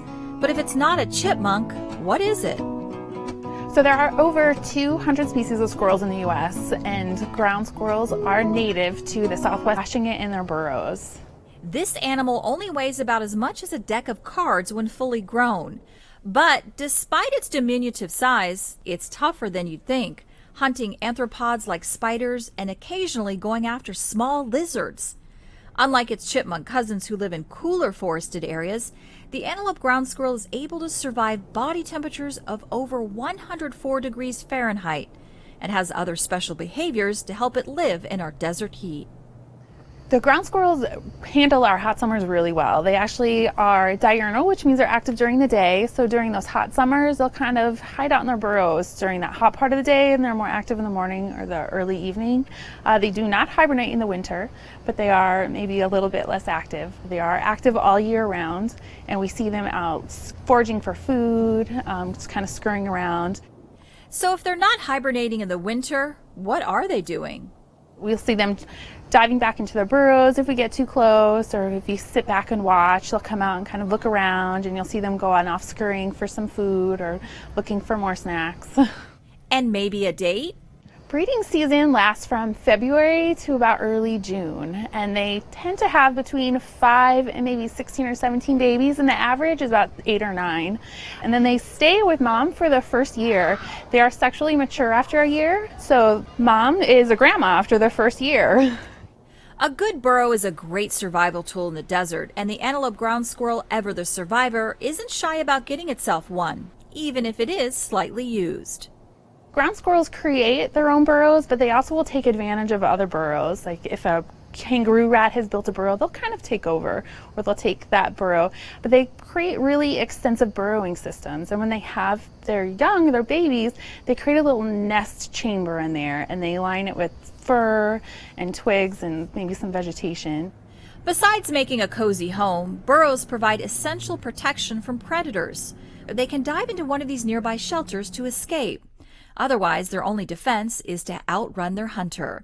This leads to one of their cutest looking behaviors, which is the ground squirrel equivalent of the neighborhood watch. They are on the menu for a lot of different animals. So they exhibit this behavior when they come out of their burrows or when they're kind of hanging out looking for food. They will stand up and look around. And what they're doing is looking around to make sure there isn't anything that is coming for it. With their omnivorous diet, climbing abilities, cool burrows, and large litter sizes, the antelope ground squirrel thrives in our desert. In fact, it's so self-sufficient, it doesn't need any help from humans. It's a good idea to not try to attract them or feed them in any way. This makes them dependent on humans, which if they are ever stop being fed, then that's really detrimental to their lifestyle. It's a better idea to see these tough little cuties out in their natural habitat. The Springs Preserve has 3.5 miles of trails winding among our 110 acres of pristine desert. So whether you hope to spot an antelope ground squirrel, a migrating hummingbird, or another amazing desert neighbor, the Springs Preserve has got you covered. Now that the days are nice and cool, it's a great time of year to fire up the oven and prepare a great seasonal dish. Chef Cicely shows us an easy and foolproof way to turn a common gourd into some delicious winter comfort food.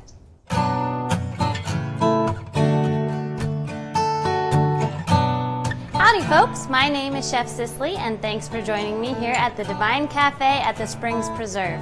As that weather starts to cool down outside, it's nice to get into some dishes that are a little bit roasty and toasty.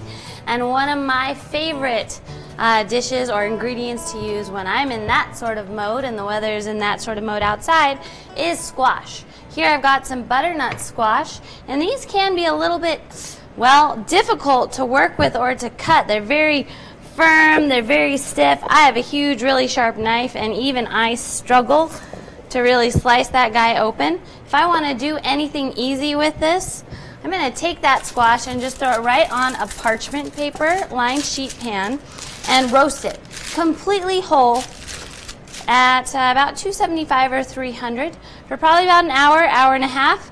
And now this squash that was once super difficult to peel, and I get quite a good amount of waste on it, now slices just like butter. You'll notice I didn't cut off any of the ends before I roasted it.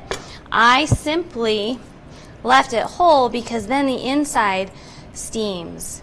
And you'll see how easy this is to just peel that skin right off. And then I've got two great parts that I can use. This first part, I'm going to slice up and saute. This guy now, I can slice him into a perfect medium dice little square.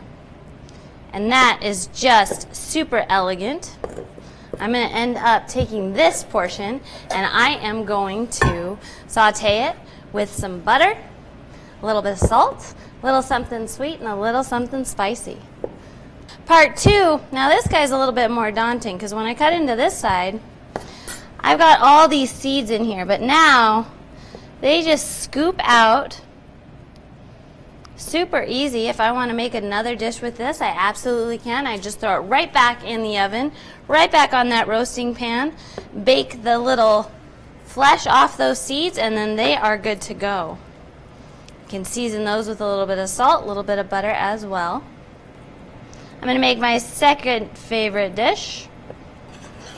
These go great in a compost pile or a vegetable stock. These guys are going to end up going right into a blender with a little bit of milk, a little bit of salt, and you can use an alternative milk, or you could just use regular, normal, heavy milk, and a little bit of spice. Puree that, reheat it, and I'll have the most wonderful bisque in no time. All right, we are over at our stovetop, and we are ready to saute our butternut squash. Slide some butter in there. Got it nicely melted, and I've got a good simmer going on that squash. I'm going to add, as I said, a little bit of salt, a little bit of pepper, and then for a little bit of spice, some cayenne. For a milder flavor, you could use a mild cayenne, you could use a super spicy one, or even paprika. Now, because this squash is already cooked, I don't want to stir it up too much. It'll start to break apart. So I'm just going to let it sit there and melt. I'm going to turn the heat up just a bit. Make sure those spices are nicely and evenly coated. I'll do one more little batch of spices after it's done cooking when I'm ready to get it on the plate. But what I really want in the saute is for the caramelizing to happen. So that means I need to add a little bit of something sweet. One of my favorite sweet things is honey. So I'm just going to drizzle some honey right over the top. Listening here, I can hear how the sizzling kicks up, that sound. As the honey does its magic. Stir that in well to incorporate. There we go. Here's a perfect little example of the color I'm going for. If I can snag him right there. Nice browning going on. That is perfect. And now here we have butternut squash, prepared using as much of it as we possibly could, creating two beautiful dishes. We have nice spicy and sweet butternut squash saute, and also a beautiful soup. So when the weather gets brisk outside, get to cooking something warm inside, or come on down and visit us here at the Divine Cafe at the Springs Preserve. Even after all the holiday packages have been unwrapped, there's still a chance to give one last present to the earth by donating your live Christmas tree to a valley-wide recycling program that will chip it into a life-giving, water-saving, sweet-smelling layer of mulch that will cover our community parks and gardens. From December 26th through January 15th, drop off your Christmas tree here at the Springs Preserve or at one of more than 30 drop sites across the valley to be recycled and reused at no charge. See springspreserve.org for details. There's a lot more to discover, so join us next time here at the Springs Preserve, where the Allies of Armistice, the Gift of Membership, and Resolution Solutions mingle to bring new life to Las Vegas.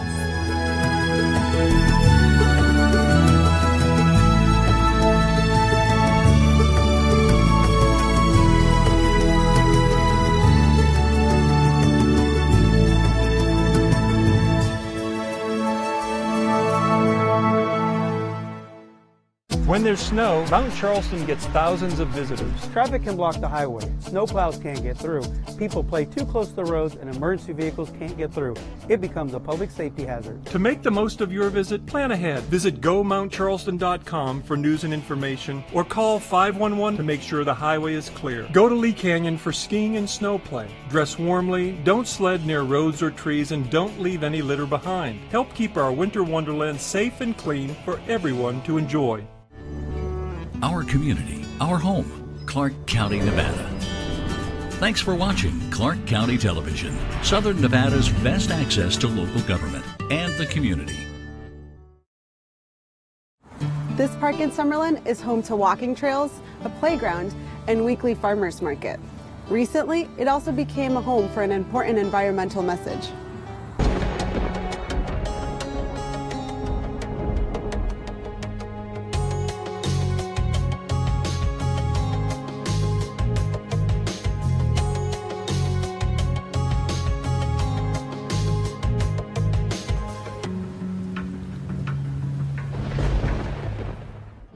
Welcome to the Flood Channel. I'm your host, Beatriz Martinez. Trump Park is one of the 6 locations the city of Las Vegas chose for an artist to paint the storm drains. But as you'll see, it's more than just sprucing up the area. Anytime it rains, anywhere in Clark County, water finds its way into a storm drain. But sometimes, trash stands in its way, and residents are left scratching their heads as they drive through puddles. They clearly don't understand that the gutter eventually, maybe not right now because it doesn't rain too much in Las Vegas, but when it rains, that rain is just going to carry all the chemicals, all the debris, all the pesticides, pet waste, everything gets carried. Water, everything water comes into contact with, it carries with it and eventually gets to Lake Mead. The Water Pollution Control Facility treats water from the sewers, but rainwater is in a separate system. It's definitely pretty important because a lot of the public don't quite understand. One is the difference between where does the wastewater go and where does the stormwater go. So when we go to public outreach events, we really try to distinguish wastewater goes to the wastewater treatment plant and it gets treated, where everything that goes stormwater, the gutter is also included as your stormwater, and all that goes to the wash untreated all the way back to Lake Mead. So we know that what we're doing is we're cleaning the water here, but the stormwater doesn't really get treated or cleaned at all before it gets to Lake Mead. The city of Las Vegas has increased efforts to inform residents about untreated stormwater. We do public outreach events, and our goal is to reach out to the community, to educate them, to help them understand that they can play just a little part in helping us protect our drinking water source, by protecting the Las Vegas Wash and Lake Mead, by picking up pet waste, or, you know, collecting all the oil when they change their oil in their driveway, those sorts of things, you know, picking up garbage, litter. As part of this awareness campaign, the city decided to take the message directly to the streets. This year, the city sponsored a public art program to help make the storm drains stand out. This was my proposal. So this is Kip the Fish, but in this case, because we had to have Kip the Fish in there. But in this case, he's skeletons because of the pollution, the water pollution that we need to curb. And this is the cute cat that I had, and I wanted to make it cute and colorful to attract attention. Shala is one of 4 artists chosen by the city to paint storm drains in locations in each of the city's 6 wards. She previously painted utility boxes and thinks caricatures draw people in. To create something really colorful and something that brings a type of entertainment to people, to passerbys. Shan Michael Evans is primarily a digital artist, but he was thrilled to take on the city project and paint storm drains. I would say I'm pretty much environmentally conscious, but at the same time there's very little I know about it or how to help. I was quite surprised to see how filthy the drains are as I'm working right there, and just, you know, peer over to the right of me. You can look down the drains and the amount of trash. That was a bit shocking. So it makes sense to put some sort of notification there to let other people know as well. The city wanted artists to incorporate the old storm drain marker mascot, Kip the Fish. Artists also needed to mention that it drains to Lake Mead. Especially as an artist, you know, it's quite an undertaking to deliver that message. And personally, there's nothing more that you want on all levels than for someone to take that to heart. And sometimes I find there's no better way than through art, colors, and, you know, even words, something that just draws attention to it, something that people need to be drawn to. We strategically placed and decided the locations based on all the different wards, the city wards that we have, and strategically placed them where there's a lot of foot traffic, near parks, near schools, near libraries, just so that we can reach out near the walking trails as well, so we can reach out to more people. Even though there isn't a public outreach event happening right now, people are reading this as they walk by. Shala studied the locations she was awarded to determine the best fit for the space. Her art can be found near Centennial Library in the Northwest and at Trent Park in Summerlin. When she started, she did not know stormwater drained to Lake Mead. You know, I did not. And I actually had that question in my mind because when I would paint murals and you have, you know, paint brushes that needs to be cleaned, where do I dump what's the best place to get rid of the water, the dirty water? And I thought, well, maybe the sink, but then, well, I didn't know. And then, so this was very informative to me as well. Nima Apkanar has worked as a visual artist in Las Vegas for the past 5 years. He is originally from Iran and loves to work with water. I'm a visual and conceptual artist. I work with materials like water, and I'm very much interested in phenomena. And in that way, my work is dealing with philosophical structure and the social structure of art in general. Apkanar took design from his homeland and incorporated the fish into the overall theme. The design, the pattern that you see on the drains, those are the arabesque, part of the culture, again, the Iranian culture, and they're mainly used in water fountains as a part of the monuments and to glorify the actual monument. And the fish, the design of the fish, the tiny fishes on it, it's more straightforward, and there is like a straightforward connection to the actual wildlife of creatures in the water. Each of the artists felt a great connection to Las Vegas by doing this project. Well, I took quite a liking to Kip immediately, and wanted that's where the fish came from. And then, you know, thinking about those poor fish, and then what might be coming their way every time you throw something in the street.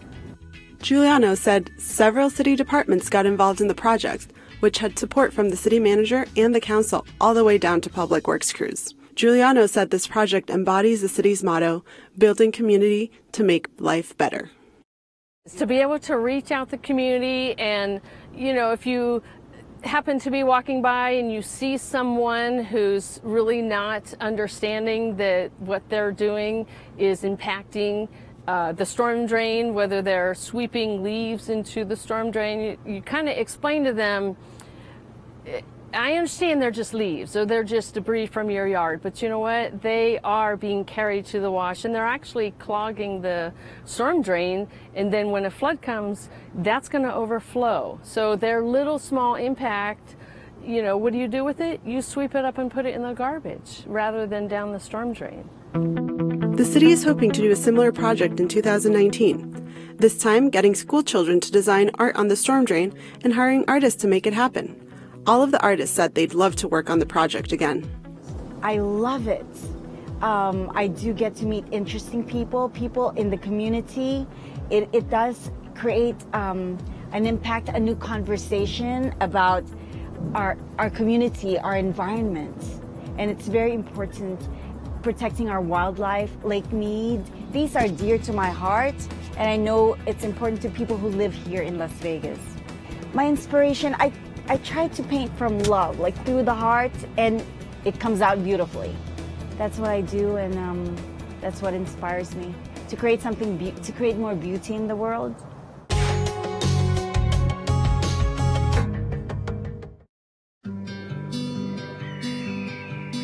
Lake Mead is full of life, a seemingly endless aquatic parade, attracting and sustaining busy desert creatures.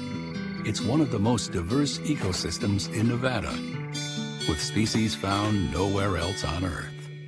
But every time soap suds run down your driveway, oil drips in the streets, fertilizer washes off your lawn, or random trash gets swept in our storm sewers, their home gets a little uglier.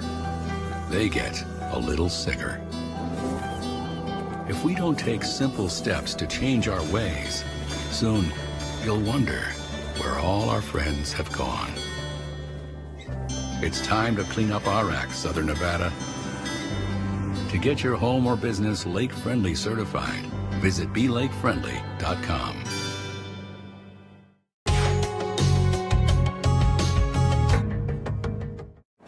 Some residents still don't know that anything you put down the storm drain can end up in Lake Mead.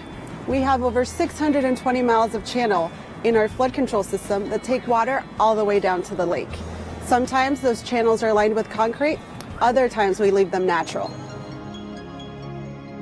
Residents often ask the district why some flood channels are made of concrete and some are natural. Throughout Clark County, there are examples of both, but as you'll see in this computer animation, the two are not equal. On the right, you'll see water rapidly filling up the simulated concrete channel. On the left, you'll notice that a natural channel does not fill up uniformly or as quickly. Rocks and shrubbery act to block the movement of water. They can also cause more noticeable waves. Concrete channels can move water up to 30 miles an hour. They're certainly dangerous places to be near during a flash flood, but they also process water more efficiently. In many cases, concrete channels make the most sense. But in areas with environmental sensitivity or areas near natural washes, we tried to leave the channels as natural looking as possible.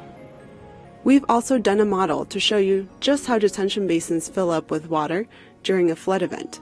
In this animation, you can see the channel leading into the basin and the water beginning to fill. In some of our smaller basins, water can rise rapidly. Once again, this is no place to be during a flash flood. This model shows exactly why. Not only does the water rise rapidly, there's also a current and sometimes a wave visible through these basins. And just think of how much water that could be. Some of our basins are miles long. When it comes to the flood control system, there's no question too small. This year, we unveiled a new video for our school outreach program to provide answers to those young inquiring minds. How many of you guys have ever heard it rain while you were in your classroom? Each year, the district reaches more than 10,000 elementary school students with flash flood safety information. We recently worked with students at UNLV to update the video we show in schools. Feel like going back to school for a few minutes? Here's a look at our new presentation. Yes, it is a desert out there. Sure, it hardly rains, but a few raindrops like me landing in our desert can quickly turn into a raging flood. Cars can float away, people can get hurt, plus homes and buildings can be destroyed. Our sky is usually sunny and clear.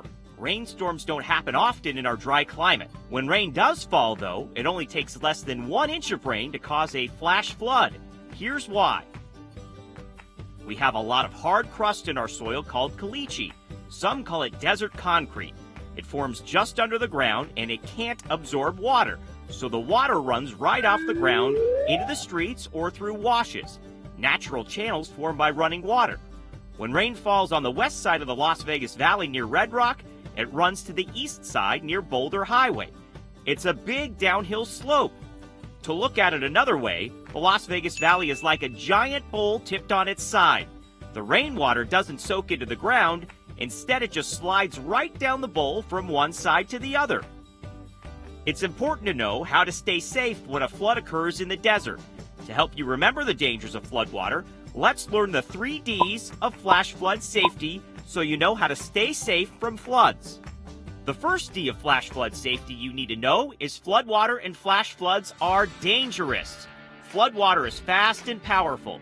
It can move extremely quickly and it can knock you off your feet. Floodwater will flow through the streets down into drainage pipes called storm drains and into flood channels. These are pathways that direct water away from your school, your neighborhood, and your home. The water travels inside these channels until they reach a detention basin.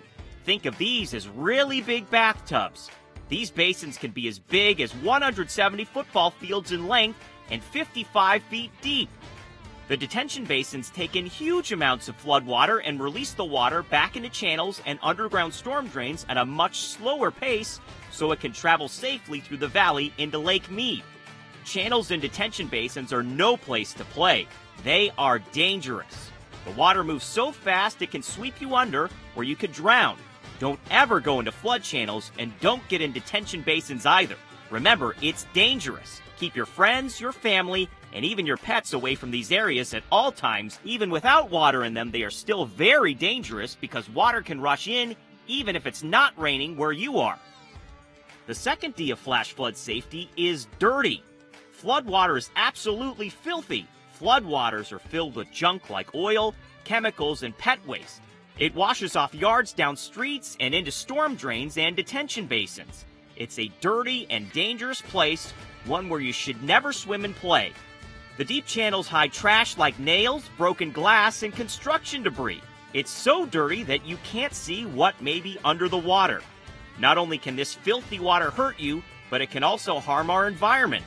Water from washing your car at home, sprinklers, and rainstorms flows to Lake Mead, where we get most of our drinking water. Pollutants like trash and chemicals in the water can hurt plants and wildlife like fish and birds. Everyone, including you, can help protect the land we live on, the water we drink, and the air we breathe. If you see someone littering or dumping trash in the desert or into storm drains, tell your parents.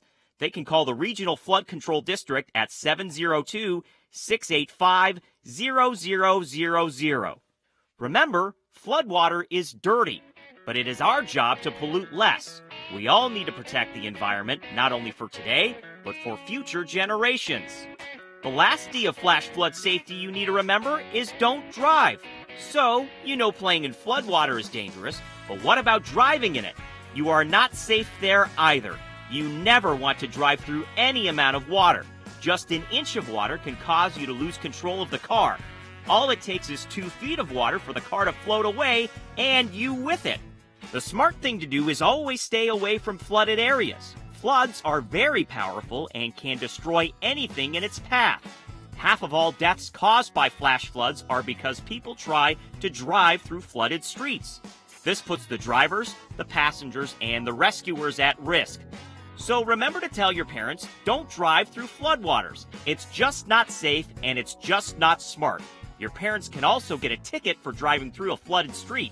You need to make sure your parents don't put themselves, you, or the firemen trying to rescue you in danger. If a street is flooded, turn around, don't drown. When it rains, be alert. There are many signs that'll tell you rain may be coming. Lightning and thunderstorms in the valley can be beautiful, but make sure you're inside to enjoy them. Listen to radio or TV. You can learn if there's a flash flood watch or a flash flood warning. A flash flood watch means it's raining heavily and a flood could happen soon. Tell an adult if you know there's a flash flood watch and stay out of the rain.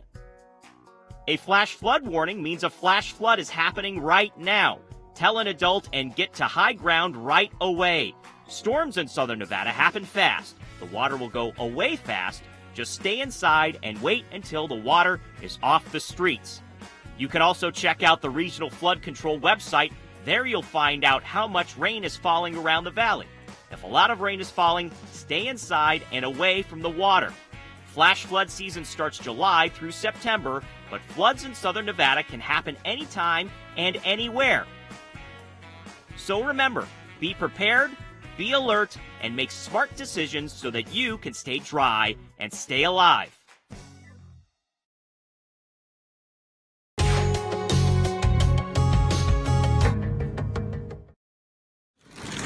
Oh my God, this car's gonna hit us. Oh my God! Oh, we're floating! We're floating! We're floating! Oh my God!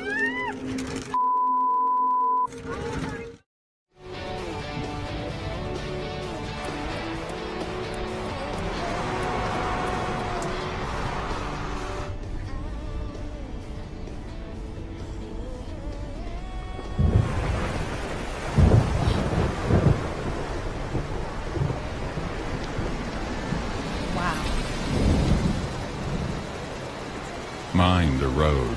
Flash flood season is here.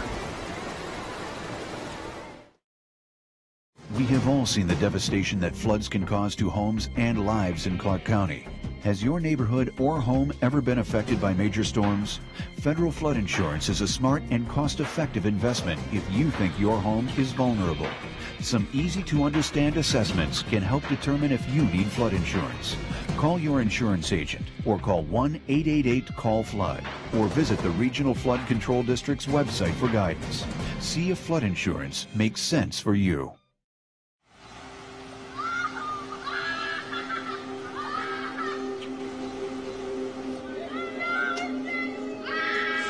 Yep. Look, it's floating.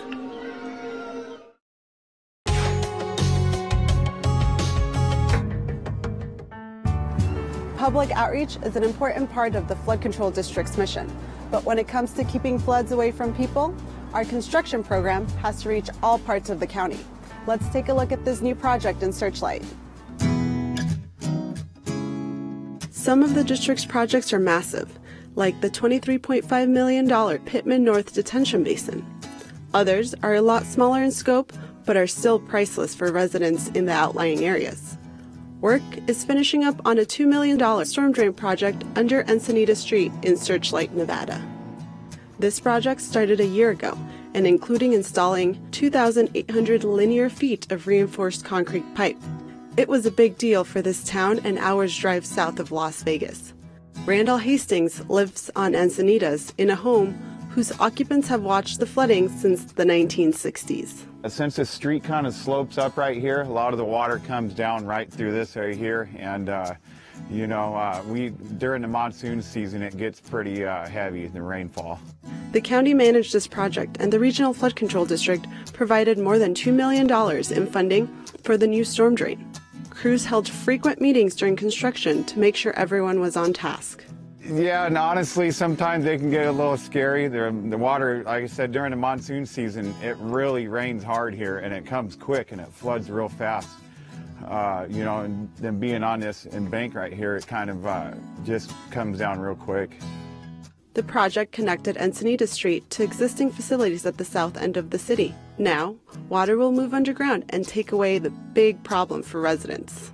It's kind of dangerous for the kids. Usually when it rains like that, we'll keep them inside. We don't let them go running around the park or nothing because, you know, I mean, it's not waist high or anything, but it's still dangerous. I mean, even if the water just knocks them down or, you know, it don't really have to be that deep to do that. So I think having that drain will help deal with the water situation. The Searchlight project was built by Wadley Construction. The road is now paved and the pipes are underground, ready to carry water away from Hastings' home in a safe way. Here in the park, it's easy to remember why we have to keep our environment clean. So make sure you do your part and put litter where it belongs. For more information about the Flood Control District, go to BeFloodSafe.com or follow us on Twitter and Facebook.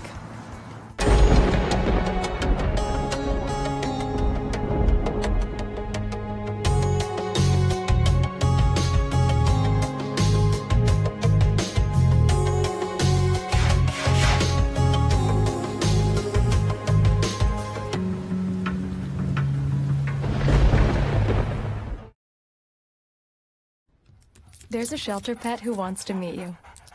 Meet one today. Visit theshelterpetproject.org. Adopt.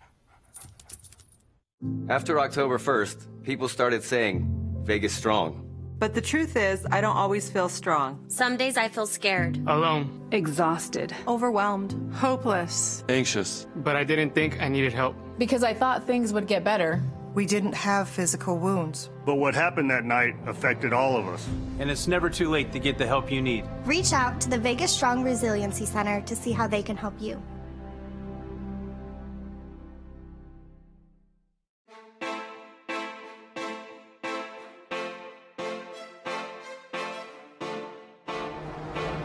Clark County is a county located in the very southern tip of Nevada.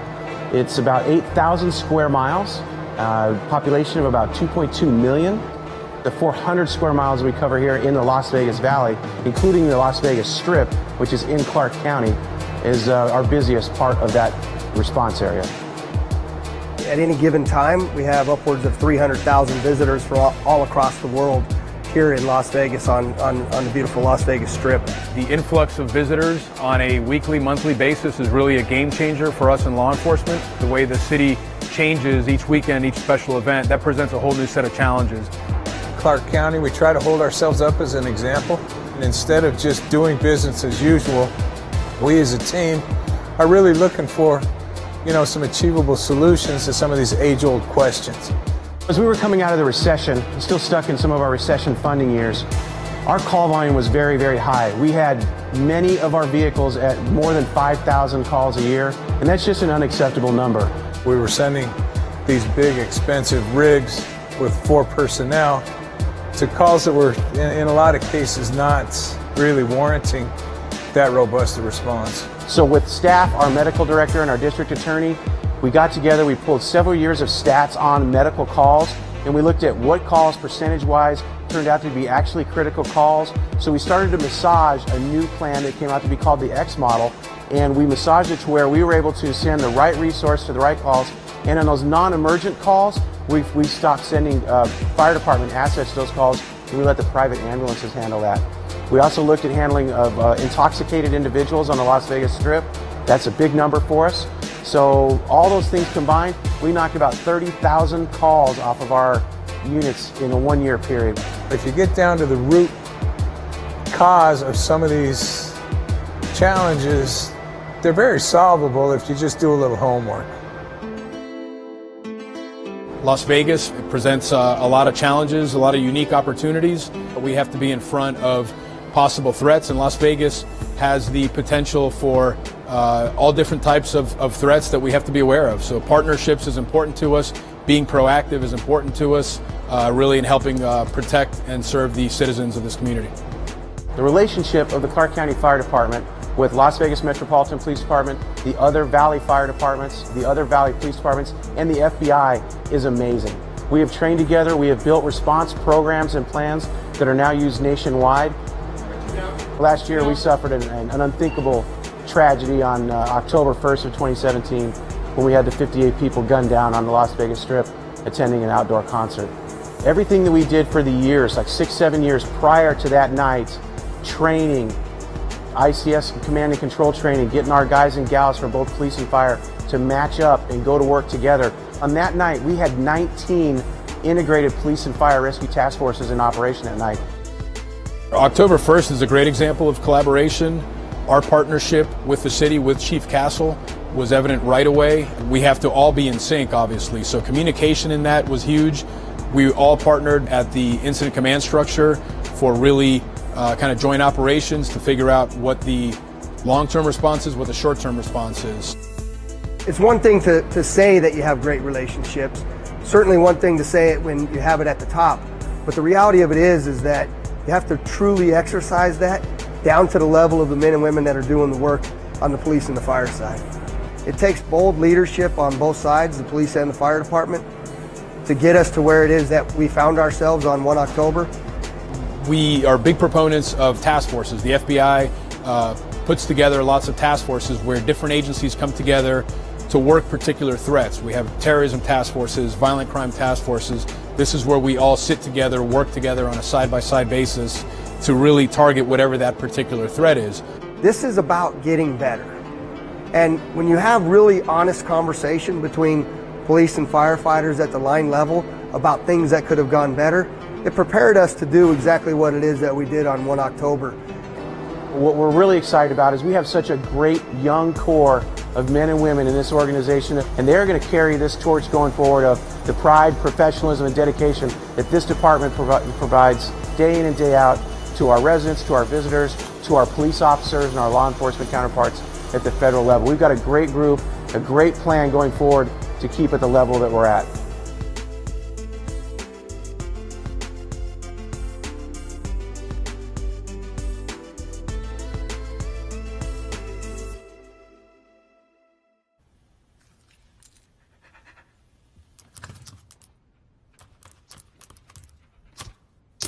There's a shelter pet who wants to meet you. Meet one today. Visit theshelterpetproject.org. Adopt. Our community, our home, Clark County, Nevada. Thanks for watching Clark County Television. It's sweater weather. Cover your pipes and plants to prevent freeze damage this winter. A Southern Nevada Water Authority water treatment facility earns accolades for going above and beyond to ensure your water quality. And get off your grass and earn some cash with a WaterSmart Landscapes rebate. Learn all the ways to save here on Waterways.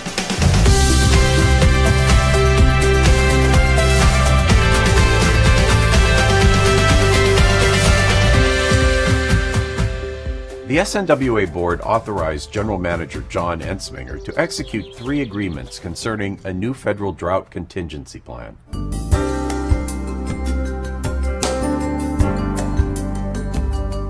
The Lower Basin Plan provides Arizona, California, and Nevada with the tools to voluntarily reduce water demands and minimize risks associated with a decline in Lake Mead water levels. The Upper Basin Plan protects critical elevations in Lake Powell and ensures compliance with the 1922 Colorado River Compact. Under the proposed Lower Basin Plan, Nevada, Arizona, and California would make a series of voluntary water contributions to keep water in Lake Mead. The amount of voluntary contribution by each state is based on Lake Mead's elevation. The plan will allow the lower basin states to recover some of their voluntary contributions as Lake Mead's elevation recovers. Even with these voluntary contributions and mandatory shortage reductions, Southern Nevada has sufficient water resources to meet our community's water needs. However, continued conservation is critical to maintaining our current and future water resources.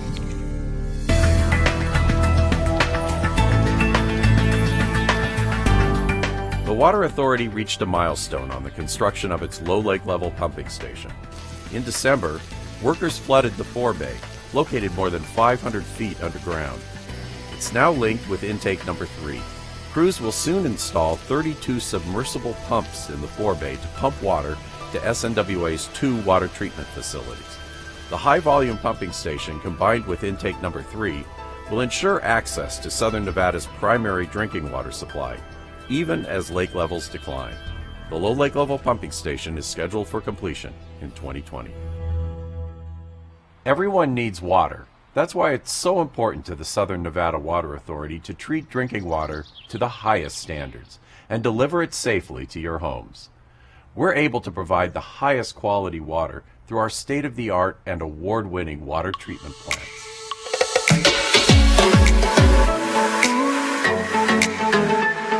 Our River Mountains facility truly is one of the best in the world. It goes far beyond standards for the Safe Drinking Water Act. We're very proud to be part of this facility. The River Mountains Water Treatment Facility recently received the highly coveted Partnership for Safe Water's Excellence in Water Treatment Award from the American Water Works Association. Less than 20 water utilities have received the award, and when you consider there are more than 50,000 community water systems in the U.S., it's quite a recognition. The partnership was conceived to recognize facilities going above the call of duty. It recognizes things like not being complacent in how we do business, but always trying to strive for something better. It looks at efficiency, and we've done well on all those categories: efficiency, maintenance, employee training. So we've gone above the call of duty and continue to press on. So it's a recognition of those efforts. The rigorous award process measures the extent to which utilities optimize both water quality and efficiency of their facilities, as well as efforts to go above and beyond the regulations, ensuring continuous improvement to drinking water quality.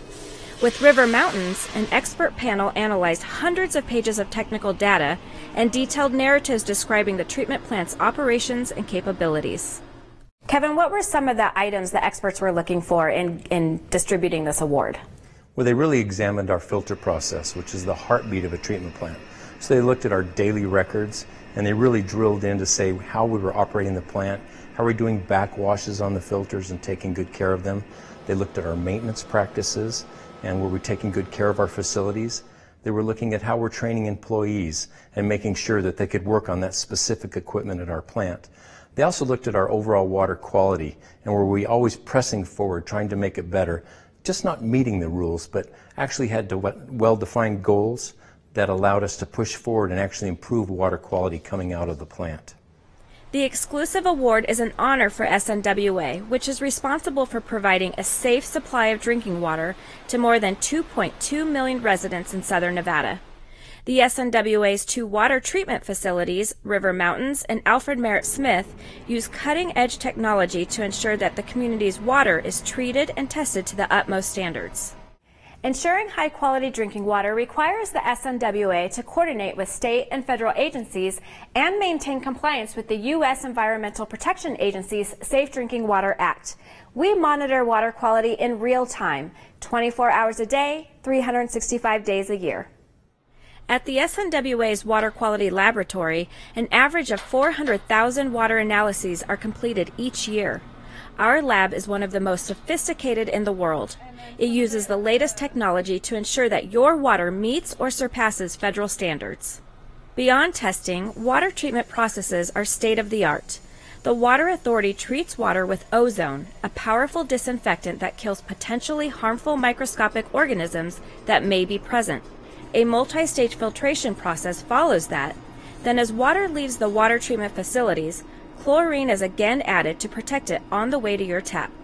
Our research and development scientists find new ways to further improve the quality of our drinking water. The SNWA has one of the nation's top municipal R&D complexes and is one of the few that combines research and water quality testing under the same roof. The R&D conducted by SNWA has contributed to increased knowledge in the fields of water science and water treatment. Through R&D, SNWA has developed treatment techniques to address emerging water quality issues such as pharmaceuticals and personal care products. Well, having all of our groups in one spot, they can support each other. If we have a treatment problem, our research group can come in and help. There's several PhDs that can help us solve technical problems.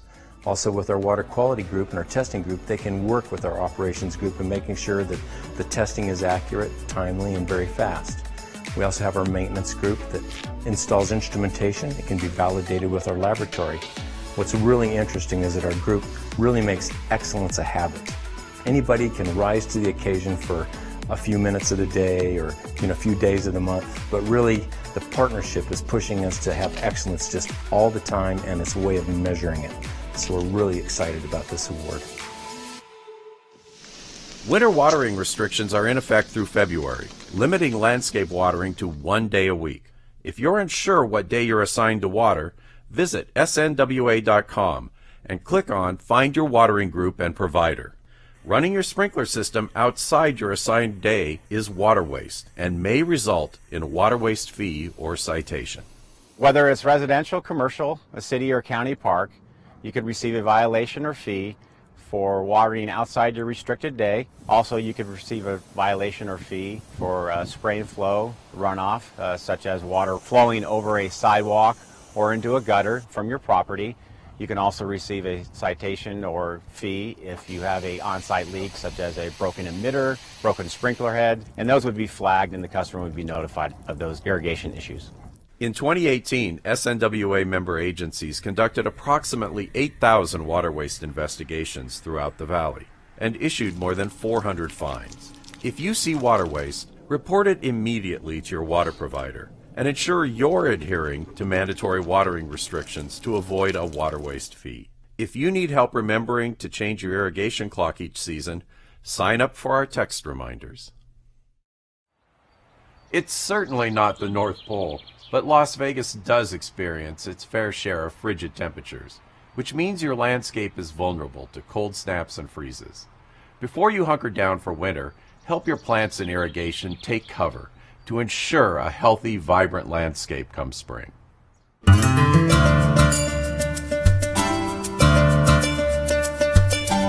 Plants actually are very vulnerable. They're very much like people in the winter. They need that extra protection to keep them healthy. And then we also want to think about our irrigation system and be sure that we cover the irrigation system and keep that healthy in the winter too, so that we protect it from freezing.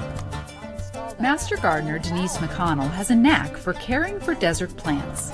Her Green Thumb experience and tips can help your plants survive the extremes of the desert, from sweltering triple digits in the summer to the occasional freezes in winter. Like people, plants prefer layers to keep warm in the wintertime, so add more mulch to the plants in your landscape.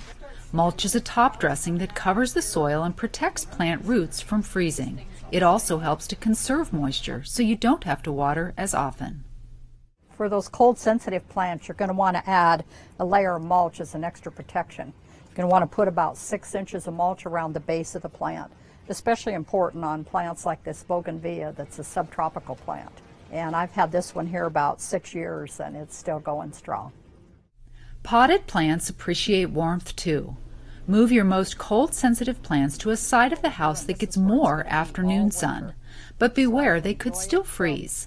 A better option, if you have it, is to move your potted plants to a covered patio where they will be better protected. Cover plants in the ground with frost blankets or burlap. Some plants are hardier than others and can take the cold. What should we know about plants' tolerance in changing desert conditions? Their hardiness depends upon where they actually come from. So the desert-adapted plants will be the ones that will be hardy to this area. Other ones, subtropicals like bougainvillea, would have to take more protection. But the other ones can take it until it gets down into the low 30s, and then you may want to cover them. And you can use materials like burlap or a sheet and just cover them for the night and then take it off the next morning. If you notice frost or a freeze has damaged a plant, leave it alone until warmer weather arrives. New growth may still appear. Pruning or transplanting a damaged plant during winter months can hurt or even kill it. Now that you've prepared your plants to go a few rounds with Old Man Winter, you'll want to protect your irrigation system, the lifeline of your landscape.